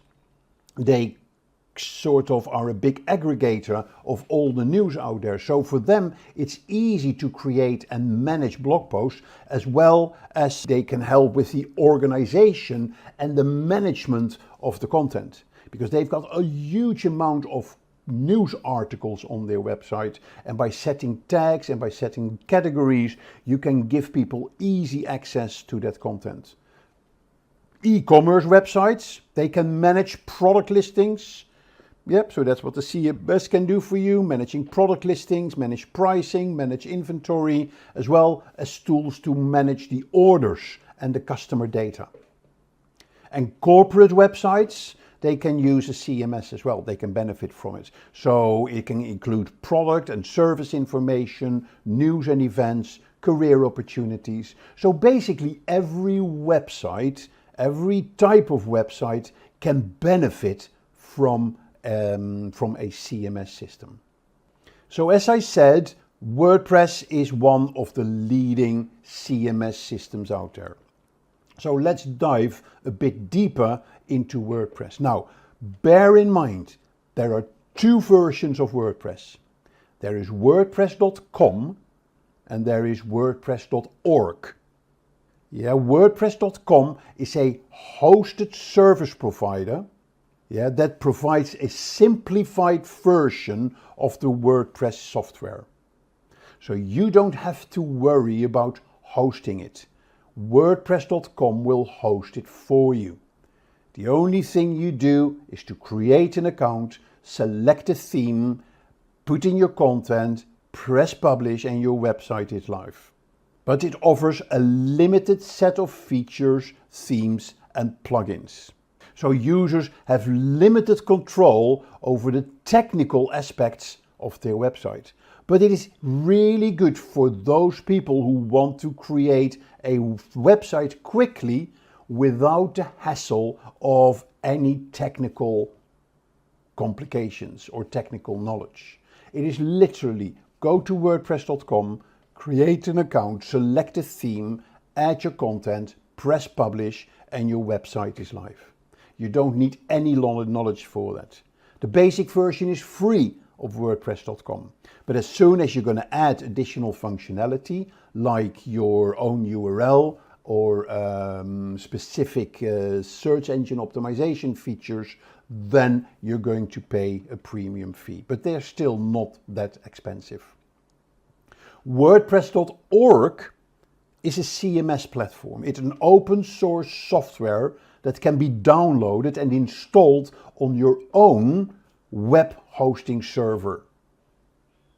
And usually you go to a web hosting server provider like GoDaddy or Amazon or wherever have you, and you install WordPress. You basically hire a little space on their server, and then you install WordPress, and then you have to develop your website within that CMS. So it's a self-hosted solution, and it gives you complete control over the website's design, the website's functionality, and the customization options. Through WordPress.org, you have access to thousands of themes, thousands of plugins, and you can even modify the code of your website if you would like that. But you are responsible for installing and maintaining the WordPress software, as well as managing other things like backup, security, hosting, etc. But it gives you flexibility, it gives you customization, and if you're comfortable with that, if you have your basic technical skills and you're comfortable with managing your own hosting and server configurations, then WordPress is definitely the place for you, WordPress.org. Right, so when we're going to talk about WordPress going forward in this presentation, I'm going to be talking about WordPress.org. Yeah, so keep that in mind. I'm not talking about WordPress.com, but WordPress.org. I'm going to talk to you about how to set up your own WordPress on your own hosted server provider, as it were. Okay, and we're going to go through that process. So WordPress.org, again, is free software for creating your website and your blog. So it's a self-hosted solution, which means you need to find a web hosting company and you need to install it on their servers. Again, you have complete control over your design, your functionality, your customization, and you can choose from thousands of themes and plugins. But again, you are responsible for the hosting and the security, right? So keep that in mind. So let's have a look at basic features of WordPress. There are three basic features. It's the themes, the plugins, and the widgets. Yeah, so the themes, they control the appearance of the website. Plugins add new features and functionality. And widgets display extra content or functionality in specific areas on the website. Yeah, so they are used to customize the appearance and the functionality of your website. So let's dive a little bit deeper. Themes, they are pre-designed templates that change the look and the layout of your WordPress website. Yeah, they control the overall design, the color scheme, the fonts that are being used, and style of the website. And there are literally thousands, tens of thousands themes available on the website. You can select them through WordPress. You can also go to websites, and I'll show you later, Theme Forest, for instance, where you can just look at other themes, and you can just they're sometimes are for free, others they're premium. So you just click on the theme and you click install, and it will activate on your WordPress website. Plugins are add-ons that extend the functionality of a WordPress website. So they can be used for features like SEO, contact forms, social media sharing buttons, e-commerce functionality. They're very useful. And there are, as we saw with the themes, there are thousands and thousands of free and premium plugins available in the WordPress directory. You can also use your own theme, or your own plugins. But you have to be careful with your plugins, because WordPress updates regularly to a new version. Yep, and you need to make sure that your plugins are compliant with the new updates. So from WordPress. And sometimes if your plugin provider is not updating the plugin in line with the WordPress updates, then your plugin may stop working, and that may dysfunction your website. Widgets are small modules that can be added to a sidebar of a website, or a header or a footer. So it gives you extra functionality or extra content in that particular section. So you can have a search bar, recent posts, categories, tags, social media icons, or ads that you can have. Most themes, bear in mind, they come pre-built widgets included. And users can also create your own custom widgets. So let's look at 3 examples of popular websites built on WordPress, so you get a bit of an idea. Yes, so the first website that people may be surprised about is the Walt Disney Company. Yeah, so this is you see a huge company, a global corporation. They use a WordPress CMS to sort of build their entire website. Yeah, so it's all, that's the beauty about WordPress. It's basically a container for the huge amount of content that you have on your website. Yeah, and you see that here in the news section. That is where all their articles are featured like blog posts basically. Yeah, and you can access them through the website. Okay, so that is the Walt Disney Company. So it's a very user-friendly design, very easy navigation, and it's a great way to find all the information about the company. TechCrunch is another one. It's a leading technology website that covers the latest in tech news for startups. It's built on WordPress and it features a responsive design that looks great on both the desktop and the mobile. Yeah, so it includes a mix of articles, videos, podcasts, and it allows users to easily browse by topic or search for specific articles. Now, what is a responsive design? A responsive design is very important. A responsive design means that your website will automatically resize to the device that the user is using. Yeah, so it's a mobile-friendly version of your website. And when you pick a design, you always need to make sure that the design is responsive. And the best way to test is if you make the website smaller, that it will automatically resize. And you can see that here. Yeah, resize ultimately to the mobile format.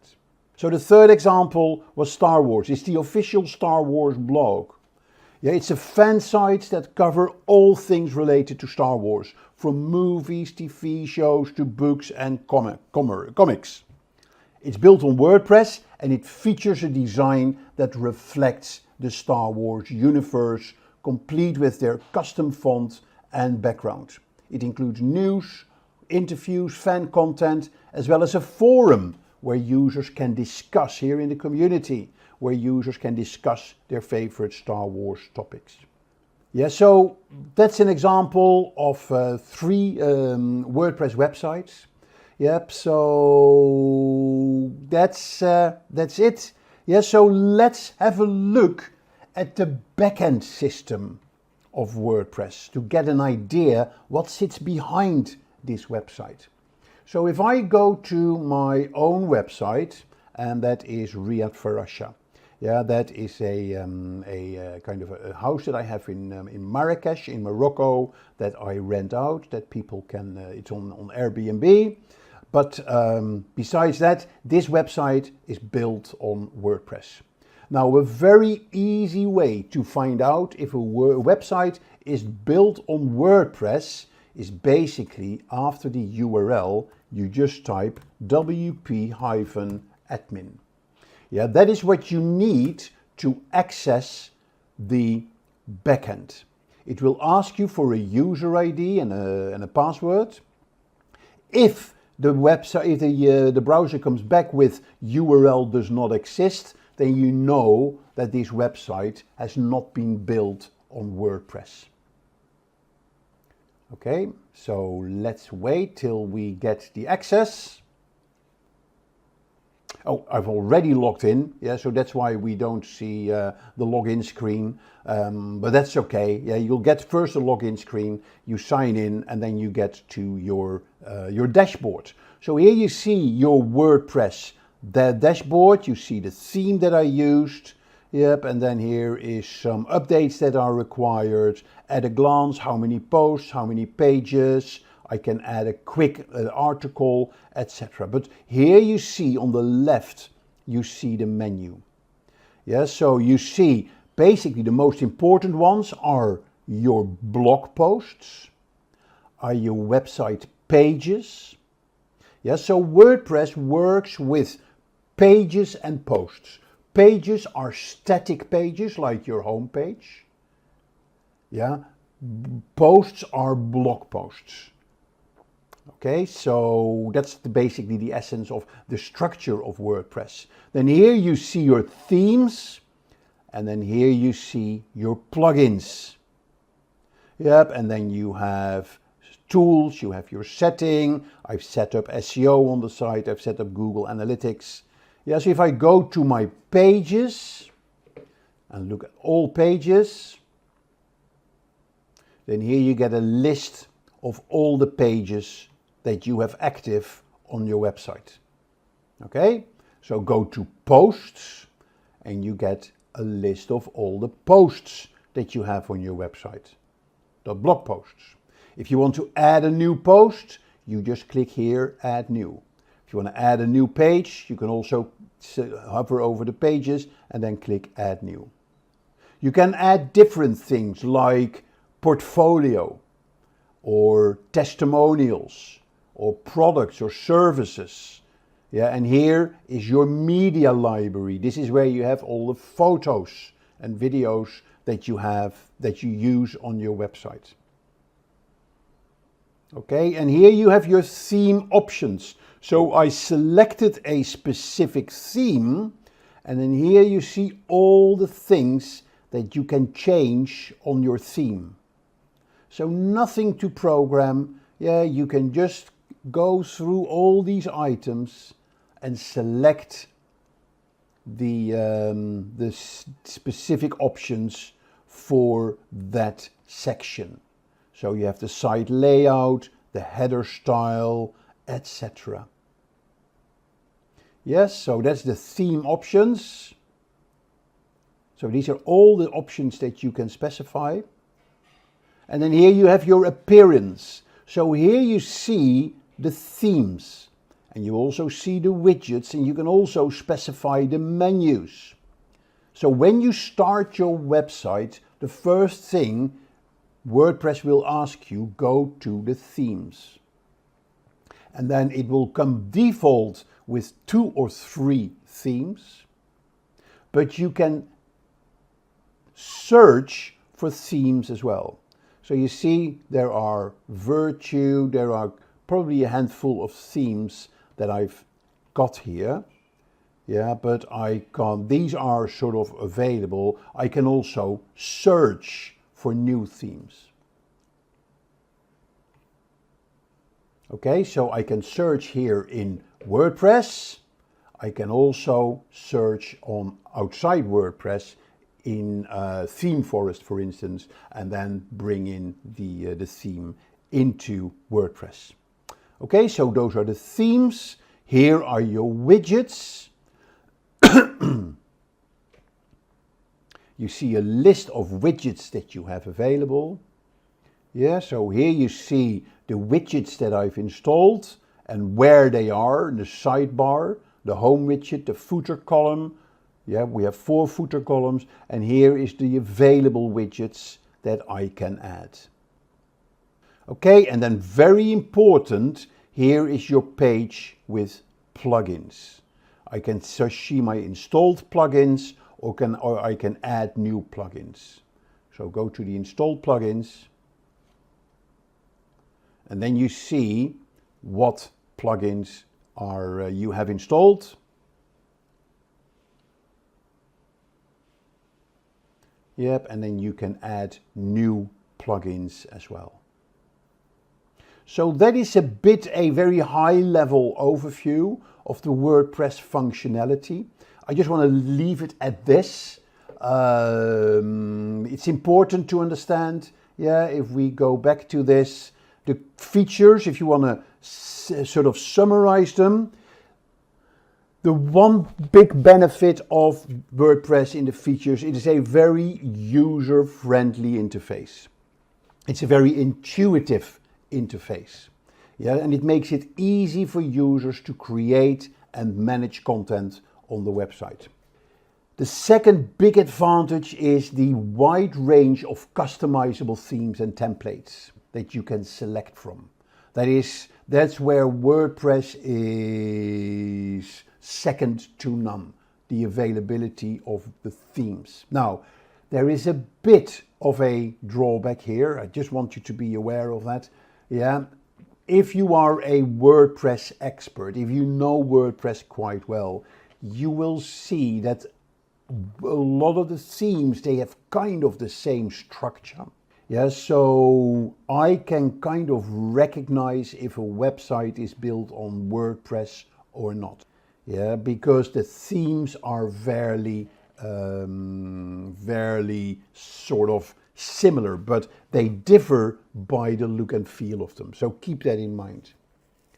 Yeah, always very important, make sure that the website is adaptive, yeah, is responsive. And that is another big advantage of WordPress, that it has a responsive and a mobile-friendly design.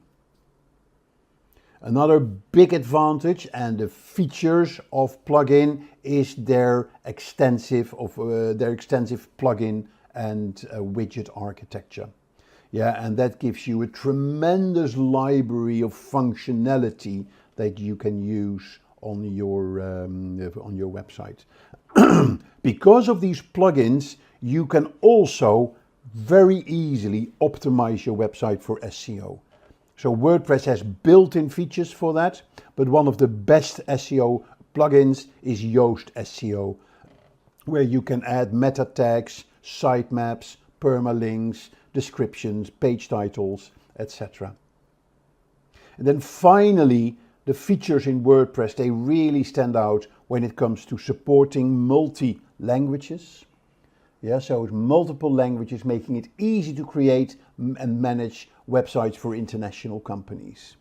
And then to close, very good features are around the e-commerce. With plugins like WooCommerce, WordPress can power any e-commerce website and can handle transactions, inventory management, and more. Besides that, the core engine of WordPress is its blogging platform. Yeah, so it's still one of the best blogging platforms, but it is now also, of course, has the capabilities to build your entire website around it. But the blogging capabilities, they include posting, post scheduling, commenting, and social media sharing. WordPress also offers a fantastic library for media management. Yeah, so making it easy to upload, store, manage all types of media files, like images, audio, video, PDFs, and what have you. And to close the feature list off, there is a very strong community around WordPress. Very large, very active, for developers, for designers and users. They contribute to the ongoing development of WordPress. They provide support. They create themes and plugins to extend the functionality. And if you have a problem, I'm sure you can find an answer in the WordPress community, because other people will have experienced those problems as well. Okay, now let's compare WordPress with the competition. And I'm going back now to WordPress.com and WordPress.org. Yeah, remember WordPress.com was the basic where WordPress would take care of the hosting.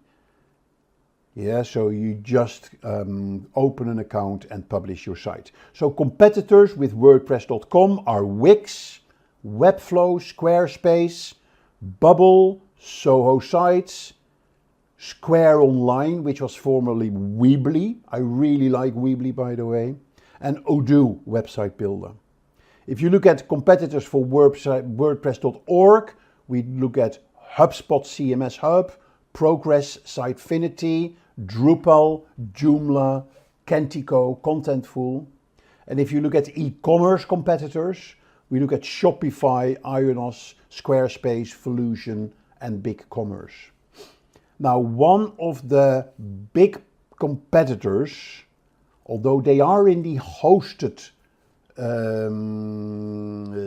section, yeah, they are in the WordPress.com section, but they are trying to eat in WordPress market share in the WordPress.org section is Wix. Yeah, so although Wix provides hosting as part of its own platform, WordPress, we're talking about the comparison of Wix with WordPress.org, requires users to pay for the hosting. So keep that in mind. So Wix has been around for quite a few years. And it was initially, you just go to Wix, you like WordPress.com, you create an account and you select a theme, you add your content, click publish and your website is live. Where Wix stood out, where they were truly unique, was on the quality of their designs, of their themes. Yeah, they were clearly a level higher, better quality than the WordPress themes. Now, in the early days, one of the reasons why Wix was so powerful and so popular was because of the quality of its themes. Yeah, and that's where it really stood out from WordPress. Now, one of the reasons why these themes stood out was that they were developed on Java. Yep, and with Java, you have a lot more flexibility on creating really nice kind of themes.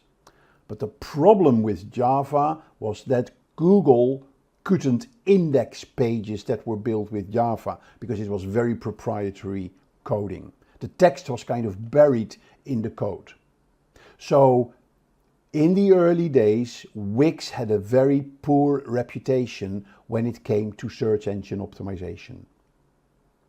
Over the years, that has changed. Wix is now no longer using Java because Java is gone, yeah, but still there is this sort of negative connotation with Wix is not good for search engine optimization.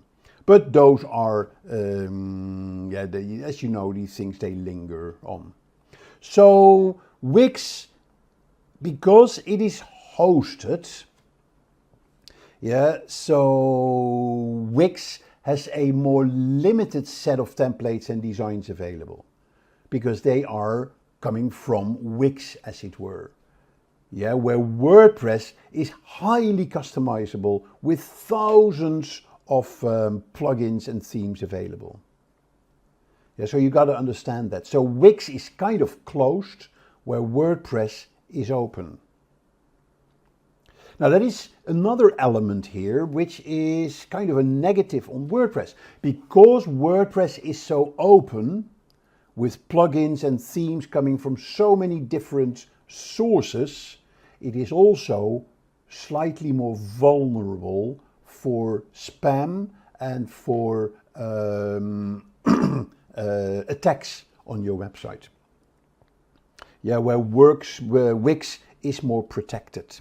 Now let's look at those themes. So if I go to Wix, so here you see Wix, create a website that means business, still very good themes. Yep, so very easy to start, very friendly to set up. I'm not going to log in or get started. I'm just going to show you if I go to the creation and I'm going to the website templates. Yeah, 800 plus designer made templates. And here you see a selection of the different templates that you can have a look at. Yes, so you can just click on the template, you can edit. That means you can turn it into your website, or you can view the template, how it would look like. So let's look here on view and then see a live version of what the website would look like. Yes, you see they look really good. Use it as a starting point, click straight onto edit the site. So you see how easy it is to make. If I go to WordPress themes, I showed you how to find the themes on WordPress. Yeah, I can also go to a site like Theme Forest.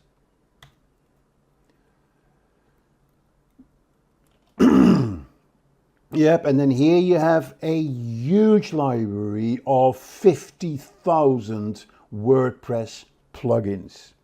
Yeah, at various prices. You can get them for free, you can get them for premium. You just look at the theme. So take for instance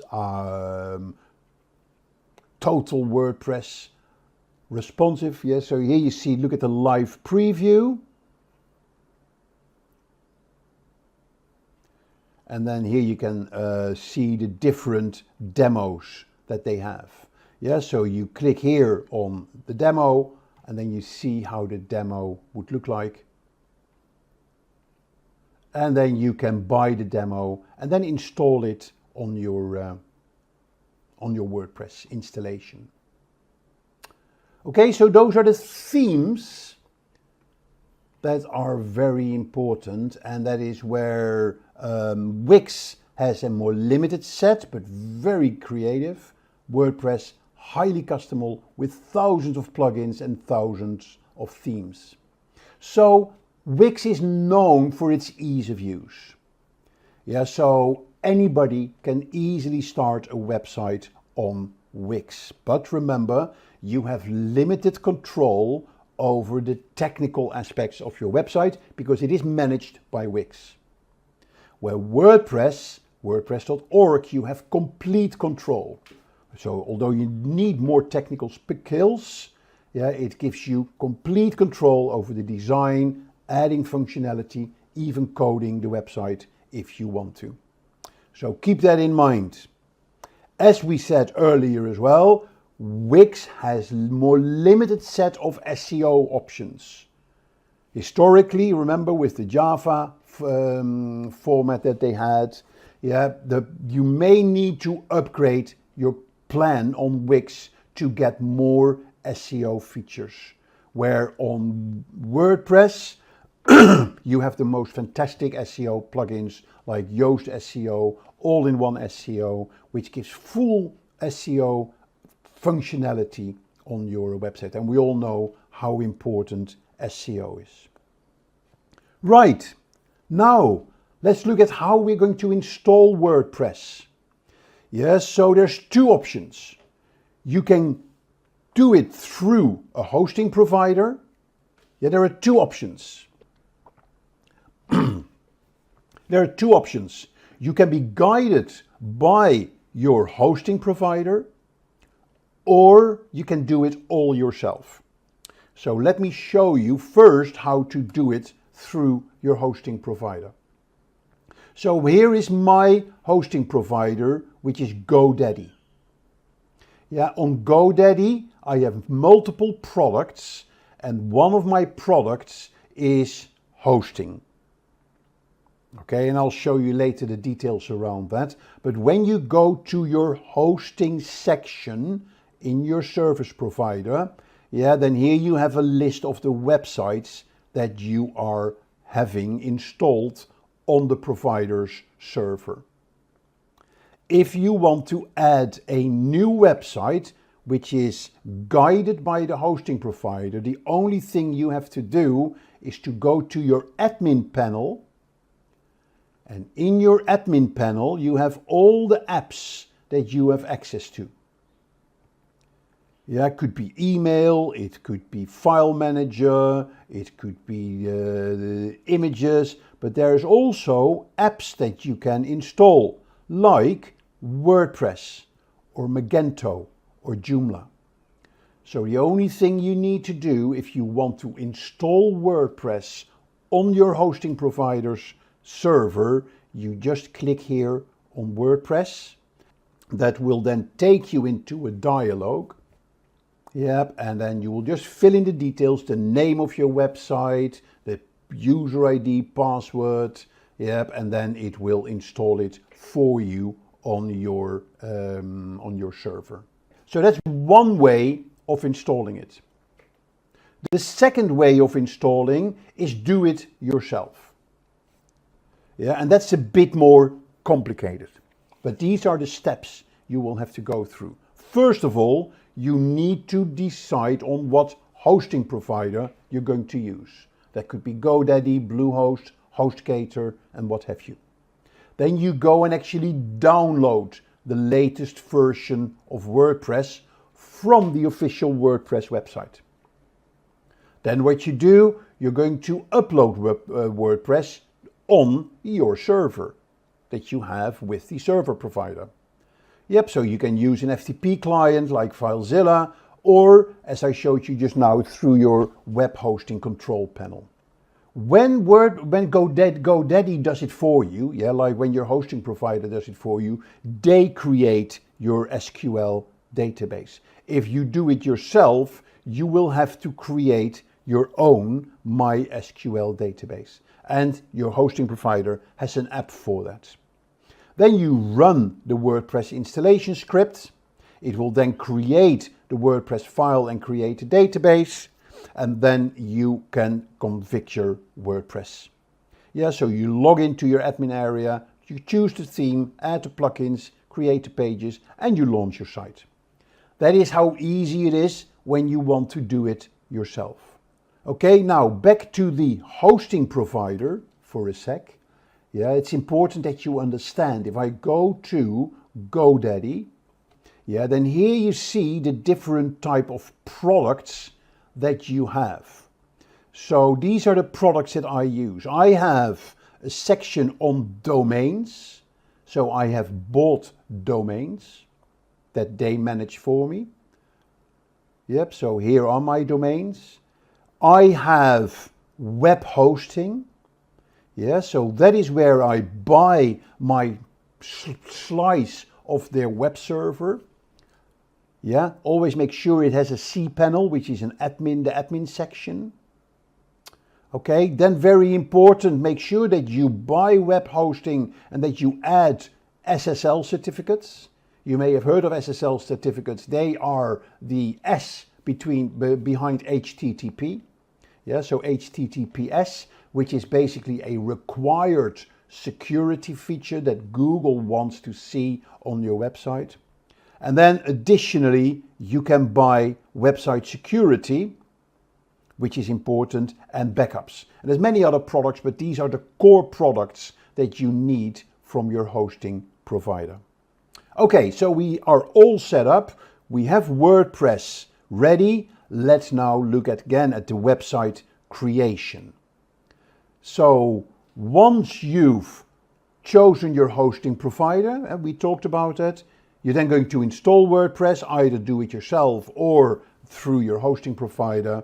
And then the first thing you're going to do is choose a theme. And I've shown you the library of themes.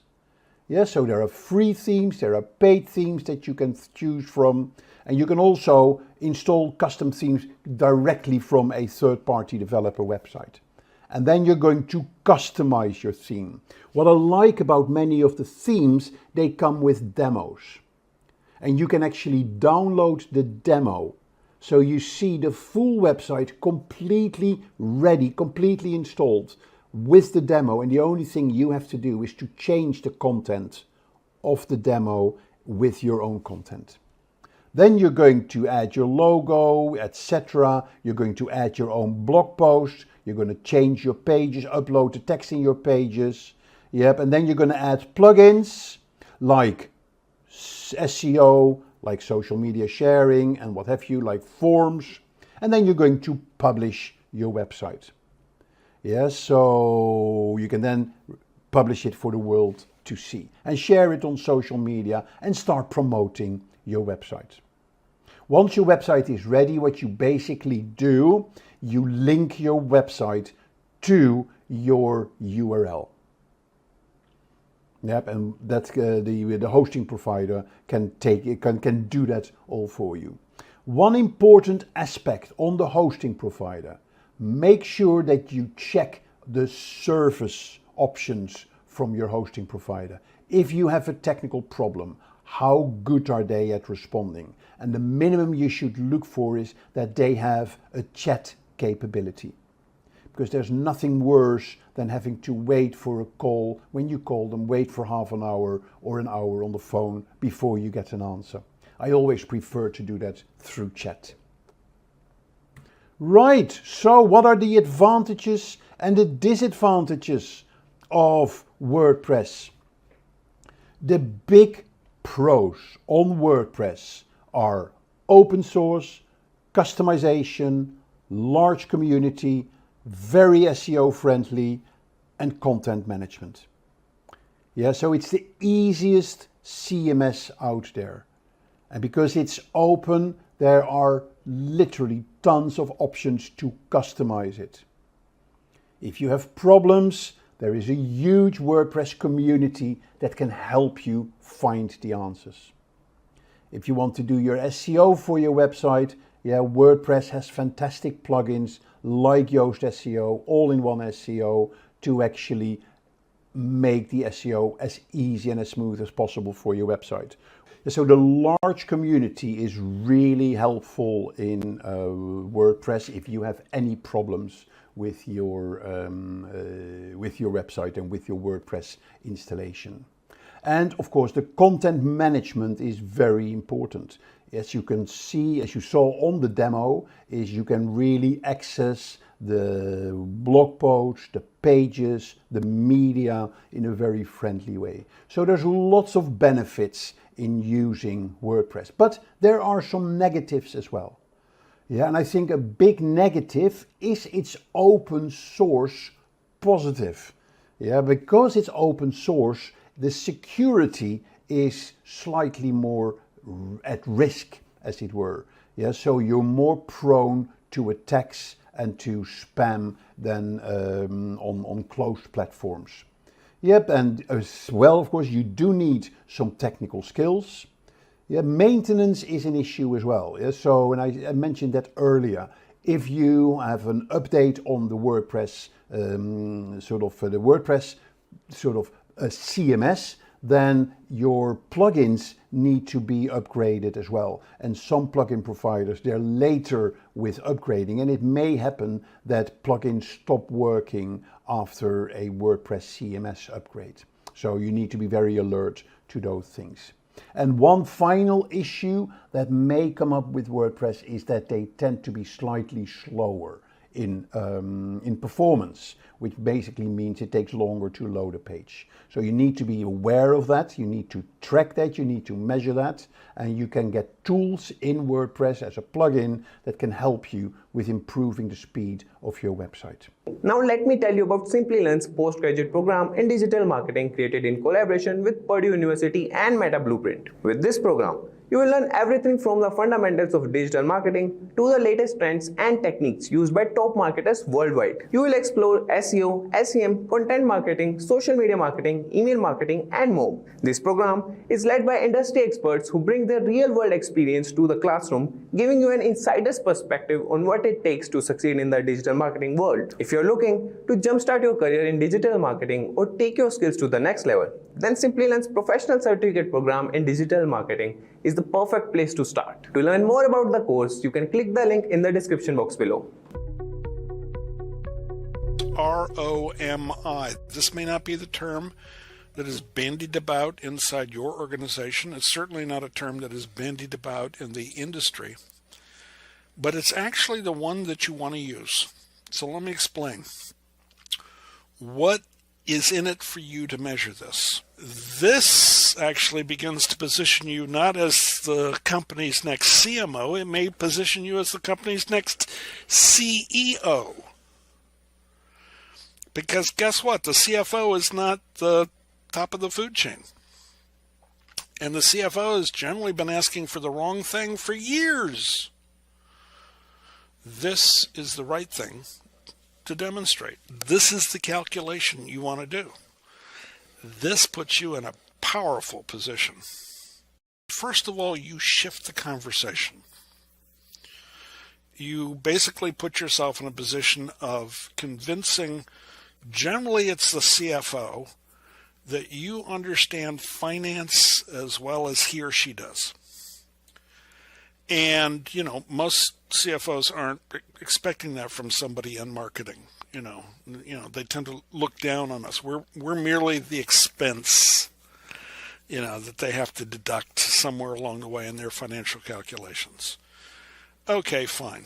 But here's the deal. ROI is the wrong metric. The CFO may ask for it because the CFO is used to asking for it for other kinds of things, like capital expenditures. If you're going to do a capital expenditure, like building a new factory or a plant, or you're going to stock a lot of inventory someplace, that's a capital expenditure, or what is known as CapEx. And trust me, if you are a publicly traded company, some investor out there, some industry analyst is going to want to know about your CapEx. It's something you're going to have to report on a quarterly basis. So trust me, the CFO is focused on it. But that kind of money is tied up. When you make that kind of investment, it's generally a long-term one, and you may depreciate it. But you know what? That's why everyone's sort of focused on it. It turns out marketing is not a capital expenditure. Marketing is an expense. You generally expense it over the course of a quarter. We spent some money this month on, who knows, advertising, content marketing, you fill in the blank. And if it is an operational expenditure, then it is called OpEx. And if you want to measure the impact of what you're doing in marketing, you end up using a very different formula than your CFO has been asking for years. But here's the deal. When you look across the table and say, actually, you're asking for the wrong thing, what you really want is ROMI, not ROI. And yeah, I do know how to calculate that. A return on marketing investment is basically the incremental revenue that you can attribute to your marketing.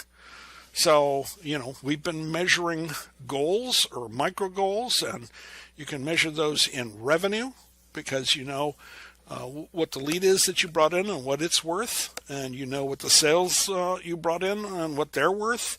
Or you certainly know what percentage of those leads tend to convert to sales, and therefore you've got a figure that what your sales pipeline may be valued at. Guess what? You can calculate that. And then here's the magic. You go beyond revenue. A lot of people would stop there and say, wow, that's an impressive thing. I've never reported revenue before. Aren't I a hero now? But if you take the next step and you say, and also I know what our contribution margin is. A lot of people will call that your profit margin.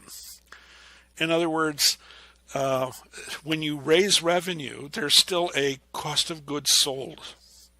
It takes some money to manufacture your product, or it takes some money, for the people you have to pay to deliver your service. And when you're all done paying the cost of goods sold, what's left is your profit. And that is a percentage of your revenue. And if you multiply the revenue that you brought in times the profit margin, so some percentage of that is going to turn into profit, and then you subtract what you spent on your content marketing campaign, and divide by what you spent on your content marketing campaign, you come up with a number. It's your ROMI. And let me give you an example just to sort of bring this home. Let's say, for example, that you spent $100,000 on a content marketing program, and it delivered $500,000 in incremental revenue that you have been able to track and say, didn't come in from outer space. Here's the campaign we ran. We generated this. And oh, by the way, the contribution margin for that $500,000 in revenue was, let's say, 60%. In other words, it took about 40% to cover the cost of goods sold, but the profits on top of that were 60%. Where does that number come from? It's a mythical number, but it's going to vary in different organizations. So I'm just using it here to teach you the math. But I'm going to measure my results by taking that 500,000, multiplying by 60% because I want to get to the profit number. And then I'm going to subtract the 100,000 that I spent and divide by the 100,000, and I get the number 2. And you're going to say, I've never heard this number before. And the answer is, neither has your CFO. but here's what it means. For every dollar that you spent on content marketing, you generated $2 in profit. Not revenue. You generated $5 in revenue. You generated $2 in profit. Now, do you want to do a little more content marketing next quarter? Let me tell you, anything that is a positive number is a good result. If you can get anything north of 1, you're breaking even. Did you know that having a content marketing strategy can help you grow your business faster? It's true. But what exactly is a content marketing strategy? In simple words, a content marketing strategy is a plan for creating and sharing things like blog posts, videos, or social media updates to get people interested in your business. The main goal isn't just to sell something right away, but to offer your audience helpful or interesting information that they find valuable. Think of it like this. Instead of constantly pushing your products, you create content that teaches or entertains people. Over time, they get to know your brand and build trust. When they're ready to buy, they'll come to you because they already feel connected. For example, if you sell healthy snacks, instead of just saying buy my snacks, you can create YouTube videos showing quick and healthy snack ideas or write blog posts about the benefits of eating healthy. People will find this information useful, and when they want to buy snacks, they'll think of your brand first. So in today's video, we are going to talk about what content marketing strategy is and how to create valuable content like blog or videos that attract customers. We'll also discuss some examples of businesses which use content marketing strategy to grow, where content marketing strategy is used from websites to blogs to social media and YouTube, and how it will help to build trust and loyalty with your audience. So in short, content marketing strategy is all about using valuable content to build trust with your audience, which eventually leads them to become your customers. So let's dive in and learn how to make it work for you. So let's get started. So let us first talk about what is content marketing. At its core, content marketing is all about creating and sharing valuable content, whether it's blog posts, videos, or social media updates to attract and retain your audience. It's not about selling directly, but also informing and educating. The idea is that over time, your content will nurture your audience and lead them to take action, like subscribing, following, and making a purchase. Think of it like planting seeds over time. As you keep creating valuable content, your audience grows. So does your business. For example, HubSpot. HubSpot focused on educating their audience about marketing through blog posts, offering valuable insights. Their content wasn't sales focused, but provided immense value, which eventually drove people to trust and buy their products. For YouTube, if you're a small business owner, start by creating YouTube videos that educate your audience about your niche. For example, if you run a fitness brand, create videos that offer workout tips or nutrition advice. This helps establish you as an authority without directly selling. The next step is creating your content. Your content can take many forms: videos, blog posts, infographics, or podcasts. Start by identifying what works best for your audience. For example, a travel blogger might find success with visually appealing blog posted and YouTube travel blogs. Consistency is the key. Posting content at random won't cut it. Create a schedule, whether it's once a week or twice a month, and stick to it. For example, HubSpot. HubSpot started with a blog post on marketing topics, but later expanded into videos and webinars. They found that consistent posting helped them build trust and drive traffic to their site. Talking about YouTube, focus on content that solves problems or answers questions. If you are in the fitness space, create videos like 10-minute home workouts or healthy recipes for busy people. Over time, your audience will return for more. Now let's talk about how can you get started with content marketing. If you're new to content marketing, start by defining your goals. Do what you want to drive traffic, build brand awareness, or engage your audiences. Once your goals are clear, choose the right platforms: YouTube, blogs, or social media.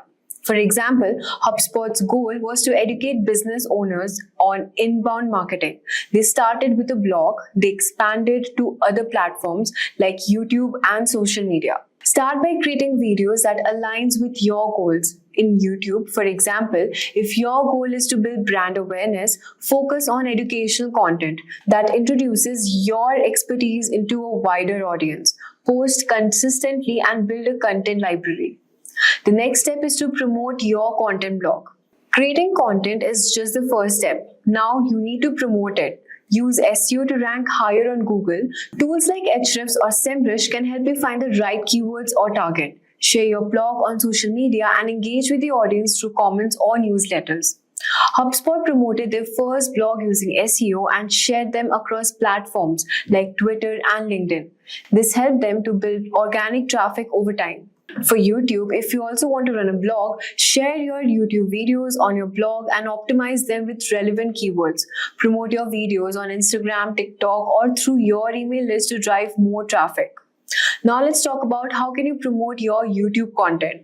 So YouTube is a goldmine for content marketing. To promote your YouTube videos, start by optimizing your titles, descriptions, and thumbnails for SEO. Use engaging visuals to attract clicks and share your videos through social media platforms like Instagram and TikTok. HubSpot promoted their YouTube content by sharing tutorials on SEO and inbound marketing. Their videos were optimized for search engines, helping them to rank higher in YouTube search results. For YouTube, create catchy thumbnails and titles that draw in users. Use relevant keywords in your descriptions to rank higher. Respond to comments and engage with your audience to boost interaction. The next step is about what are the two objectives of content marketing. So there are majorly two objectives. The first is lead nurturing, which keeps your audience engaged with helpful content until they are ready to buy. Next is lead generation.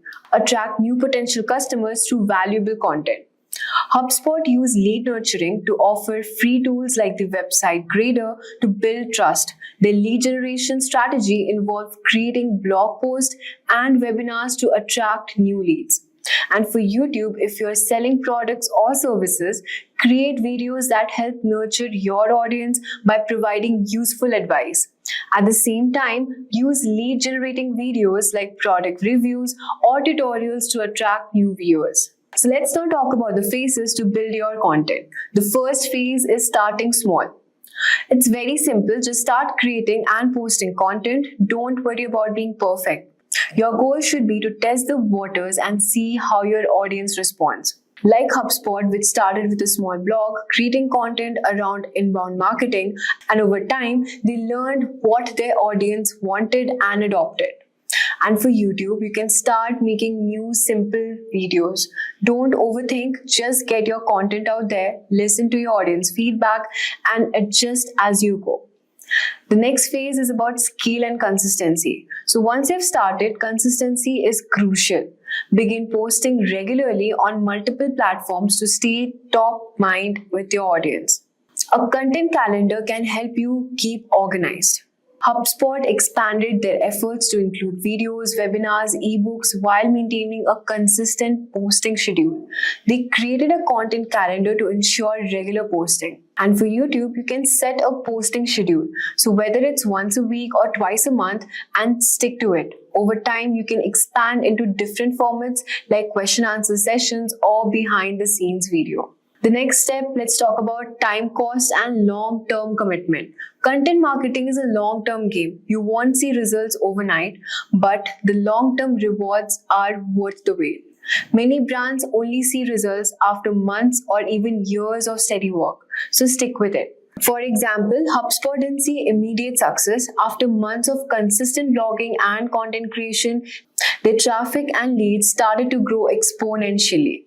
Be prepared for a slow start. You might not see immediate growth, but with patience and consistency, your efforts will pay off. It takes time for content marketing efforts to gain. Keep creating valuable content, and over time, your audience will grow. Don't get discouraged if you don't go viral right away. Stay focused on delivering value and trust that your audiences will come with time. It's tempting to chase every viral trend, but it's important to stay true to your brand and audience. Trends come and go, but valuable, authentic content will stand the rest of the time. So focus on delivering high quality content that aligns with your brand's mission. This will help you build long-term relationships with your audience. So that's how HubSpot used content marketing to grow from small startup to a global leader, and how you can use these steps to grow your business through YouTube.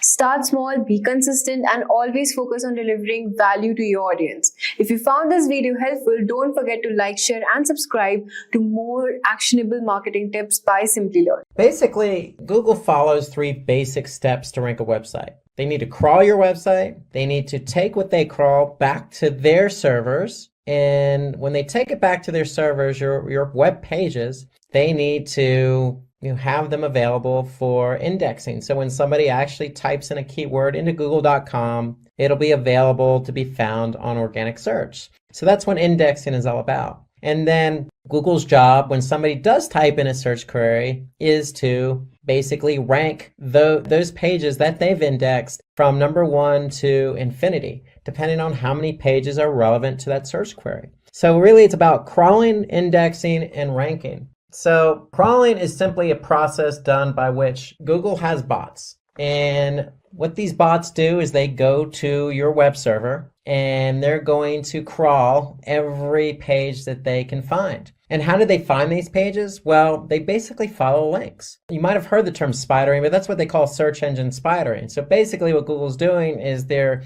building a web, so to speak, all the links that they're following. And so when they can follow all these links on your website, they're going to be able to crawl them. And when they crawl them, basically they're going to take that content and store it on their servers so it's available in their index. So based on this method, Google finds out which websites have relevant content and which ones don't based on certain keywords that are typed into Google. Because if they can't crawl your website, you're not going to be found. And if you can't be found, then you're not going to show up for relevant keywords. So we need to make sure your site's available to be crawled. And we'll talk about that a little bit later. Okay, but let's show you an example. So let's just go to Google search. And if I type in the keyword Simplilearn, okay, I could see I have 1,010,000 results. Okay, and that's how many results are showing up for Simplilearn. Okay, now they may not all be Simplilearn pages, but nonetheless, Simplilearn is ranked number 1 here organically, and there are 1,010,000 pages related to the keyword Simplilearn. Now, when it comes to organic search, we don't want to get it confused with paid search. So anytime you see paid search, you're going to see something that says ad next to it. Okay, so we could see that there are paid ads here, but when it comes to organic search, those are generally below paid ads. And so that's where Google counts the 1,010,000 results. And so that's the whole idea behind crawling and indexing. Google's able to crawl Simplilearn's website, and based on all the pages that they gather, they're going to make those pages available in organic search. So if you type in a keyword and your web page is not available for indexing, then you're never going to show up for that keyword. So that's why it's important to make sure your website is available for crawling and indexing. And so when a user types a query on Google search, the most relevant websites that are in Google's index are going to appear in the search results. So in the example I gave with Simplilearn, well, Simplilearn is the brand name of the company Simplilearn. So there's a lot of relevancy there. So that's why you see Simplilearn show up here organically, number 1.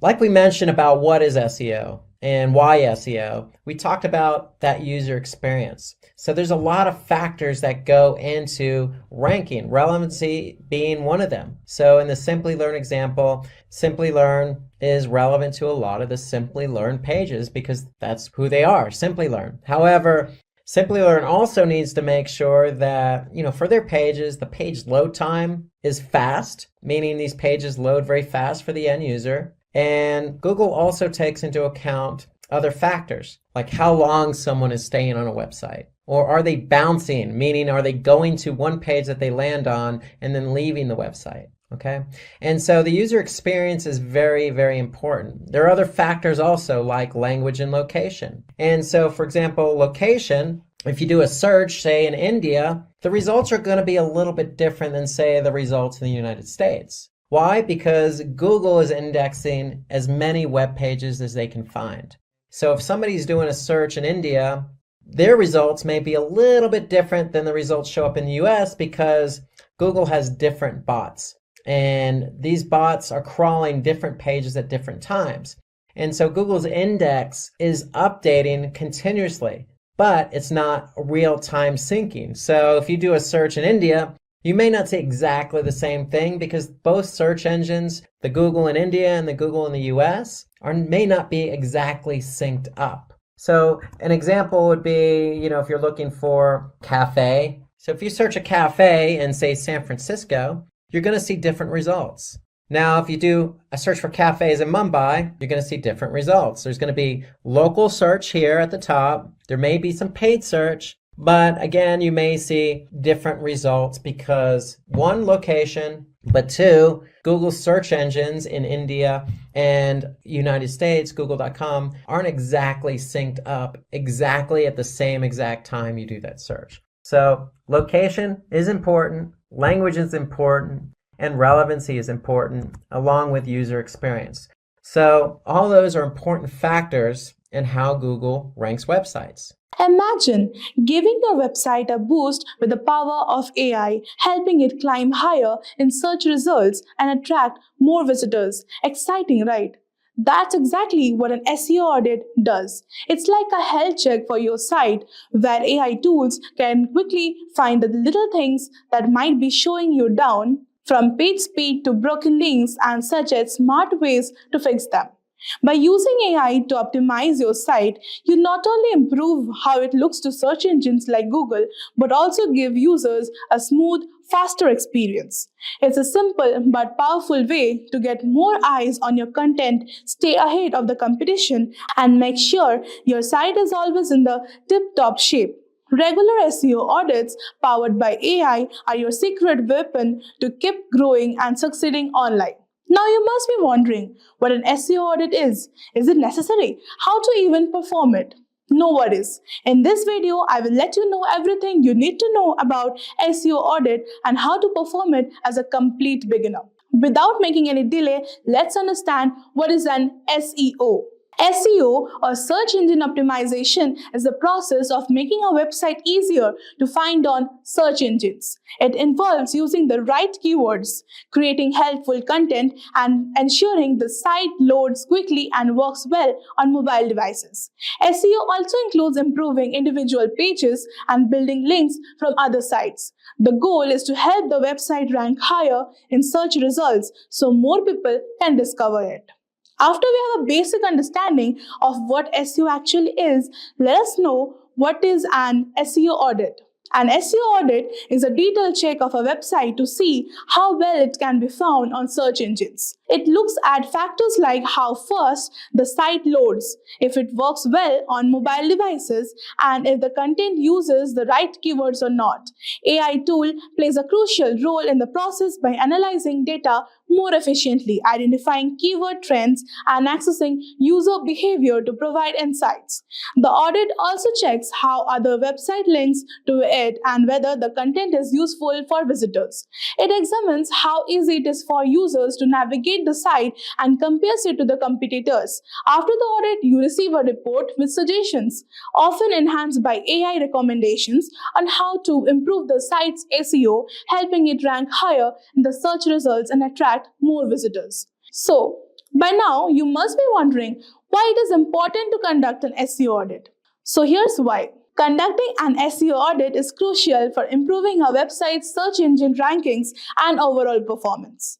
It helps identify technical issues such as broken links or poor site structure that can hinder search engine crawling and indexing. Additionally, an audit enhances user experience by ensuring the site is mobile-friendly, fast, easy to navigate, which reduces bounce rates and increases conversions. It also ensures content remains relevant and optimized for target keywords, driving organic traffic without the need for paid ads. Regular SEO audits help websites stay updated with algorithm changes and provide insights into how to outperform competitors. Now, the most important part, I will let you know the 2 AI tools to conduct a basic SEO audit for complete beginners. So let's get into the video. So the first SEO audit website I would be talking about today is AIO SEO, that is all-in-one SEO.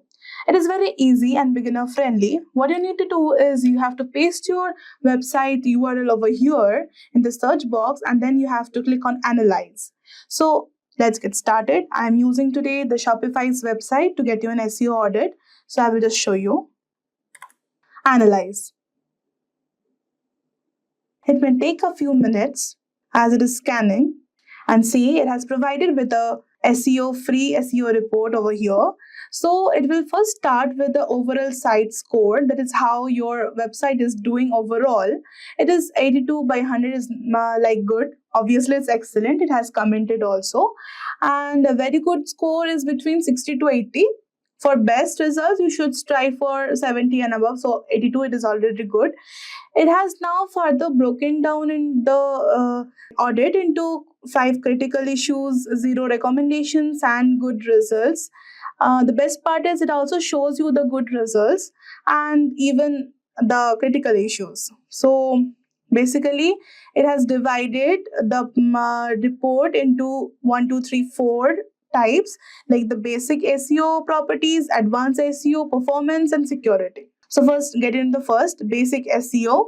So it is good. It is good. Like the correct symbols are for those that are working well on your website, and the cross red mark is basically you need to fix this issue. So some images on the page have no alt attribute. So like there are 51 links. You can even see the URLs over here.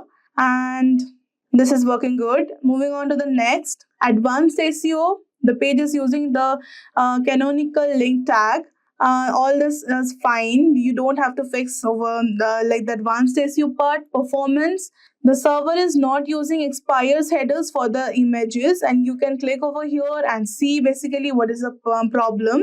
The page makes 43 requests. More than 20 requests can result in slow page loading. The performance would be less because it makes 43 requests. More than 20 requests can actually hamper the page loading. So it is necessary. You need to focus on this. And the size of the HTML document is 73 KB. You need to also focus over here. So this is over our recommendation of 50 KB. So they will provide you the recommendations too. And basically, this is nice, I would say. Moving on to the security part, everything looks nice. Directly listing seems to be disabled on the server. That is nice. And see, it is very beginner friendly. And the best part is you can even download the report from here. Like you can click on download and get the whole report into your own device, and you can see and make the free changes. So it is very beginner friendly, and I would suggest that use it and have a for all the beginners, I would say use it, and it would help you to get a free SEO report. The next website I would be talking about is rankmath.com. It is also an SEO analyzer, and this is nothing different. You will just need to paste your website URL over here and then click on analyze. And after that, you will get the free report. Your free SEO audit report is ready. So it is giving you the overall website score. It is 82. It is nice. We have seen it. And there are 0 warnings and 3 failed tests. So let's see, move on. Common keywords, SEO description. So it has given a right symbol that the meta description was found, and it is 145 characters long. So it has no problem. You don't have to fix anything. And yeah, coming to the image alt attributes, as we have seen in the previous website, SEO audit, that some images on your homepage have no alt attributes. So yeah, you will need to say this. And the best part over here is, you will be getting some recommendations on how to fix it. So if you click on it, basically it will give you some suggestions that check your images for missing alt tags and add useful descriptions to each image. Add your keywords or synonyms, but do it in a natural way.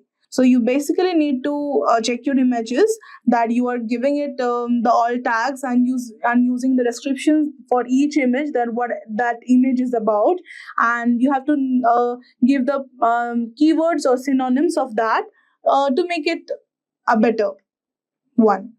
So this all looks good. Links, ratio, SEO title. Coming to the next, advanced SEO. Search preview is good. No problem is there. And scrolling down, you will see that it all works good. Performance is also good, but yeah, we can see one cross symbol. Your homepage makes 42 requests. More than 20 requests can result in a slow page loading. We have found this in the previous audit also, so like it will give you how to fix. Try to replace embedded objects with HTML5 alternatives. This HTML new version has some alternatives, and you need to replace the embedded objects of that. Page size, the size of the HTML document is 71 KB over the average of 33 KB, and our recommendation is of 50 KB. You need to their recommendation is they're recommending you need to do it on 50 KB and you are having 71 KB. Then let's see how to fix it. First, remove any unnecessary tags from your markup. Okay, from that HTML you need to remove the unnecessary tags. This includes developer comments which are invisible to your users, search engines, and ignore the text in comments too. Sometimes inline CSS is a culprit. Okay, a little inline CSS can help your page render faster. Too much will bloat the HTML. Obviously, they prefer outline CSS, and inline CSS is not preferred. You can reduce the CSS repetition with HTML class and ID attributes. That is fine. Everything you need to change on the HTML CSS, that is coding part, and everything else looks fine. You can even share an email and print this SEO audit. And I will say this is 3 million plus happy users. So it is basically a very good website for a free SEO audit, and is very beginner friendly.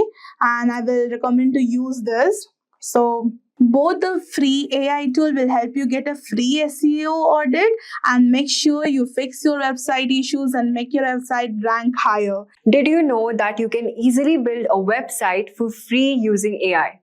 And that's not a trick. It's completely true. Thanks to the amazing new AI tools, anyone can create a website even without writing a single line of code. Even if you have no technical experience, you can set up a professional website quickly and easily. In this video, I'm going to show you how you can build a website without even writing a single line of code, using the power of AI and no-code tools. In today's video, we have split this video into 2 parts to make it more simple and easy to follow. So whether you are a complete beginner or a business owner or even a student, this is something anyone can do. In the first part, I'll guide you through how to build a website using Pantheon and WordPress. You don't need any coding skills for this. Plus, we will use Gravity Write, an AI tool that helps you generate content for your website, like About Us page or blog post. AI will take care of everything from writing to saving your time and also giving the maximum effort. In the second part, we look at some of the best AI website builders like Durable, Cleap AI, and Pineapple AI. These tools are actually free of cost and can build your website for you just in few seconds. You don't even have to worry about the design or content. AI will handle everything. It's fast, easy, and perfect for anyone who needs a website but doesn't want to struggle with coding. So if you're looking to create a website quickly and for free, you're in the right place. Stick around and I'll show you step by step how to get your website live using these top-notch code and AI-powered platforms. So let's get started and see how AI is making web design easier than ever. So let's move on to the demo part. Alright, so now that we know what we're going to cover, let's jump into the first part, which is building a website using Pantheon. And this is the Pantheon website we have logged in. And for this, you have to just click on Get Started. And then we will move on to the WordPress part. So here, as you can see, you have to just simply fill up your details. So I've filled up my details here and just click on Continue. Wait for a few seconds till the dashboard is being loaded. And then you have to just simply click on Create a Site. And then we will be selecting WordPress. So now, as you can see, we have successfully logged into our Pantheon account and we have also created our account. Now the next step will be installing this WordPress account and then deploying our website in Pantheon in WordPress. So we will just simply click on WordPress here. Okay, you have to enter your Pantheon site name. Suppose I want to keep my name as Urban Threads India, and then just click on Continue here. So as you can see, the site name already exists. So we have to just change our name. We'll just put new over here. Let's see what it shows. New Urban Threads. And just click on continue. So if this website name is not registered, it will successfully create my website using this particular name. So now the dashboard is being loaded. We just have to wait for a few seconds till it deploys our WordPress.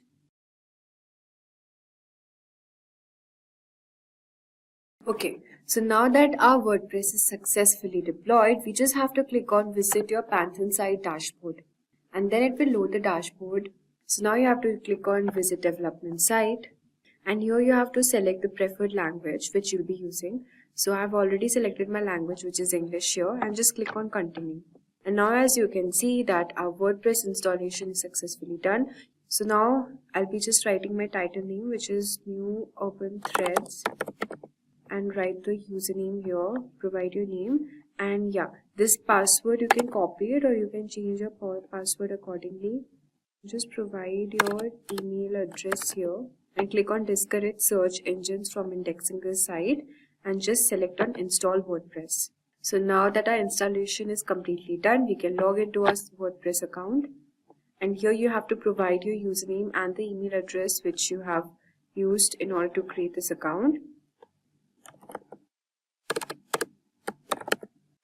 Copy paste the password here and just click on login.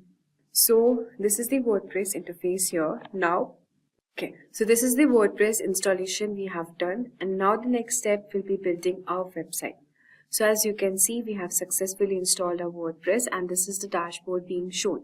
Now you have to click on plugins and just select add new plugin, and from here you have to select plugin which is a starter template and just select enter. So this is the template which we will be using to create our website.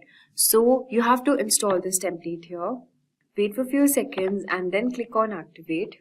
So there are two ways of building our website here. The first one is using the AI website builder, which will be using features like ZipWP to help to build a website faster. And the second step, which is quite old and traditional, which is using the classic starter template.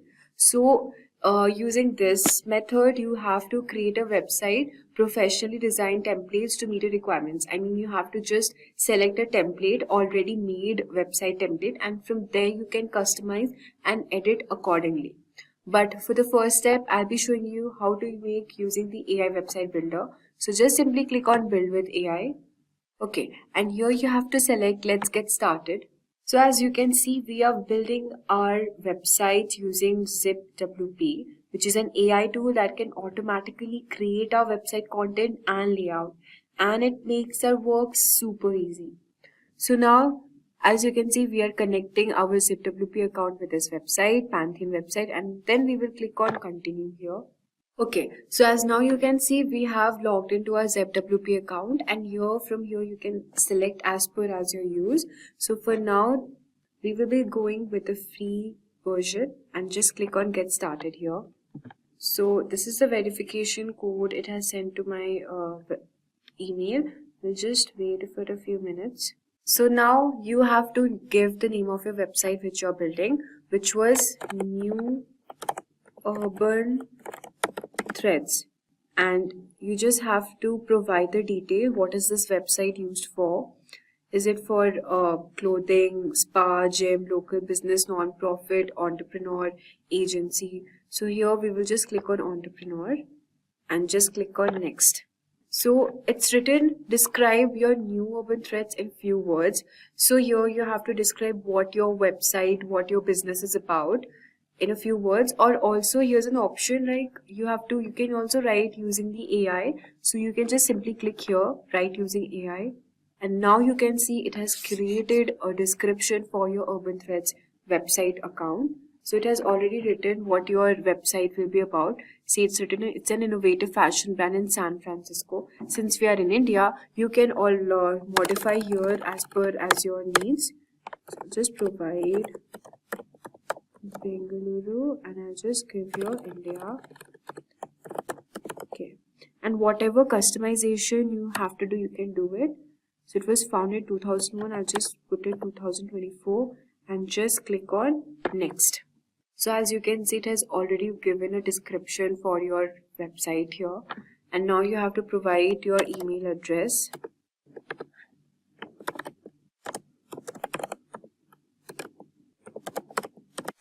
You can also add your social media account if you want to, and just click on next here. Okay, so these are the images you want to pick. So just select on the images. Since it's my clothing online store, you can just select few images from here. You can select this. You can also just simply search here fashion or street style fashion. Okay, so as you can see, these are few images it has shown for us. I'll just select this also.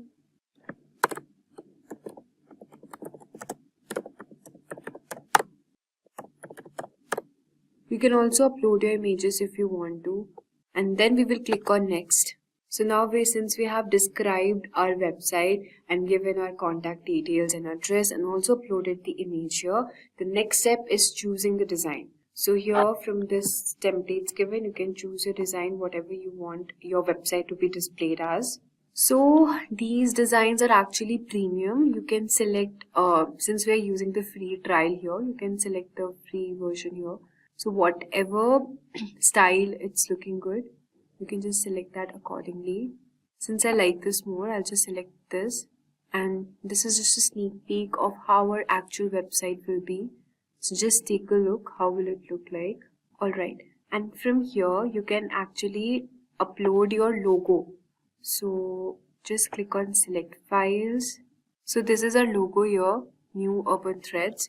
And you can also decrease the logo width accordingly.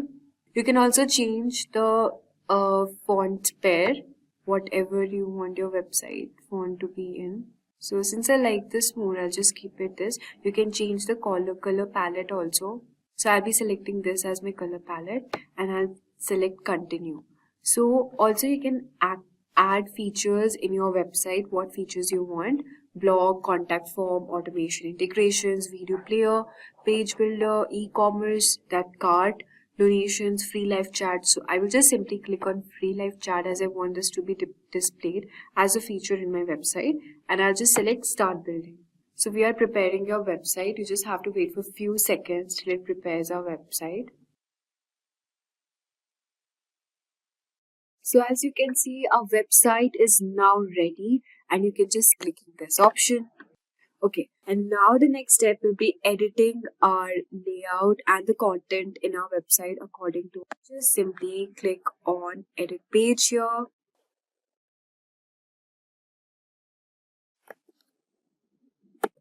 So from here you can just edit the home page, sustainable or okay. So this is the description here. You can add it accordingly, or you can also ask the AI to write it or make it more shorter here. You can also change the layout of this button, and from here click on content and the image icon you want it to be. So if you want this icon to be labeled, you have to just click on select here, and what style you want in your title plus your description. You can just change it accordingly. Since I want to keep it in white color, I'll just go with it. And okay, Alex turns journey to some sustainable fashion.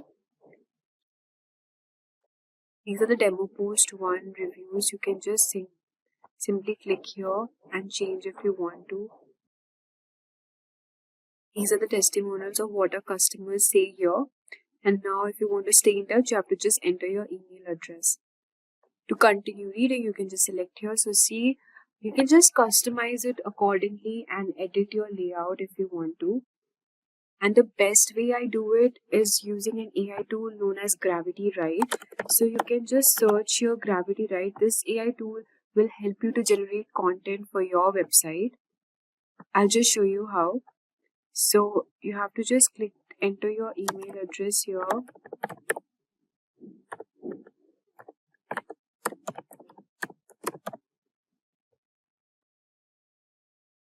Okay, So as you can see, it has got bundles and plenty of option here to provide your content for any of the thing, for booking management, course creator, music, website content. So since I want content for my website, see, you can even get some domain name ideas and create homepage, service page content using this AI tool, which is really amazing.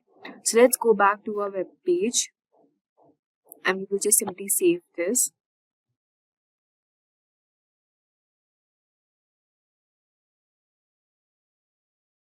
So now we have finally viewed our page here. So this is how our actual page will look like. Our actual website, how it looks like. Isn't it really amazing? Just within few seconds, following few steps, you are now able to create an amazing website. Also, just a quick info for you, if you want to make your career in machine learning and AI, you can unlock your potential in machine learning with Simplilearn's professional certificate course in generative AI and machine learning, which is in collaboration with IIT Kanpur, which is designed for aspiring AI professionals. This program will offer hands-on experience with machine learning algorithms, deep learning, NLP, and many more. A year of experience is preferred. So you can hurry up now and enroll in this course and start your step forward in the future of AI and machine learning. You can find the course link in the description box and in the pinned comment. So now that we have created a website, the next step is purchasing a domain name. For this, you can use one website which is called Web Space Kit or Hostinger. So I'll be showing you here. Just simply type Web Space Kit. And if you think you can buy a free domain, I don't think so it is possible to buy a free domain. It's obviously paid, but then you can use this website to actually buy a domain in lesser price, which is only 139 rupees per month. And you can just view the plans and simply buy. And the next website is Hostinger. So these services will let you buy a domain and host your website in a very small fee. So all the links will be added in the description box if you want to check out these websites and create and buy your domain for publishing it online in the internet. You can use either Hosting It or WebSpace Kit. Also, one more thing. Now that we have decided to move our website for WebSpace Kit for hosting, you need to install a plugin on your Pantheon website, which is known as Migrate Guru. And using this plugin, you can actually, wait, I'll show you the plugin here.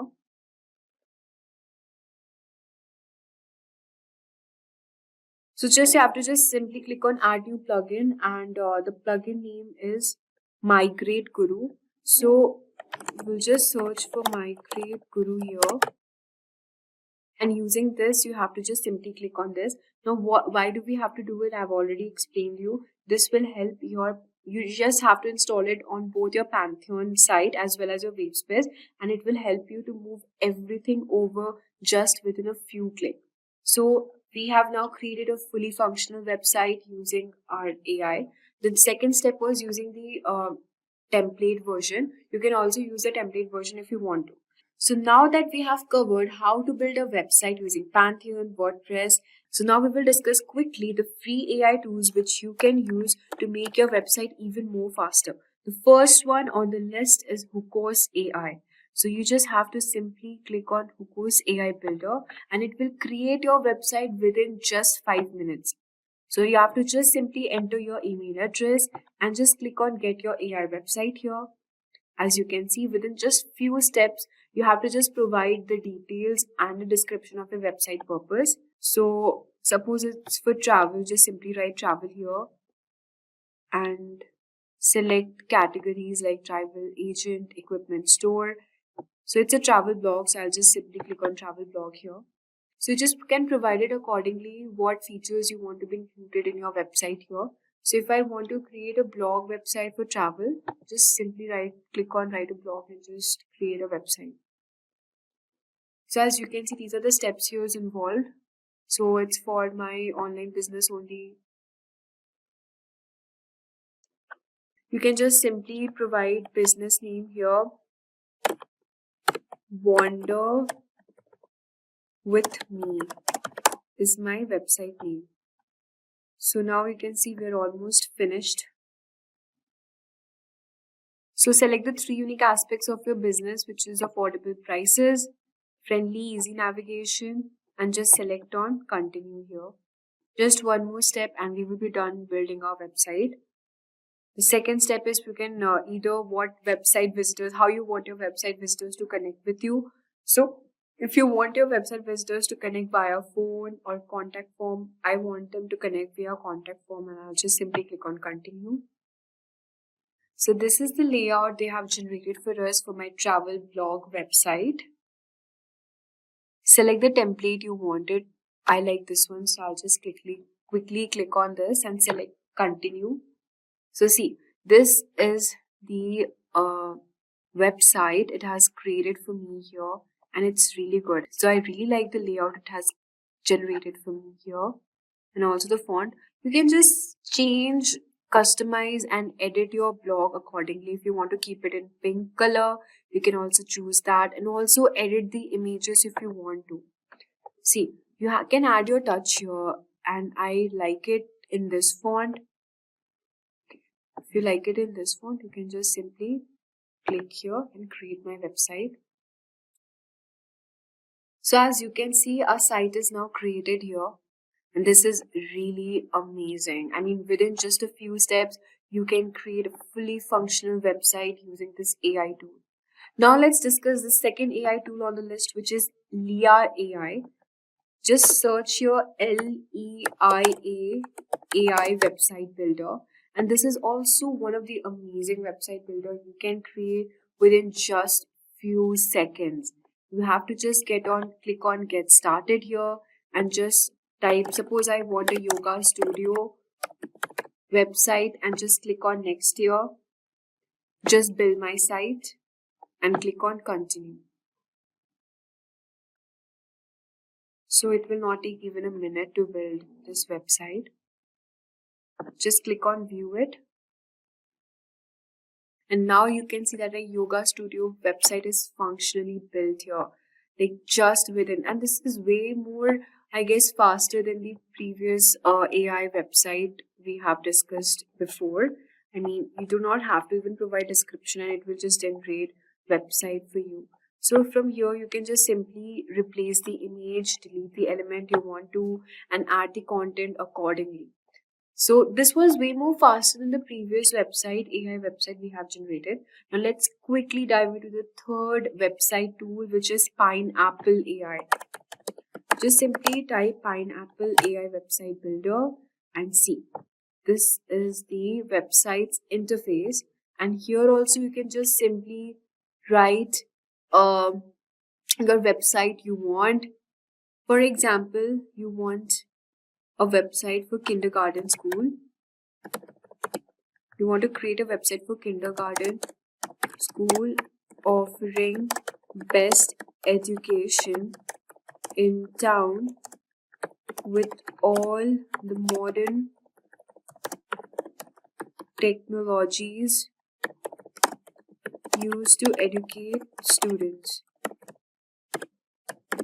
And just simply click on generate here. So see, you have to train your AI and just provide the business details you want to, and just simply click on next option to generate your website.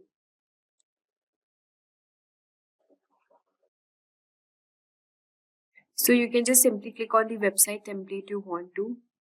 So if I like this one, I'll just simply click here and just click on AI customize, and see, it will generate a website for you. And from here, you can add details to start generation. And like this, you can create a website. I mean, it is good, but I like the previous two AI tools more, which could create really amazing website within just a few seconds.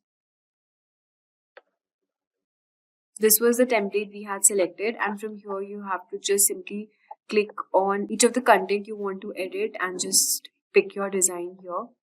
All right. So let's move on to the next website, which is Cleep AI. Just simply search Cleep AI website builder, and let's see how this website is. So you can just simply click on try for free option here. and search for business. If your business is related to health and beauty, just select that. If you're an entrepreneur, select entrepreneur. What name it should be? Fit India. What's your goal to make money online? Location you can set accordingly. With AI, add some information. For information, you can use either Chatgpt or your Gravity Right to generate content.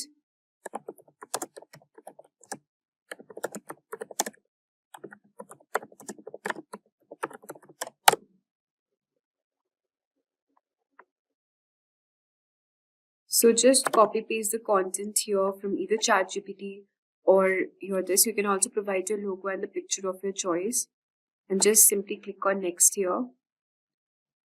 You can choose any of the style you want, and now you can see that your AI is building your content.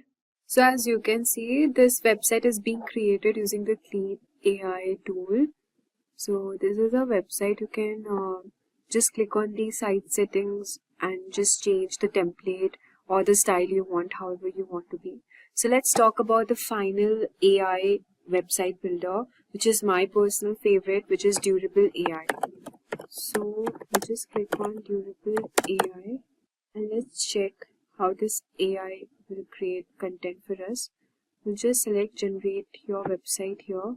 So what type of website are you building? It's you will use the same fashion online clothing store. Name of your business is Trendy Collections. Just click on generate websites. So you just have to wait for a few seconds and our website will be generated. So since I had provided my location, Bangalore, so it has created my website called Bangaluru's latest collection website. You can check it now. So as you can see, our website is now ready and you can also edit your website accordingly. This tool creates websites in a matter of seconds. Just give some basic details and Durable AI generates a complete website including content, images and layout. If you're in a hurry, this is the perfect solution for you. I would highly recommend using this tool. And now you can see the pricing label and everything mentioned here. It's superb. I mean, the quality and the layout it has provided is really good. So now you can just click on edit section and edit accordingly. So guys, we have come to the end of our video. You know now how to build a no-code website using platforms like Pantheon and WordPress, as well as how quickly it generates website using AI-powered builders like ZipWP, Hookoo's AI, Clip AI, and my personal favorite, Durable AI. So whether you want full control over your website or fast AI-generated solutions, these tools are really game changers. So check out the link mentioned in the description box and you are good to go. If you are looking to boost your website's traffic or dominate search engine rankings, then today's video is just for you. We are diving deep into keyword research, a crucial part of any successful SEO strategy. By the end of this tutorial, you'll know exactly how to find the right keywords to help your content reach its full potential. So let's get started. To kick off things first, let's understand what keyword research is. Now, keyword research is all about discovering the exact phrases and terms your potential audience is typing into search engines. Now, by identifying these keywords, you can create content that directly addresses what people want to know, buy, or learn about. This not only drives more visitors to your site, but also helps you connect with those who are most likely to engage with your content. In essence, keyword research is the backbone of a strong SEO strategy, guiding you in crafting content that resonates with your audience. Now that we know what keyword research is, let's dive into why it's so important. Picture this, you're hosting a party. Would you invite random people who might not even be interested? Or would you carefully choose guests who are excited to attend? So keyword research helps you do the latter by attracting the right guests to your website. When you know the exact keywords your audience is searching for, you can tailor your content to meet their needs. This increases your chances of not only driving more traffic, but also engaging visitors who are genuinely interested in what you have to offer.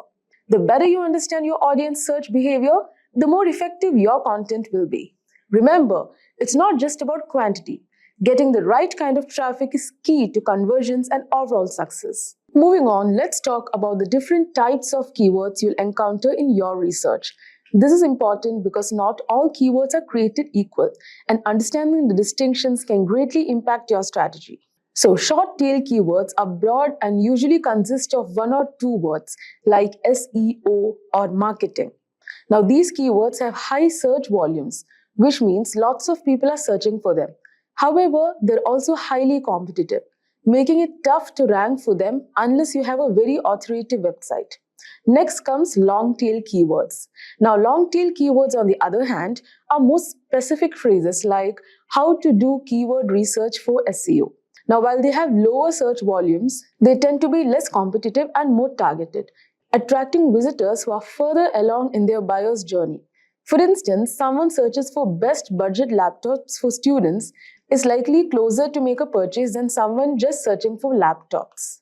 Now, next type of keyword is LSI, which is latent semantic indexing keywords. Now, these are related terms that search engines consider relevant to your main keyword. Now, for example, if your main keyword is digital marketing, then LSI keywords could be online marketing, SEO strategies, or social media advertising. Now, even in this example, if you have given best leather shoes, the LSIs would be official and casual wear, best footwear brand, original leather shoes, etc. So, using LSI keywords helps you create more contextually relevant content with search engines' favor. Now, by balancing these types of keywords, you can create content that appeals to both broad and niche audiences, giving your website a better chance to rank well across different searches. So, alright, now that we have covered the types of keywords, let's explore some of the tools that can help you find them. So, keyword research tools are like treasure maps. They guide you to the keywords that can drive the most traffic to your website. Number one is Google Keyword Planner. So, Google Keyword Planner is a fantastic starting point, especially for beginners. It's free and provides a wealth of information, including search volumes and competition levels for various keywords. You can also discover new keyword ideas based on what people are already searching for. Next is Ahrefs. Ahrefs is a more advanced paid tool that offers in-depth analysis. It doesn't just give you keyword data, it also provides insights into how difficult it is to rank for a particular keyword, as well as click-through rates, CTR, and related keyword ideas. So, Ahrefs is particularly useful for competitor analysis, helping you see which keywords for your competitors are ranking for and identifying gaps in their content that you can exploit. Now, next comes SEMrush. Now, SEMrush is another powerful tool that goes beyond keyword research. It offers comprehensive data on keywords, including trends over time, and allows you to conduct competitive analysis, track keyword performance, and more. SEMrush is a go-to for many SEO professionals because of its all-in-one capabilities. So these tools simplify the process of keyword research, allowing you to focus on creating content that will resonate with your audience and perform well in search engine results. So with so many tools at your disposal, the next step is figuring out how to actually find the best keywords for your content. So here's a step-by-step approach. Number one, start with a brainstorming session. So you can list down potential keywords related to your topic. Think about what your audience might search for and consider different variations of those phrases. So use the keyword research tools we just discussed to analyze these keywords. Pay close attention to search volume, competition, and user intent. The goal is to find keywords that have a good search volume but aren't too competitive. And next, consider user intent. This is crucial. Ask yourself, what is the searcher hoping to find? If someone is searching for best travel laptops in 2024, they are probably looking for product reviews or recommendations. Tailor your content to meet that specific intent, and you'll have a much better chance of converting those visitors into customers. So by following these steps, you can pinpoint the keywords that will not only drive traffic, but also ensure that the traffic is relevant and likely to convert. Now, one of the most effective ways to find high-quality keywords is by analyzing your competitors. This might sound like a spy mission, but it's completely above board and incredibly valuable. So tools like SEMrush allow you to see which keywords your competitors are ranking for. So this gives you insight into what's working for them, and more importantly, it highlights gaps in their strategy that you can exploit. For instance, if you notice that a competitor is ranking well for a keyword like affordable SEO tools, but their content is outdated or lacking in detail, you can create a more comprehensive and up-to-date piece to outrank them. So by leveraging competitor insights, you can stay ahead in the SEO game, ensuring that your content is always relevant and competitive. Now, finding the right keywords is only half the battle. The next challenge is using them effectively in your content. So here's how you can do that. Number one, place your primary keywords in strategic locations such as title, meta description, headers, and throughout the content. This signals to search engines that your content is about, helping you rank for that keyword. Number two, avoid keyword stuffing. This old school tactic doesn't work anymore and can actually hurt your rankings. Instead, focus on naturally integrating keywords and using variations. For example, if your primary keyword is digital marketing strategy, you could also use online marketing strategy or effective digital marketing tactics to make your content more readable and engaging. Now, the third one is using LSI keywords to add depth and context to your content. This not only improves readability, but also helps search engines understand the broader topic of your content, which can positively impact your rankings. Remember, the goal is to create content that's both optimized for search engines and enjoyable for your readers. Lastly, keyword research is not a set it and forget it process. It requires regular monitoring and adjustment. SEO is a constantly evolving field, and what works today might not work tomorrow. So make it a habit to regularly check how your keywords are performing. Use tools like Google Analytics to track your rankings and see which keywords are driving the most traffic. If you notice that certain keywords are underperforming, consider tweaking your content or trying out new keywords. So by staying on top of your keyword strategy, you can ensure that your content continues to perform well and adapt to changes in search trends. And there you have it, a comprehensive guide to keyword research. I hope you found this tutorial helpful and that you are now ready to start finding the best keywords for your content. Remember, keyword research is all about understanding your audience and creating content that meets their needs. If you enjoyed this video, don't forget to hit the like button and subscribe to the channel and ring the notification bell so you never miss an update. Imagine this. You're sitting in a cozy corner of your favorite cafe, sipping on a warm cup of coffee. Your laptop is open, and within minutes, you have just created a high-ranking blog that could potentially earn you hundreds, if not thousands of dollars. Sounds good to go true?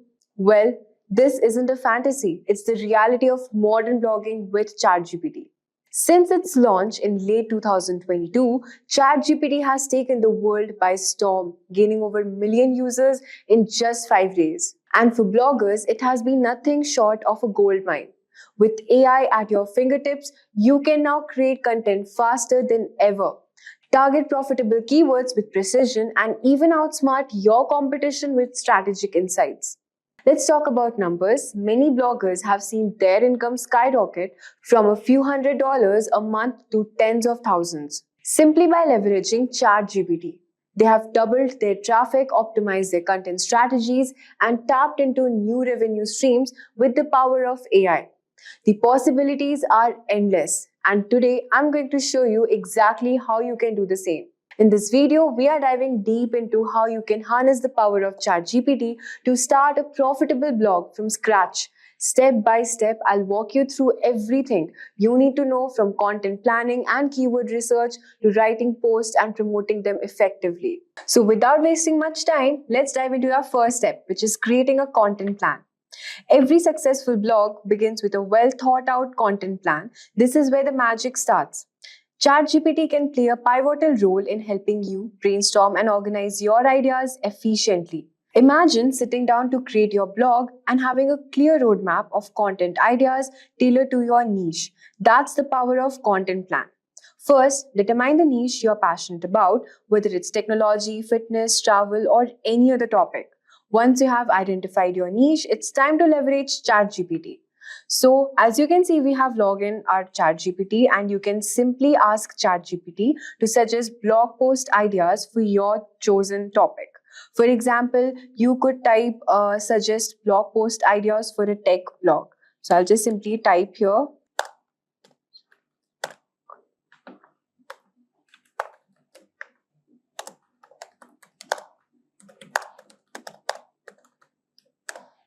And I'll just press enter.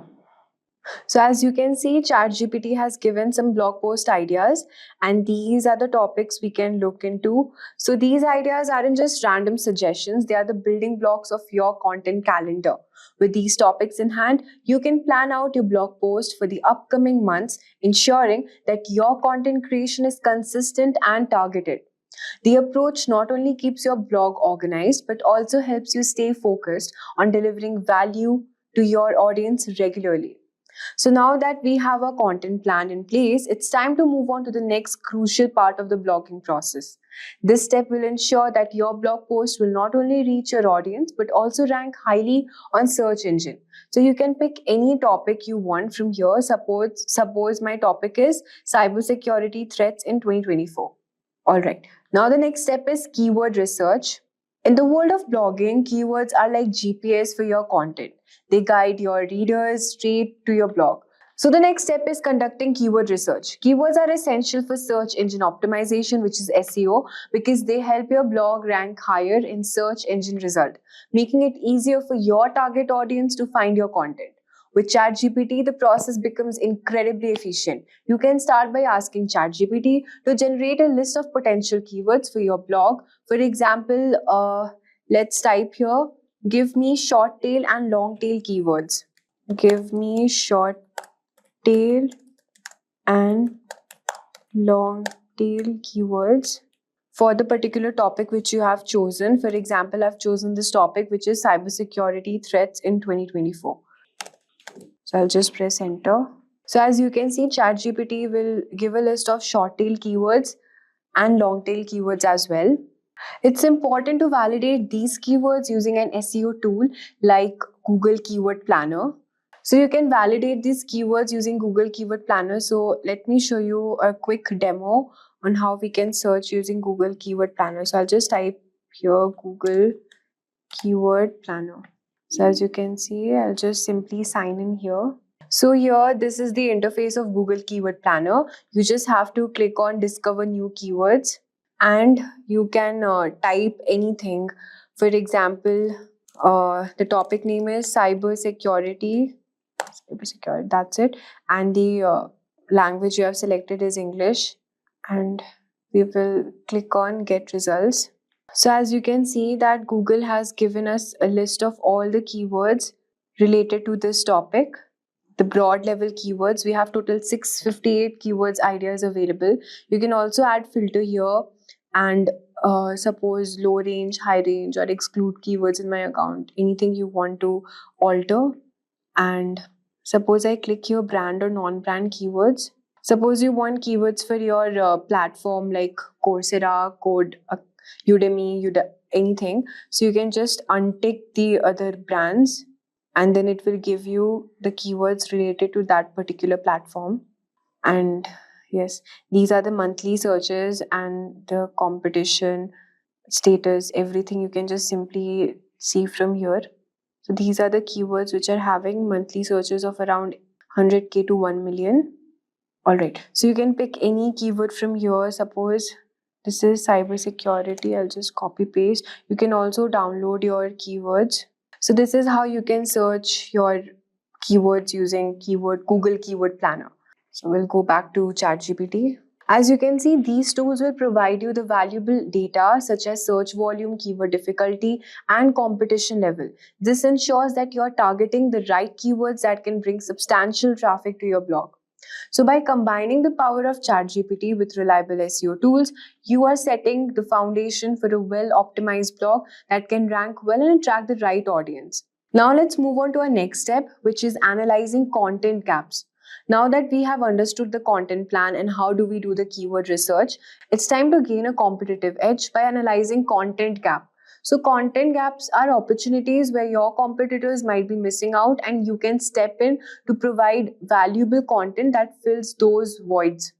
So ChatGPT can assist you in this process by helping you to analyze what top ranking blogs are doing and how they might be lacking. So we can just simply type a prompt here, which is analyze the content gaps. Suppose analyze the content gaps. And you can just mention the competitor's blog post. So we can simply search for that keyword which we have chosen, cybersecurity. And you can see the first blog post which is from Cisco, what is cybersecurity.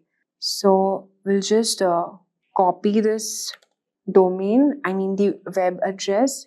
And here We'll just copy paste and just simply click enter. So as you can see, the ChatGPT was unable to analyze the content gap. So we will just again we will give the prompt, analyze the content. Just copy paste this post, press enter. So as you can see, ChatGPT will highlight the areas where you can improve or expand your content to offer something unique and comprehensive. By identifying these gaps, you can tailor your blog post to cover topics or angles that others might have overlooked, giving you a distinct advantage in the crowded blogging landscape. So this strategy not only enhances your content but also position you as an authority in your niche, attracting more readers and high ranking on search engines. So as you can see, we have understood this step. Now it's time to move on to a fourth step, which is building topic clusters. To truly establish your blog as an authoritative source in your niche, it's important to create topic clusters. So topic clusters are groups of related blog posts that revolve around a central theme. This strategy not only helps with SEO but also provides your readers with a comprehensive understanding of a particular subject. So using ChatGPT, you can easily build these clusters. For instance, you might ask create topic clusters for a blog post. Suppose I just type a prompt here, create topic clusters for a blog about cybersecurity in 2024. All right. So we'll just simply click on enter. So here are the list of topic clusters, which are more than just a collection of posts. They create a robust site structure through internal linking, which helps search engine understand the relationship between the content pieces. This improves your blog's visibility and ranking while also guiding your readers through a logical and informative content journey. So as you can see, your topic clusters are now here ready. You have laid the groundwork for a powerful content strategy. Now it's time to dive into the actual writing process, where ChatGPT can once again be your invaluable assistant. So after doing this topic cluster thing, we'll move on to our fifth step, which is outlining and writing the blog post. So the next step of our journey is creating a well-structured outline, which is very important for organizing your thoughts and ensuring that your content flows smoothly. So we will start by asking ChatGPT to generate an outline for your blog post. You might type something like this, which is create an outline for a blog post titled, suppose the title name is Cybersecurity in 2024. Okay. So as you can see, it has created an outline, introduction, emerging cybersecurity, and what all topics you need to include. So it will provide a detailed structure, including headings, subheadings, and that you can use as a blueprint for your post. Once you have your outline ready, you can ask ChatGPT to help expand each section into fully written content. For example, you could input expand the section on heading with the keywords name of the keyword list. So suppose this is the heading, all right. So you can just type here expand the section on heading name with the keywords, and you can get your keywords from Google Keyword Planner, as you can see here. So just simply copy paste the keywords. So copy paste it, just remove all of these things and just simply press enter. So ChatGPT will generate content that fits into your outline, making the writing process faster and more efficient.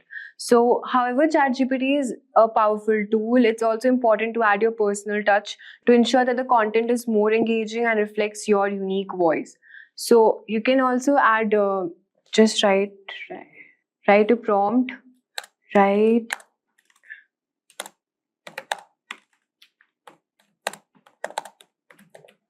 friendly tone blog post and just press enter. So you can modify according to your needs.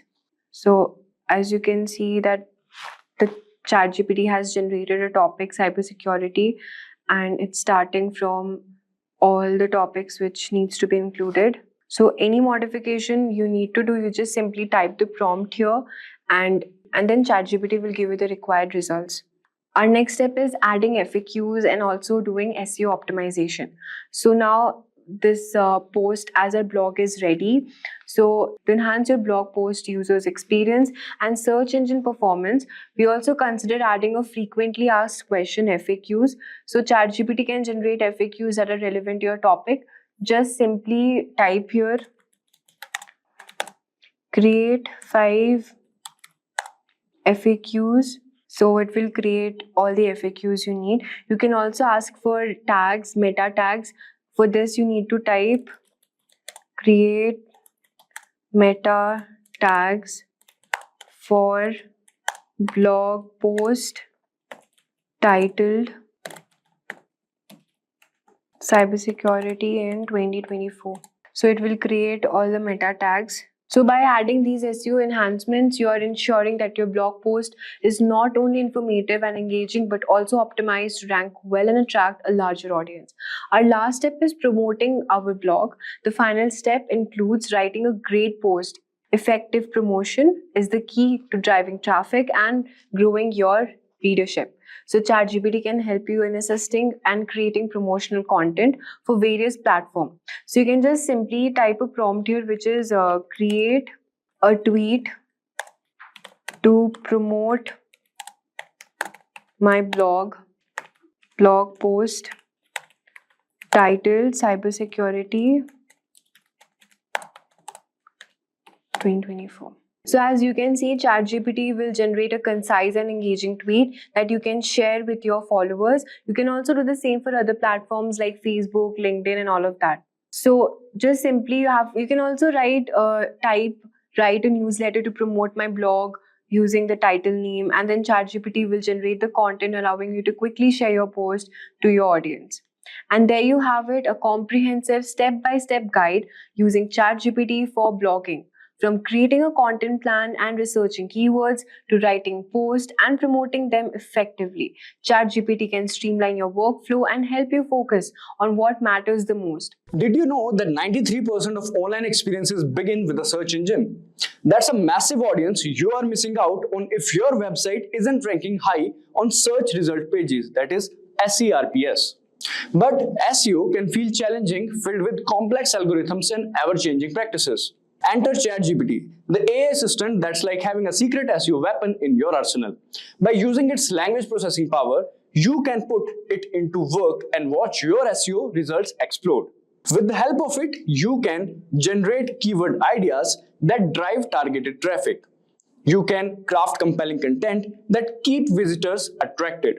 And you can also optimize your meta descriptions and titles for maximum clicks. So in this video, we will understand how using ChatGPT, you can boost your SEO strategy backed by actionable insights and metrics that matter.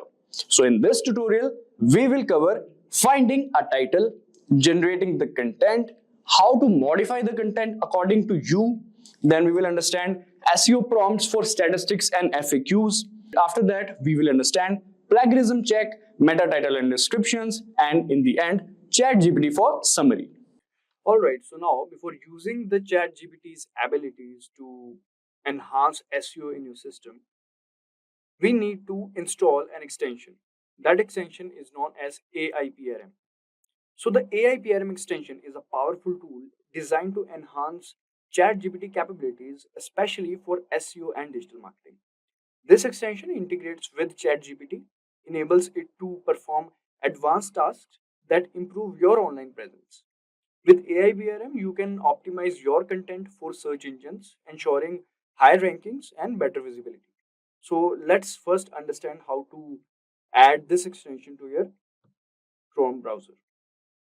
So this is our Chrome browser. Here we'll go and we'll type AIPRM extension. Click on enter. So this is the first link basically. We'll click on it. And this is AIPRM for ChatGPT. Don't get confused with any other extension. This looks like this. And now we'll click on add to Chrome. And then add extension. And that's it. Now let's just click on allow. it is integrated, I believe. Yes. So as you can see, it is also showing a quick start tutorial. Select a prompt template, enter the WordPress or more, send message. So we'll click on get. If you want to view tutorials, you can click on this. Otherwise, you can get started with AIBRM. So as you can see, the whole layout, the whole interface is changed. There are a lot of things over here. Let me explain to you guys what all these things are. Alright, so there are various options under public and on, from which you can filter prompts by topic, as you can see, or activity. And then prompts can be sorted by top videos trending, as you can see. And there are actually 4892 prompts available, and you can see the first 12 on this page, as you can see. And some examples of prompts here is like, you can say Yoast SEO optimized content writer, human written 100% unique SEO optimized article. So these are the examples of prompt. Now, first of all, we'll ask ChatGPT to write a blog post for us on, let's say, fitness. All right. So we'll ask ChatGPT,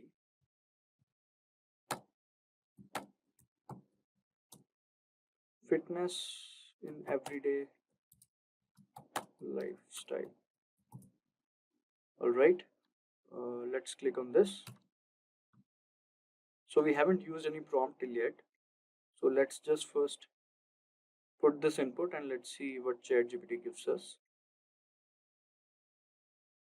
All right. So as you can see, this is the topic name. Importance of everyday fitness, simple strategies to incorporate fitness. Then we can see subtopics are also there. All right. And here's the conclusion. All right. So this is basically our blog post. So now let's say we want to optimize this blog post and we want to do SEO on this one itself. So let's first just copy this.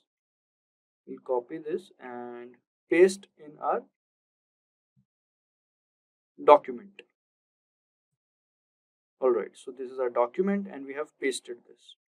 Alright, now let's go back over here and let's say we want to write it in a more familiar, or you can say friendly tone, and in a more explanatory tone you can also use. So let's just write this.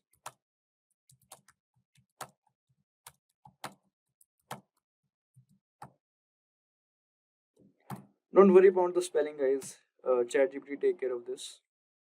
Alright, so let's see what are the changes in both of these blog posts. Let's just wait to finish it. And here's the conclusion. So this is the second blog post. So let's understand the difference in between these two first. We'll first check out for this one. Start small, begin with manageable changes. Alright. As you can see, here it is, begin with manageable changes. Take the stairs instead of elevator. Walk or bike to nearby destinations, or stand and stretch during work breaks. These small efforts can add up over time. Alright, let's just see what is written over here in the second blog post. In the second blog post, it is written, begin with manageable changes that fit seamlessly into your daily routine. For example, or for instance, choose to take the stairs instead of elevator, walk or bike to nearby destination instead of driving, or stand and stretch during work breaks. These small efforts can accumulate over time and contribute to your overall fitness. So if you want to take the second one, which is a few changes, it is more bit explanatory compared to the first one. We can just copy paste this one as well. So you can write a second prompt as well, in which if you want to write in a friendly tone or in a formal tone, you can write like that. All you have to do is to just write the prompt in ChatGPT. Let's just copy paste it. We'll replace it with the second one. Alright, so now we are back in ChatGPT. So now basically we have the blog post content. Basically we have the content of it. Now we want to polish it. We want to select the best title out of it and many more things. So for that, let's just make use of prompts. Instead of writing all these prompts by yourself, you can make use of the prompts that is that comes with AI PRM ChatGPT prompts. Alright. So let's just say we want to write about the title. We want to select a perfect title for this blog post. So what we can do is we'll go over here and first of all we'll select in topics we'll go and we'll select copywriting because we want to write about the SEO optimized title. We want the best title. We'll select copywriting, confirm. Alright, now after this you can just go for prompts, whichever you like. I'm gonna go for this one, blog post title generator, as you can see. Also, if you didn't get what you wanted, then you can go for the search engine over here. You can just type, let's just say if you if you're writing a script basically and you want a perfect title for it, then you can write a script generator or something like that over here. Automatically, whichever prompt that are relevant to it will come. Alright, so we have selected this one, blog post title generator, because we have to create a title for our blog post. We'll click on this, and now all we have to do is to write the name of our blog post. The name of our blog post is, we'll select everyday lifestyle, fitness in everyday lifestyle. Let's just select this one. Alright, now as you can see, you can select the titles to write. It is 5. Let's just select 10. Alright, now the language you can select English, and many more languages are there. We'll keep it in English itself. Tone, emotional or default, let's just be default itself. Poetic, default itself, we'll keep it like this. Alright, now click on this. Let's just see. So according to ChatGPT APRM prompt, these are the 10 best titles that we can implement in our blog post. Now what we want to do is select one best title out of it. Alright, so these are 10. We have to select one out of it. So for that, we'll go to Google Keyword Planner. So this is Google Keyword Planner. We'll click on this, find your campaign and keywords. We'll click on this, visit Keyword Planner. Now you guys might be thinking, what is Google Keyword Planner? So let me explain to you guys. So this Google Keyword Planner is a free tool that helps you find keywords for your online content. It shows you how often people search for certain words and phrases and how much competition there is to rank for those keywords. This way you can choose the best keywords to target in your ads or blog post or website to attract more visitors and potential customers.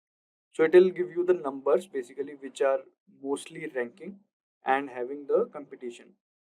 Alright, so we'll click on discover new keywords and let's select where it is. We'll select the first 10. Go to Google Keyword Planner and now here we will paste it. So all 10 of them are pasted. Now what we'll do is we'll click on get results. So after clicking on get results, as you can see, so this is average monthly searches. This is competition. We want the maximum monthly searches, fitness, healthy lifestyle, and low in competition. So according to your preference, you can select from here, and whichsoever, this is 100k to 1 million, and many more topics you can select from here, which has low competition. So as you can see, this treadmill has more average view, 100k to 1 million, but the competition is also high, so we should keep the competition low as well. So we should keep in mind, so we can select our best title from it, so whichever suits. Alright, after selecting the best title, we can go to our, what we call this, blog post to change the title. So this is the new title. Let's keep it like this. Alright, so now our title is done. Now let's go back to ChatGPT.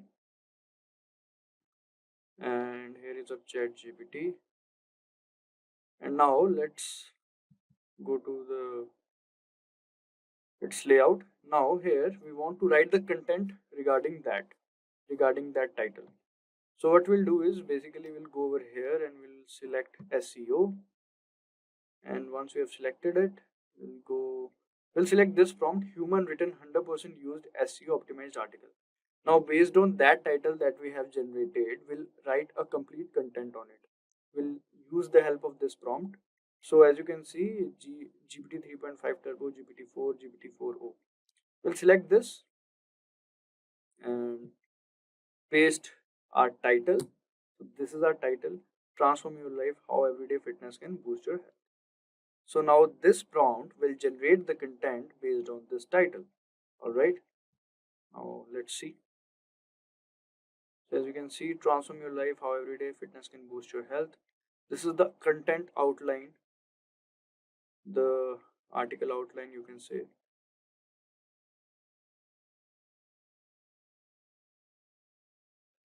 So this is the introduction. What is everyday fitness?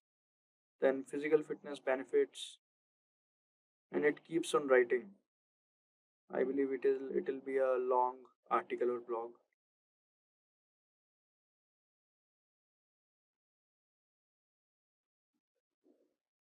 So you don't have to write too many prompts for this. You can just do this and the whole thing will take care of it on.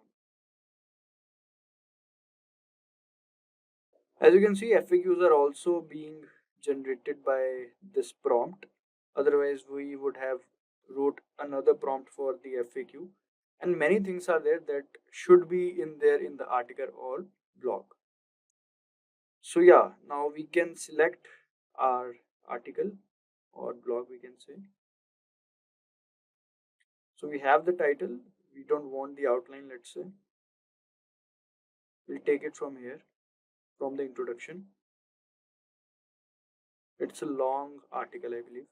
As you can see, this last question is not completed, but you can click on continue generating and it will complete that. We don't want the last question. I think 3 questions or 4 questions are sufficient for us.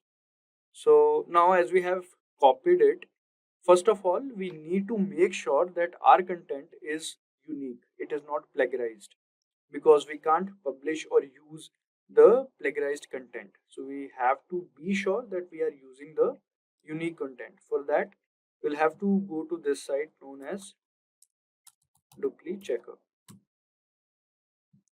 We'll click on this first link, and now as you can see here, we can copy and paste it. We can just exclude this last question as I told you. Alright, now our content, our article is pasted. Now we will check the plagiarism.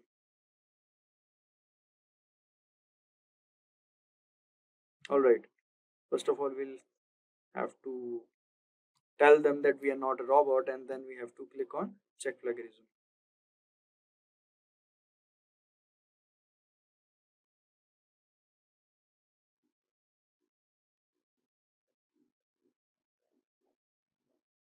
Alright, so it is showing maximum 1000 words allowed per search. Alright, so let's just do one thing. We'll do it, because if you want to do 1000 words, you'll have to go for their pro version or the premium version. So we now have to use some part of it, not the complete part.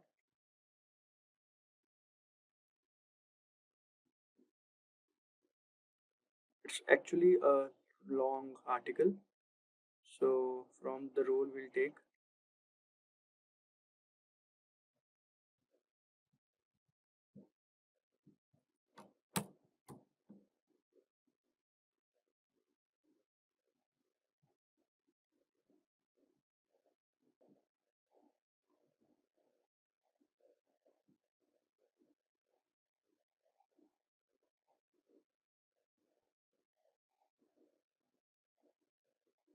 As you can see, number of words is 505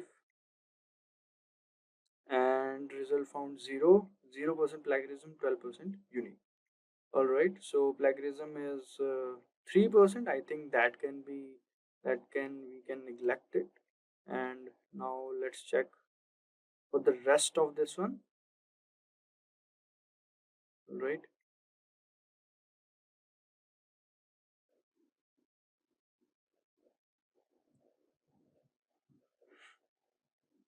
Alright, here we'll copy and paste it.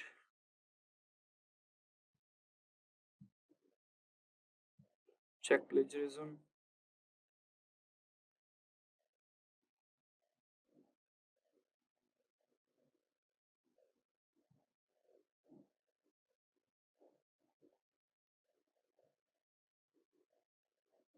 As you can see, number of words 671, 0% plagiarism, 12% unique. So I don't think it will be a problem.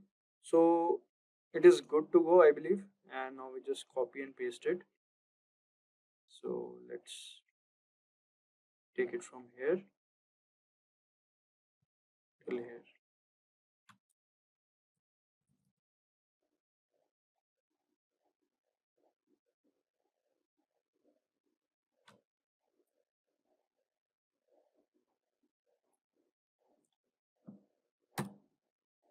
All right, so this is our content now. So our content was not plagiarized, but let's just say if it is plagiarized and is not unique. So what should we do? Then we can simply put a prompt in ChatGPT that make it non-plagiarized or make it unique or rephrase it. But let's say that plagiarized checker, the duplicate checker, mentions the particular lines of where there is plagiarism. So you can select that line, put into ChatGPT, and ask them to rephrase or make it plagiarism free. By doing this, you can make the complete content plagiarism free. It is very easy. Or else you can use a prompt from AIPRM. As I told you, all you have to do is to just type plagiarism free content writer and a particular prompt will come. You can just put your content in that prompt and the rest ChatGPT will take care of. All right. Now to boost your SEO strategy, you must focus on EEAT, that is expertise, authoritativeness, and trustworthiness, and keep that human element strong. Use ChatGPT to improve your content with interesting verified facts and relevant examples. Create a FAQ section to answer common questions and look for any missing information to fill in. These steps will help you make high quality content that connects with your audience and ranks better in search engines. So for that, we'll write a prompt to ChatGPT to include the what we call FAQs and the statistics. If you want to make use of statistics and FAQs and include it in our content, so how should we do that? Let's just understand it. Let's come to our ChatGPT again. Now here what we'll do is we'll write a simple prompt saying no, first we'll go to the new topic. Now here, because otherwise it will keep on writing in that prompt itself. All right, we'll write please add to what we call stats, or you can write statistics, and one analogy and a FAQ section with answers to this content draft to increase engagement. All right, now you want to if you want to paste a particular section of your content, you can also do that, or else you can paste the entire content. It's as per your choice. So let me just paste a particular section. Let's just paste this one, and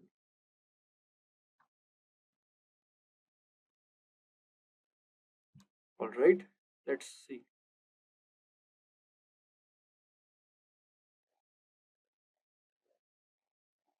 All right, so as you can see, statistics. Studies show that engaging in just 30 minutes of moderate physical activity each day can reduce the risk of chronic disease like heart disease. So these are the statistics and these are the analogies, and this is the FAQ section that you can include in your content or a particular section of the content. Usually these statistics are included in the introduction part to make it more interesting. So you can make use of it and do that. All right, moving forward, let's understand the ChatGPT prompts for meta titles and descriptions. So crafting meta titles and descriptions is essential for drawing readers' attention. So it is necessary that we should use that.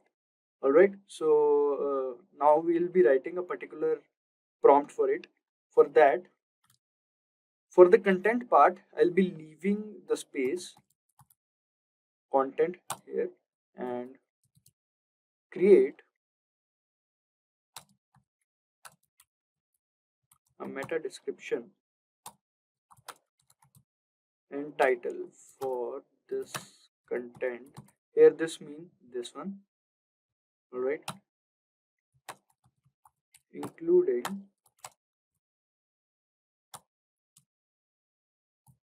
the keyword. Now here we'll mention the keyword, alright. So whatever is the focus keyword or the primary keyword you want to include it in, alright, and make it easy to read and add a CTA. So let's just paste our content over here. So where is our content? This is our content, and let's just use this one again. You have to use the entire content, but I'm just showing you, so you can use this one itself. It will be more than enough. You don't have to worry about it.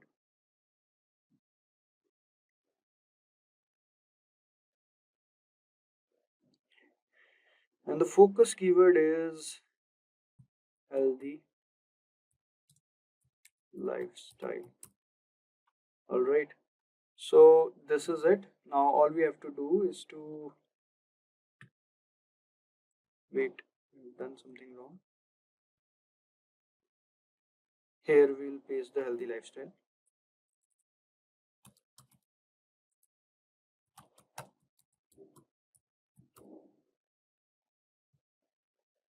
And as we can see, title, transform your health with everyday fitness. This is meta description. Discover how incorporating everyday fitness into your routine can transform your health. This is meta description. This is CTA. Ready to transform your life? Start incorporating everyday fitness into your routine today. So you can make use of it using this prompt. And yes. Now let's understand the Chatgpt prompt for writing summaries. So now, like, writing blog summaries and posting them on LinkedIn and Twitter helps you reach a wider audience. By sharing engaging snippets, you can attract more visitors to your blog, increasing traffic to your website. This practice also establishes you as an expert in your field, building your brand and reputation. So social media platforms facilitate interaction through likes, shares, and comments, boosting engagement with your content. So posting a blog summary in your social media like Twitter, LinkedIn, etc. will be helpful for you. So now let's just write a particular prompt in ChatGPT for creating that blog summary for us. All right. So let's make use of it. We'll write, please create 100-word summary of this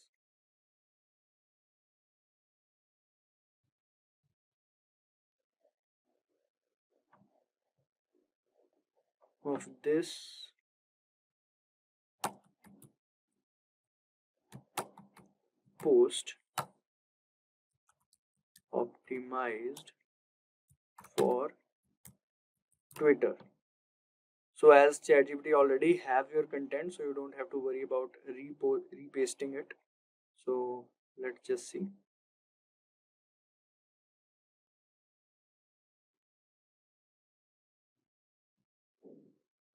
Alright, as we can see, looking to improve your health without spending hours at gym, everyday fitness is the key. Incorporate physical activity into your daily routine for profound effects on your physical and mental well-being. Just 30 minutes of daily activity can reduce chronic disease risk by 30% and boost mental health. So yeah, it has included all the things that we wanted from our content or blog to this. And it also has mentioned the hashtags, hashtag lifestyle, hashtag everyday fitness, hashtag wellness. You can easily post this on Twitter and drive traffic from there. And you can also post this on other social media handles as well. Imagine you started a small business, but it feels like no one knows it's there. That's tough, right? But today, we are going to help you change that. In this tutorial, I'm going to show you how to use MailChimp, a tool that helps you connect with customers through email. So, what is MailChimp? It's a popular platform that helps you send emails to your customers, make simple web pages, and even set up automatic replies, all without needing any tech skills. MailChimp is used by many businesses around the world because it's easy to use and help you reach more customers.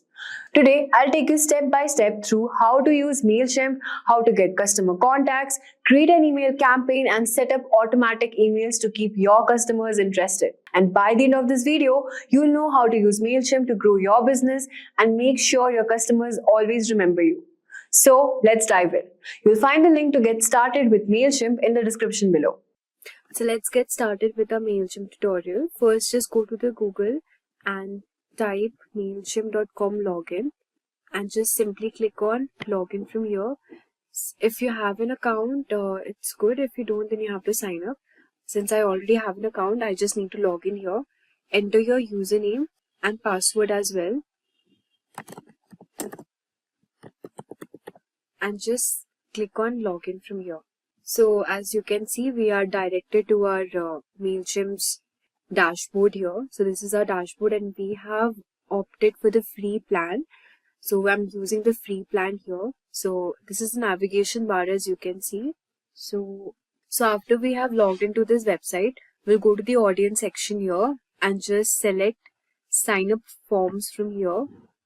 And we'll start this tutorial first by creating a sign up form. So you can also change the audience settings from here. So this is our audience dashboard here. So you can import the contacts. So we'll start this first by looking at the audience section here, where you can manage all your contacts. You can import them, manually add them, or integrate them from another service as well. So if someone emails you to update their profile, like suppose changing a birthday or promotions, you can also do that here. So if you want to add your contact here, you can just simply click on add your contacts and you can set up your audience just by adding your contacts here. So this is how you can add your contact. You can do it from your SMS also, or you can import contacts using a CSV, this TXT file. So just skip this option for now. You can do it if you want to. So the next step is creating a sign up form. So we'll just simply click on sign up forms here and then we will select this option, create new form.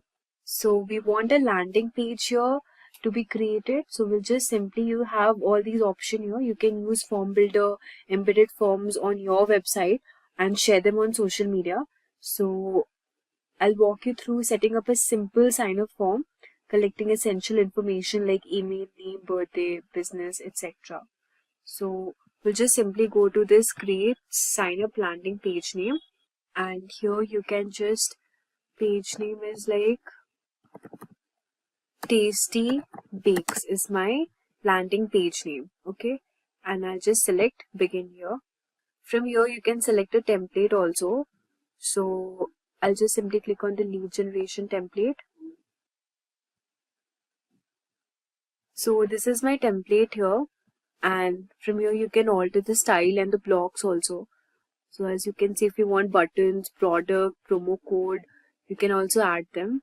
So if you want to add logo, just simply click on edit block. You can replace it with some file if you have. Just select upload here. And since I want a bakery store, I'll just insert this logo. So this is my logo here. And if you want an image to be added at the back of your form, just select image from here. And then you can just simply go on to this upload option. So as you can see, I have uploaded this image here at the back of my page. And I just want to make it small, so I'll just select again image display size, just make it a bit small. Yeah, I want to just keep it like this. Alright, and now if you want to just edit this content here, stay connected with our customers, you can just add whatever you want to be displayed here. Subscribe button is also there, and this is the about us option. So here you can just simply click on this thing.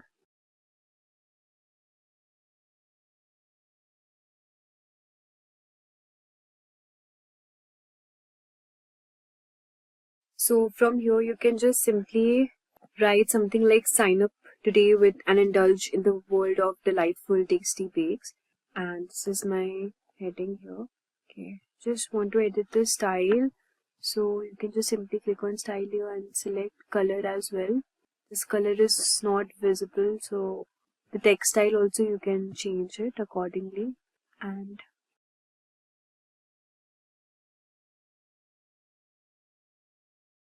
so I've just edited the text here. As you can see, sign up today for tasty delightful cakes, and this is my content here, and this is the form page. So if you click this here, you have the sign up form, and from here whatever fields you want the audience to enter, like suppose I want the email address, the first name and the last name as well, you can just simply select from here. If you want birthday, company, phone number, address, you can select that also, but I just want to keep it minimal, so I'll just select all these options, and then I'll add the button text is here, subscribe.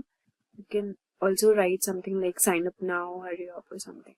Send it to confirmation message, and this is the font size, and this will be displayed here. Success, you have been added to the audience. If you want to modify it, you can modify also, but I want to keep it like this, and just select save and close here. So as you can see, the page is being created. Now I'll just select save and close. So as you can see that our landing page is now ready. So if you want to publish it, you can also publish, and this is the page title and the site icon. And if you want to edit the social share preview, you can edit here also. And this is the URL for our page, and the audience and the tag also. If you want to edit the audience, you can keep it the audience bakery store, or if you want whatever audience. These are the tags. Contacts who sign up will be tagged automatically, and this is the content of our website and the settings and tracking. So I think it's good to go, so I'll just click on publish here. So as you can see that our landing page is now ready. So we'll just simply, we can share a page also. We can just simply click here to our page, and we will be redirected to our page. So as you can see, this is the page we have created. You have to enter your email address, first name and the last name, and just click on subscribe. So this is the page we have created here. Like let's suppose you are entering your email address name, and just you click on subscribe. So this thing will be shown here, success, you have been added to the audience. And now we'll just go back to our page again here. So as you can see, this is the recent form which we created, the bakery store. So now that we have a landing page ready to capture customer details, let's send them some deals. Go back to the main MailChimp page and then click create. So we'll just go back to the main MailChimp page, which is this, and we'll just select on create. And now we will create a regular email here, and we'll just select on this email, create regular email. You can enter your internal email name. Suppose I want it to be Tasty Bakes, and we'll just select on begin here. So now you can edit the name also. This is the internal mail we have. So as you can see, to whom are you sending this mail? You can add recipient. So this is, as you can see, to whom are you sending this mail? You can add recipients here also. From, suppose I subscribed to my form using this email ID which is shown here, and subject is also there. Since now we do not have much audience here, so it's like this. You can also send the time and the subject and write the content as well. So you can add recipients, whomever you want to, suppose a group of people or contacts, you can just import it from here. And you can add subject also, the subject name if you want to be good. Suppose the subject name I want it to be good cake deals for today. And the preview text should be something like hungry exclamation grab a donut, and just select save here. So this is how our subject would look like. You can also send time. You can edit the time here. You can schedule it actually whenever you want your email to be with your audience. So you can select the time here. So actually to schedule it, you need to upgrade your plan. But for now, I'm just showing you, if you already have an upgraded plan, you can do it.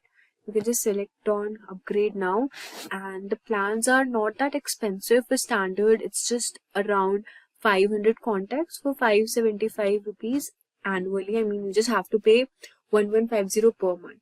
So if you want it, you can just upgrade the plans, and premium you need to pay 11,500, which is for 12 months, and standard plan is 575, and these are the benefits offered here.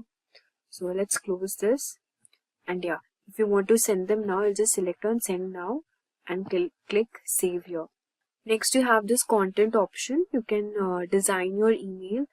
So we'll just select on design email here, and then you can select a template, your email purpose, style, and the industry. The industry type is food and travel, and style, whatever style you want, basic, minimalistic, designed, colorful. I want it colorful, so I'll just select this. Email purpose, newsletter, whatever you sell, products, thank you, welcome, you can do it accordingly. Suppose you want a welcome template, you can click on this welcome also. So we'll just go with the newsletter one, and here you can see that this is a free template here, and we'll just select apply, wait for a few seconds, and this is our newsletter template. You can actually customize this, set a logo. We'll just set the same logo here. Just select on the logo cake, and from here you can add images, upload image, and then just select on this donuts. I want this donut to be displayed as an image. So this is the donuts which I have displayed here, and you can type the content design if you want to. Tasty donuts,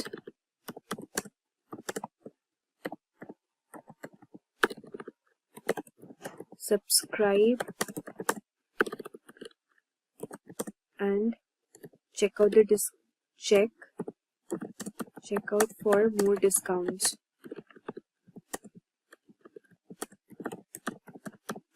And you just select colors also. You can select here whatever you color you want it to be. Suppose I want to keep it minimalistic, so I'll just go with this. And then I think our newsletter email is ready now. So from here you can just click on save and exit. So this is how we have designed our first email here. And if you want to send this mail, regular mail, newsletter, you can do it. This is our email link here. You can also click and edit your custom URL. And if you want to add a social post, you can also add connect to Facebook or your Twitter and Instagram as well. And you can just send this email to the audiences you want to. And this is our newsletter email here. And we'll just click on send. So this is how we do it. So as you can see, we have learned about how do we set up our audience, and then creating a land page, and also setting up a regular mail, how to create mail. So let's now see what other options are there. Now let's move on to the automations here. So you can also choose automations, just simply you can email tagged customer. These are the pre-built journeys, as you can see. If you want to build from scratch, you can also do that. So we'll just click on build from scratch, and you can just provide a name, the internal name.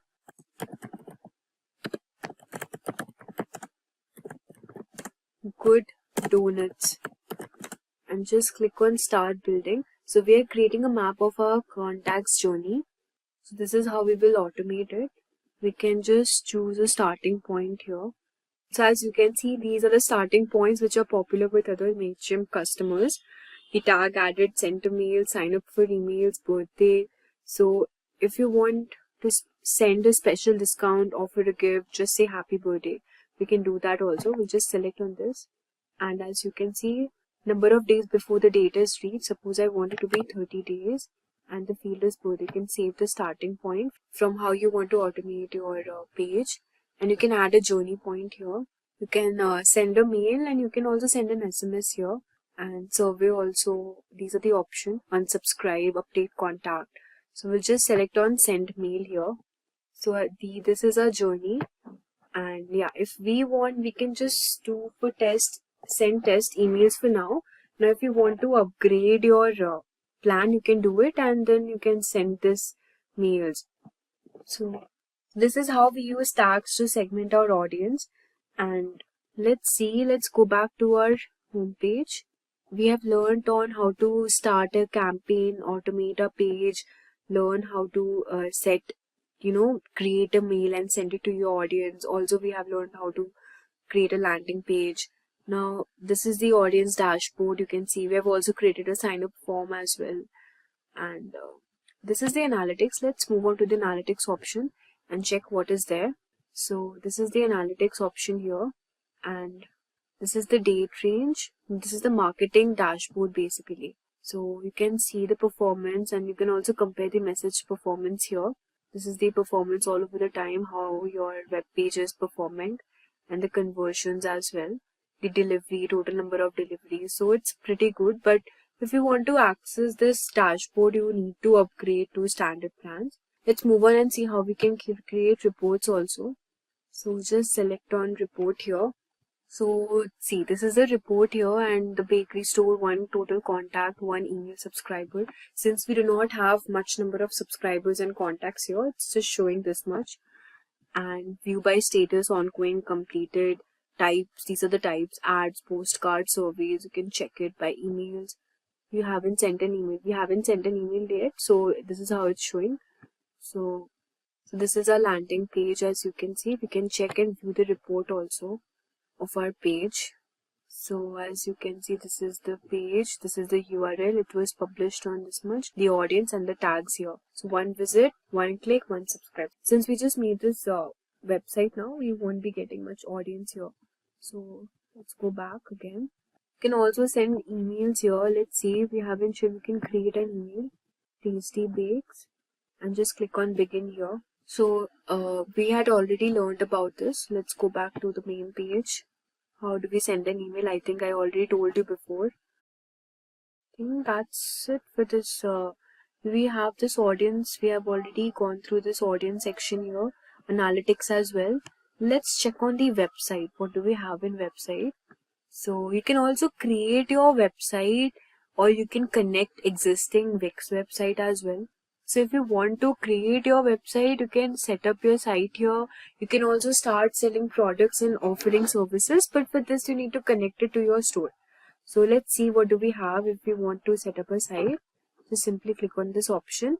So this is the name I would like to use for my website here, and just click on edit my site.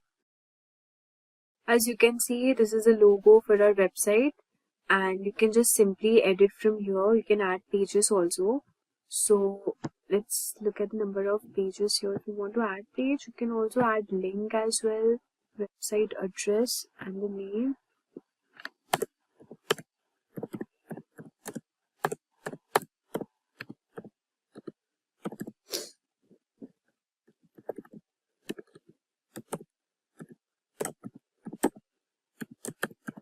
So as you can see, we have added a link over here.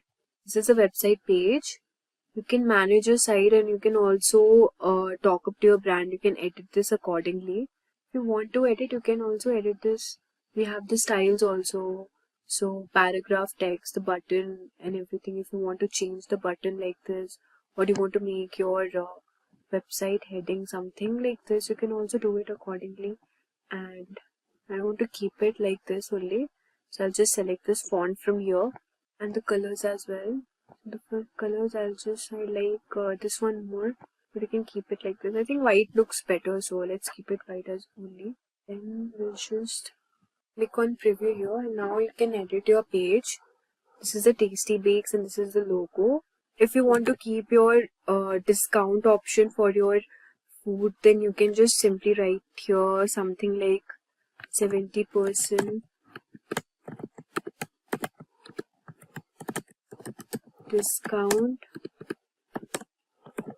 for first time users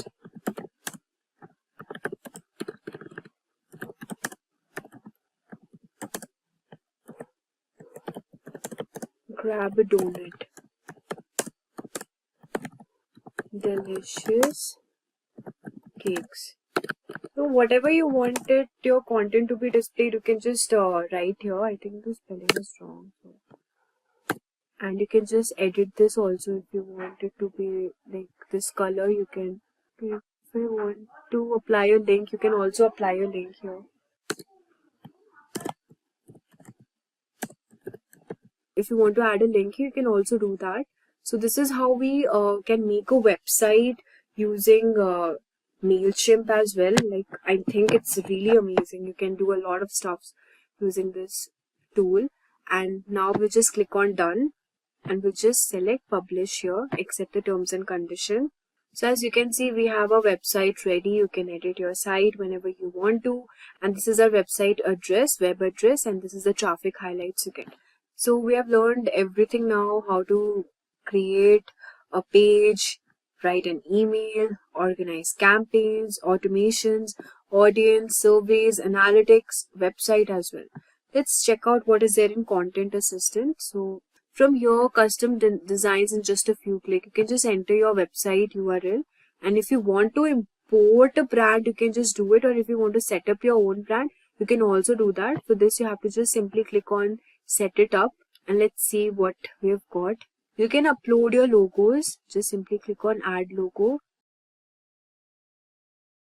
And now you can just select on continue. You can add your colors. Just click on next. You can choose your fonts also. Just click next here. Your brand kit is complete. So this is how we can also create a brand kit. These are the email templates here. And then we also have the integrations at last. So you can connect your apps and integrate it. So you can create, we have already learned how to create a website here. Also you can do a lot of stuff using this, and you can also import your site by using the Shopify store if you want to sync Shopify customers' products to MailChimp and create highly targeted campaigns. You can also do this. You can connect your store with MailChimp as well. Just simply you have to click on get started, and if you want to do it, you can just do it accordingly. So yeah. So we have covered a lot today, from setting up email campaigns, creating automation, building a website, and also scheduling appointments. But for that, you need to have an upgraded plan. We have already discussed what copywriting is. Let's begin with some examples of copywriting. So let's talk about Coca-Cola's Share a Coke campaign. This one was a game changer. By replacing their iconic logo with popular names and bottles, Coca-Cola created a personal connection with customers. It's amazing how a simple idea of personalizing bottles with names can drive people to buy and share more Cokes. Next up, M&M's. Their tagline, "Melts in your mouth, not in your hands," is a classic. It's straightforward and highlights a unique selling point. This catchy phrase makes you remember the brand every time you think of chocolate candies. Now, L'Oreal's "Because You're Worth It" is another powerful example. This slogan is all about self-esteem and empowerment, encouraging people to treat themselves with high-quality beauty products. It resonates deeply, especially with their target audience. So, these copywriting examples made a huge impact by transforming simple ideas into memorable campaigns. Coca-Cola's Share a Coke campaign boosted sales and engaged customers on a personal level. M&M's tagline became a staple phrase that people associated with the product, and L'Oreal's empowering slogan helped build brand loyalty and position their products as a choice for self-care. Now, before going forward, let's take a quick sneak peek into the history of copywriting, or how this evolved. Copywriting began in the late 1800s with John Emery Powers, known as the first professional copywriter. He crafted compelling ads for products like Murphy Varnish Company, highlighting its durability and shine. In the early 1900s, Claude Hopkins revolutionized advertising with scientific methods, creating effective campaigns like the famous Pepsodent toothpaste ad. And as time went on, Apple took copywriting to new heights with memorable campaigns like Think Different. Apple's Think Different campaign, launched in the year 1997, marked a major turning point for the company.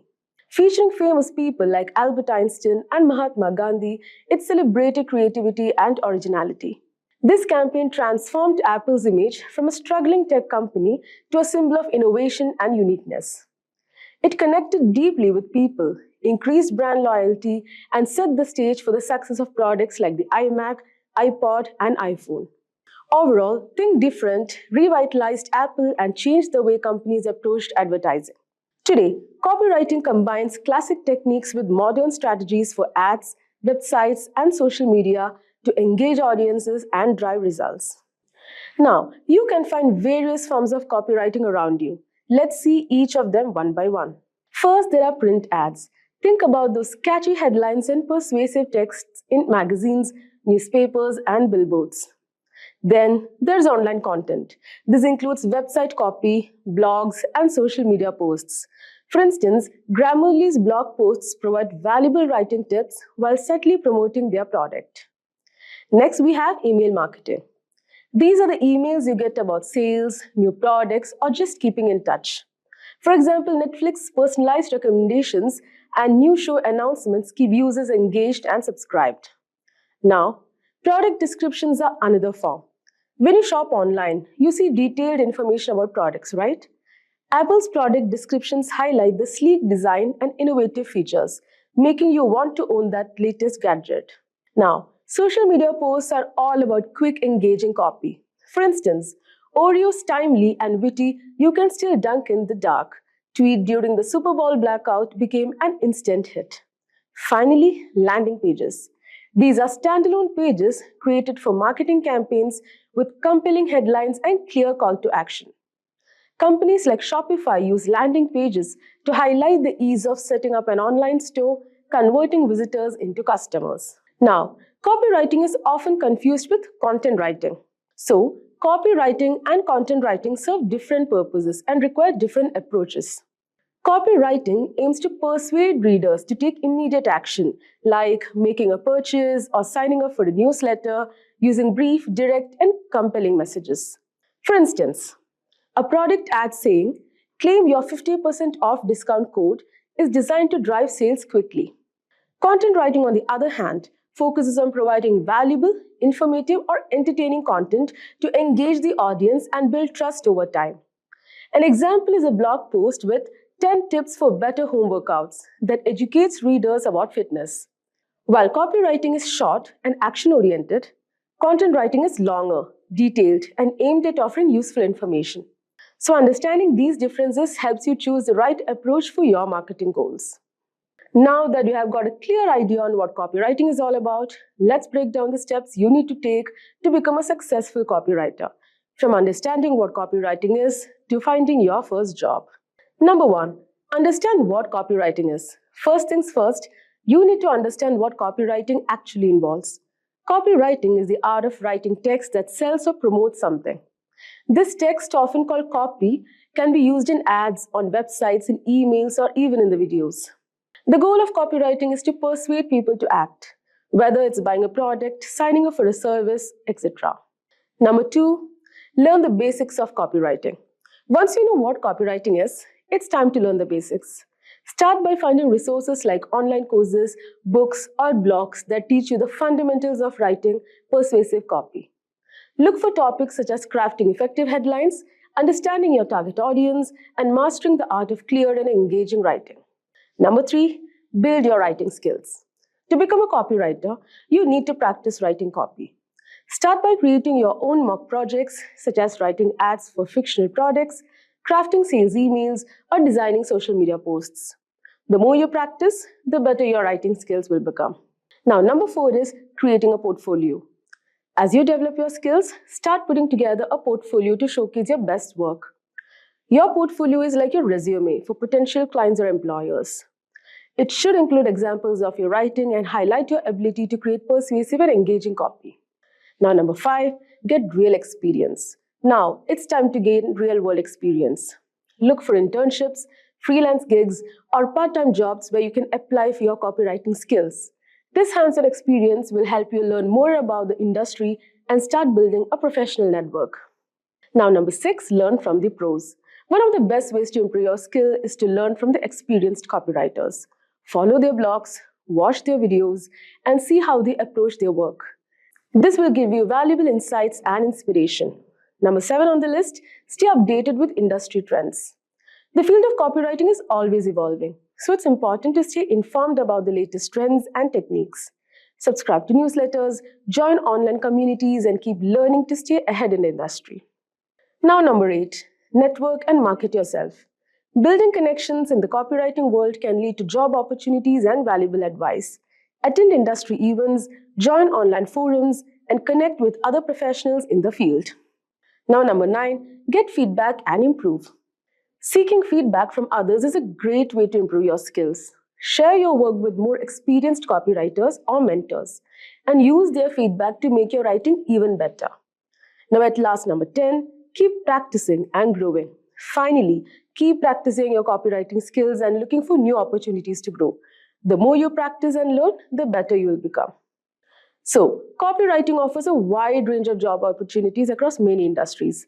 As an advertising copywriter, you'll create engaging ads for TV, radio, and online platforms.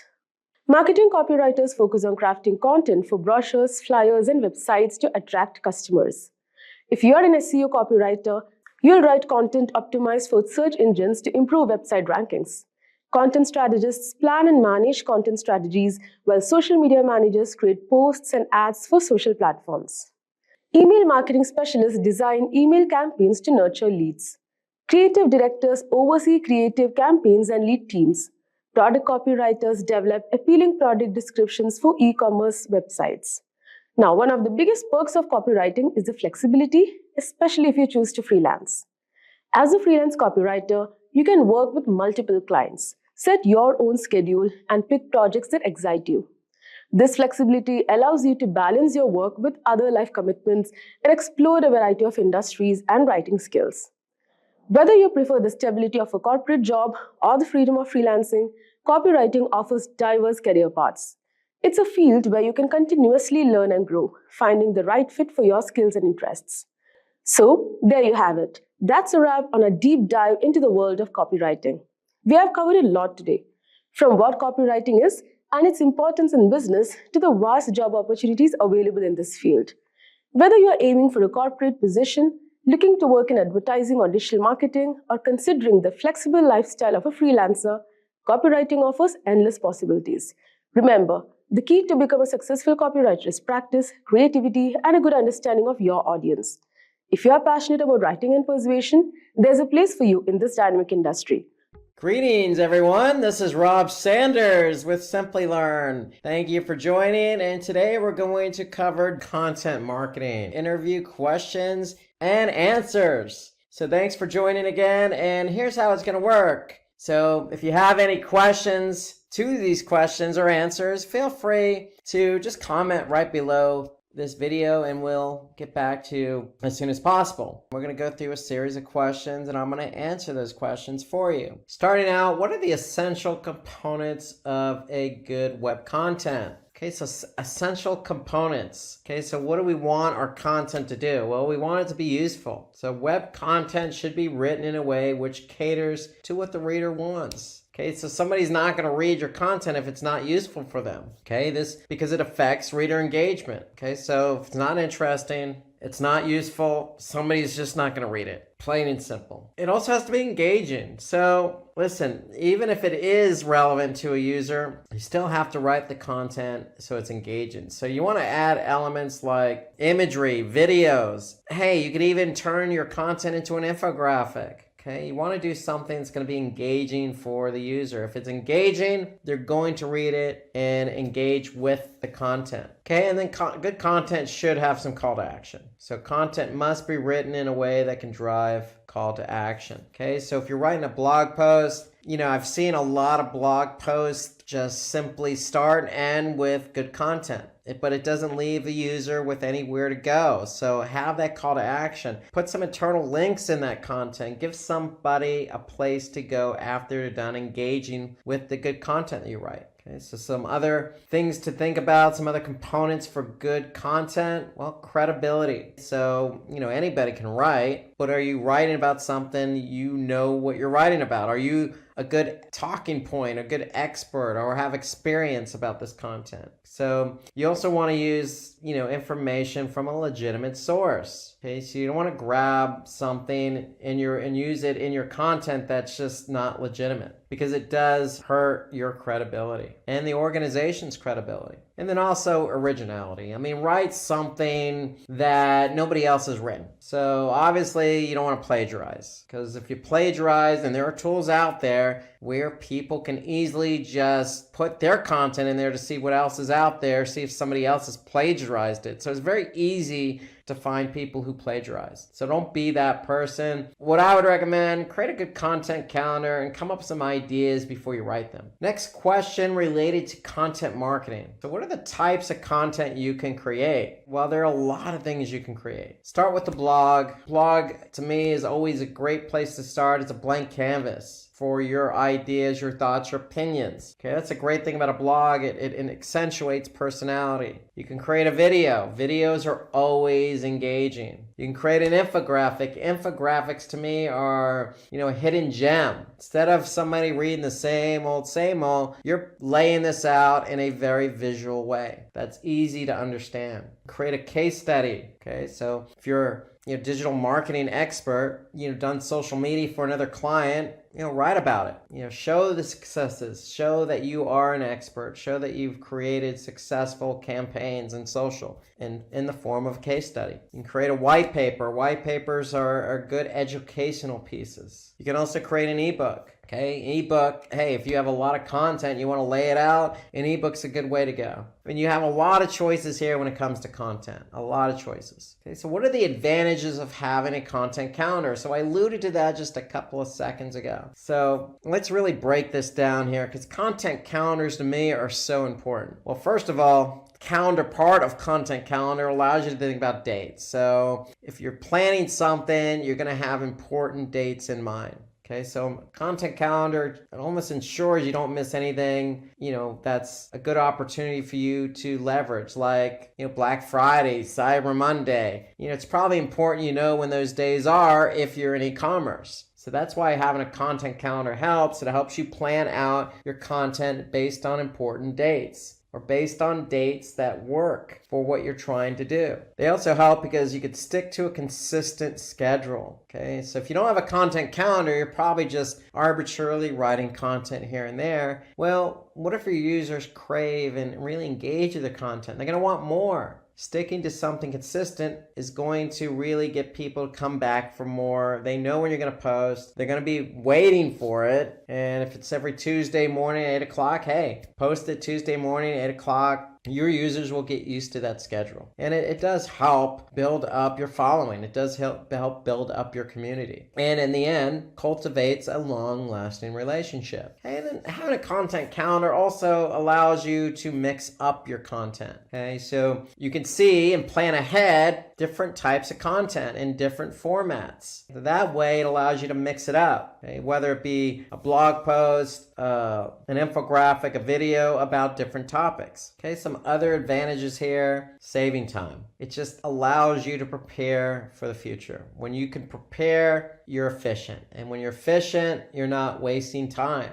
And so to me, having a content calendar is a must, because a lot of us are busy. Who has time? And especially if you're going to work in a new company, so let's say writing content, you definitely want to have a content calendar, because you're going to want to use that time to efficiently plan. This is a new company you're going to start working at. You want to understand who this company is, what they've done in the past, what you haven't done, and what you want to do. Okay, so all of that helps you plan and prepare, and it saves you the time and effort and hassle down the road. And then at the end of the day, you want to be able to figure out what works. So planning your posts puts less strain on you and your team members, as well as company resources, because when you plan and you post, you're going to get data. And then when you get data, it's either going to work or not work. And if it doesn't work, then in the future, you're not going to put that piece of content or that topic in the content calendar again. It's that simple. Okay, some other advantages fresh content. Okay, so having a content calendar allows you to always keep content fresh. Again, you're going to be on a consistent schedule, and you're not going to be writing about the same things over and over again. So it could be just simply Twitter. If you're putting a content calendar and together for Twitter, well, you don't want to have the same tweets every other day. So it does ensure that you're getting tweets out there that are fresh, that are new, that are different. And again, figure out what works. A content calendar makes it easier to measure results and optimize performance. So you always want to,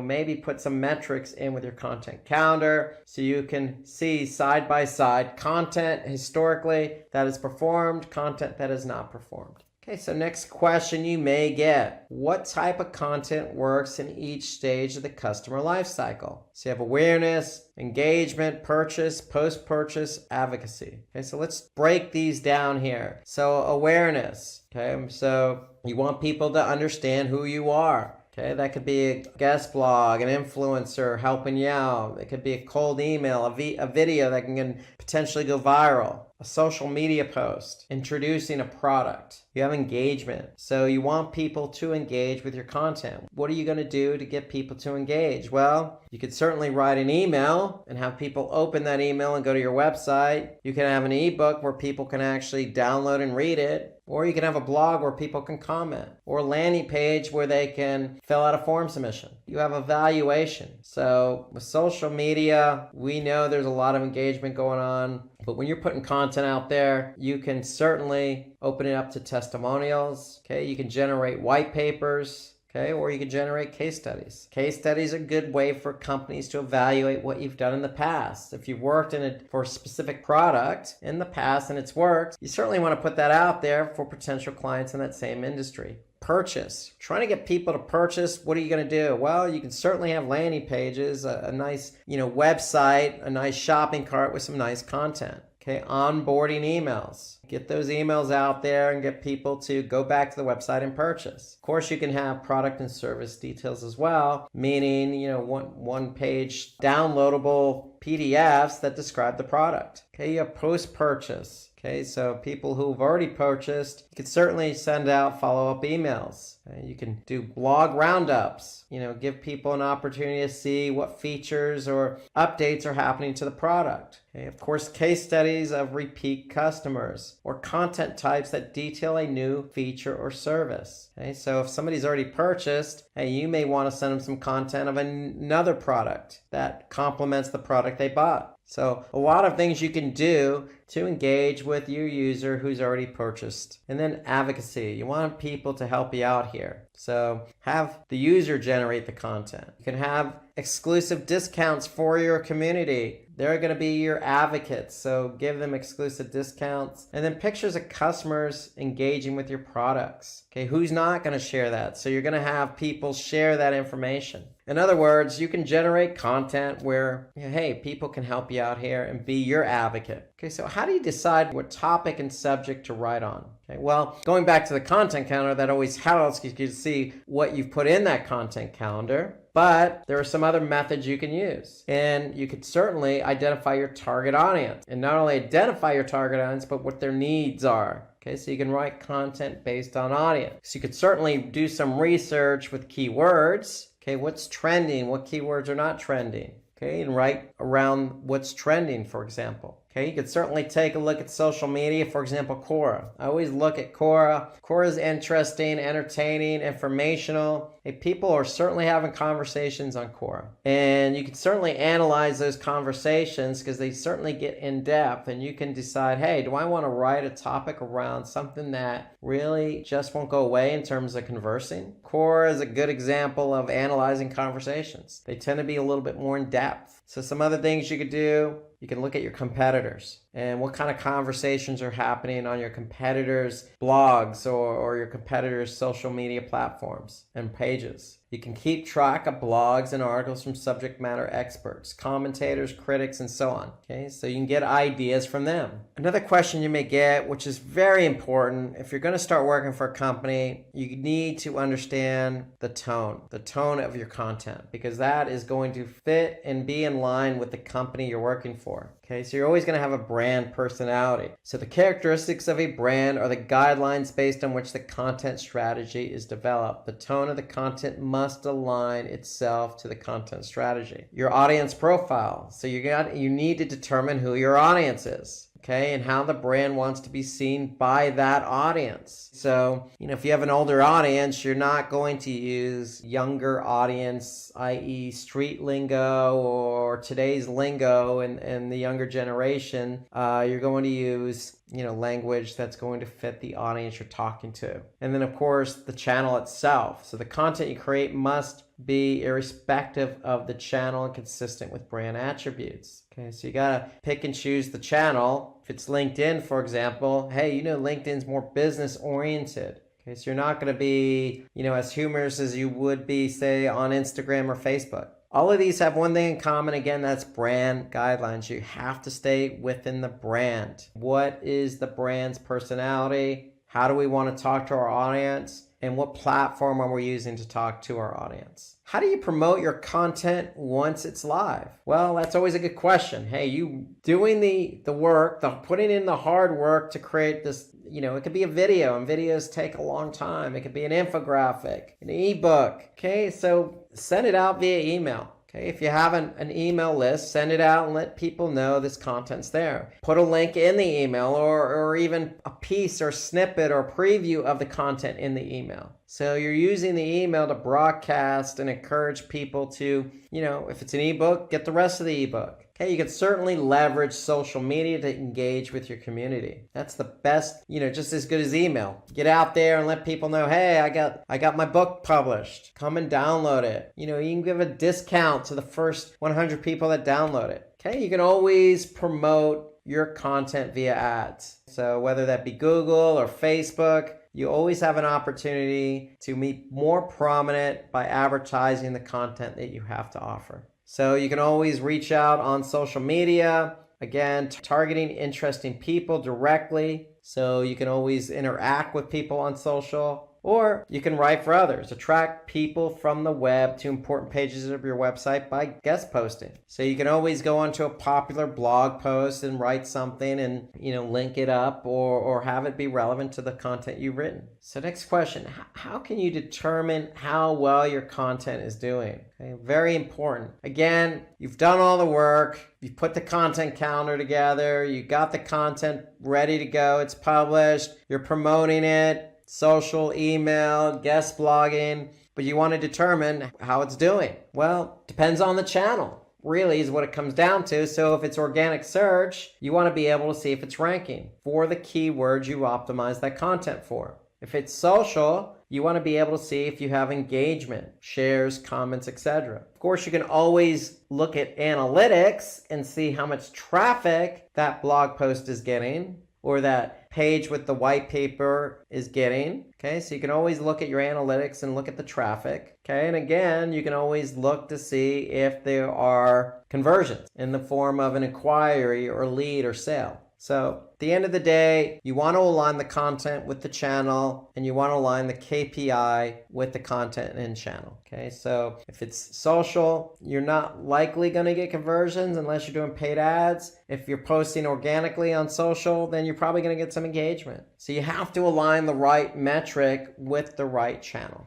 What are the steps involved in the content marketing process? Okay, so you really need to decide what goal you want to achieve with the content marketing campaign. So that goes back to what I was just saying a minute ago. If you have content you post it on social, then what's the goal? What are you trying to achieve? Well, you're probably going to get engagement and likes. You need to define buyer personas to determine the audience best suited for your content. Okay, so you're always writing for an audience, and you're going to market that content for that audience. So you always got to keep that in mind. Okay, run content audits to determine the best type of content that can be used. In other words, how did it perform? What kind of engagement did you get with the infographic? Or did that video really perform well? Or do we want to use, a blog post next time around or an image next time around? So continuing on here, you want to choose an appropriate content management system. Okay, so how are we managing all this content? Okay, is it WordPress or is it another platform? Okay, you could start brainstorming for ideas for new content. So again, that goes back to the content calendar. You leverage your content calendar to always create ideas for new content. Okay, then you want to settle on a particular type of content that you want to create. Okay, so once you come up and you're managing your content, you've come up with some ideas, then you obviously want to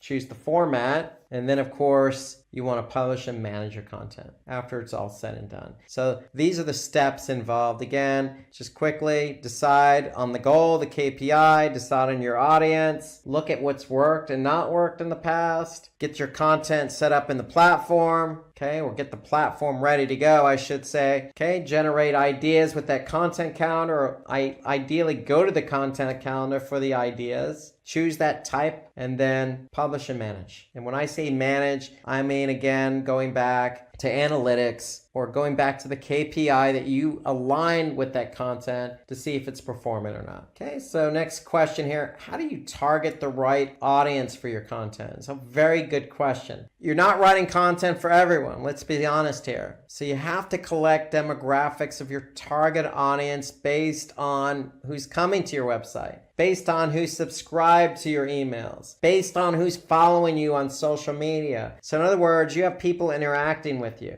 okay, in different channels, and you need to understand who these people are. So, or do they fit a certain age range or generation? Are they skewed more female to male? Education level? What's their affinity or interest? Okay, do they have a certain income? So you need to really break down your audience here, and you could do that in analytics. You could do that on social. You can do that just by looking at your email list. Okay, all those will paint a picture as to who your audience is. So by the end of this course, you have got the knowledge to develop a content marketing plan that drives real results. Whether you are new to content marketing or looking to improve your skills, you'll be equipped to create, promote, and measure content that helps grow your business or brand. Thanks for watching, and we'll see you in the next video.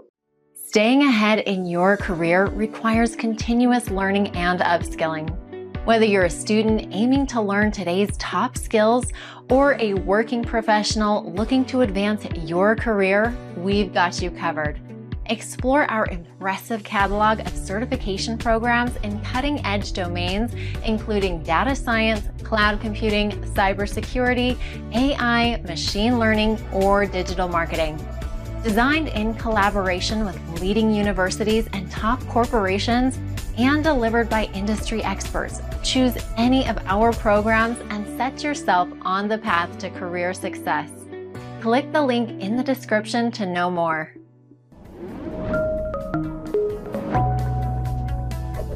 Hi there, if you like this video, subscribe to the Simplilearn YouTube channel and click here to watch similar videos. To nerd up and get certified, click here.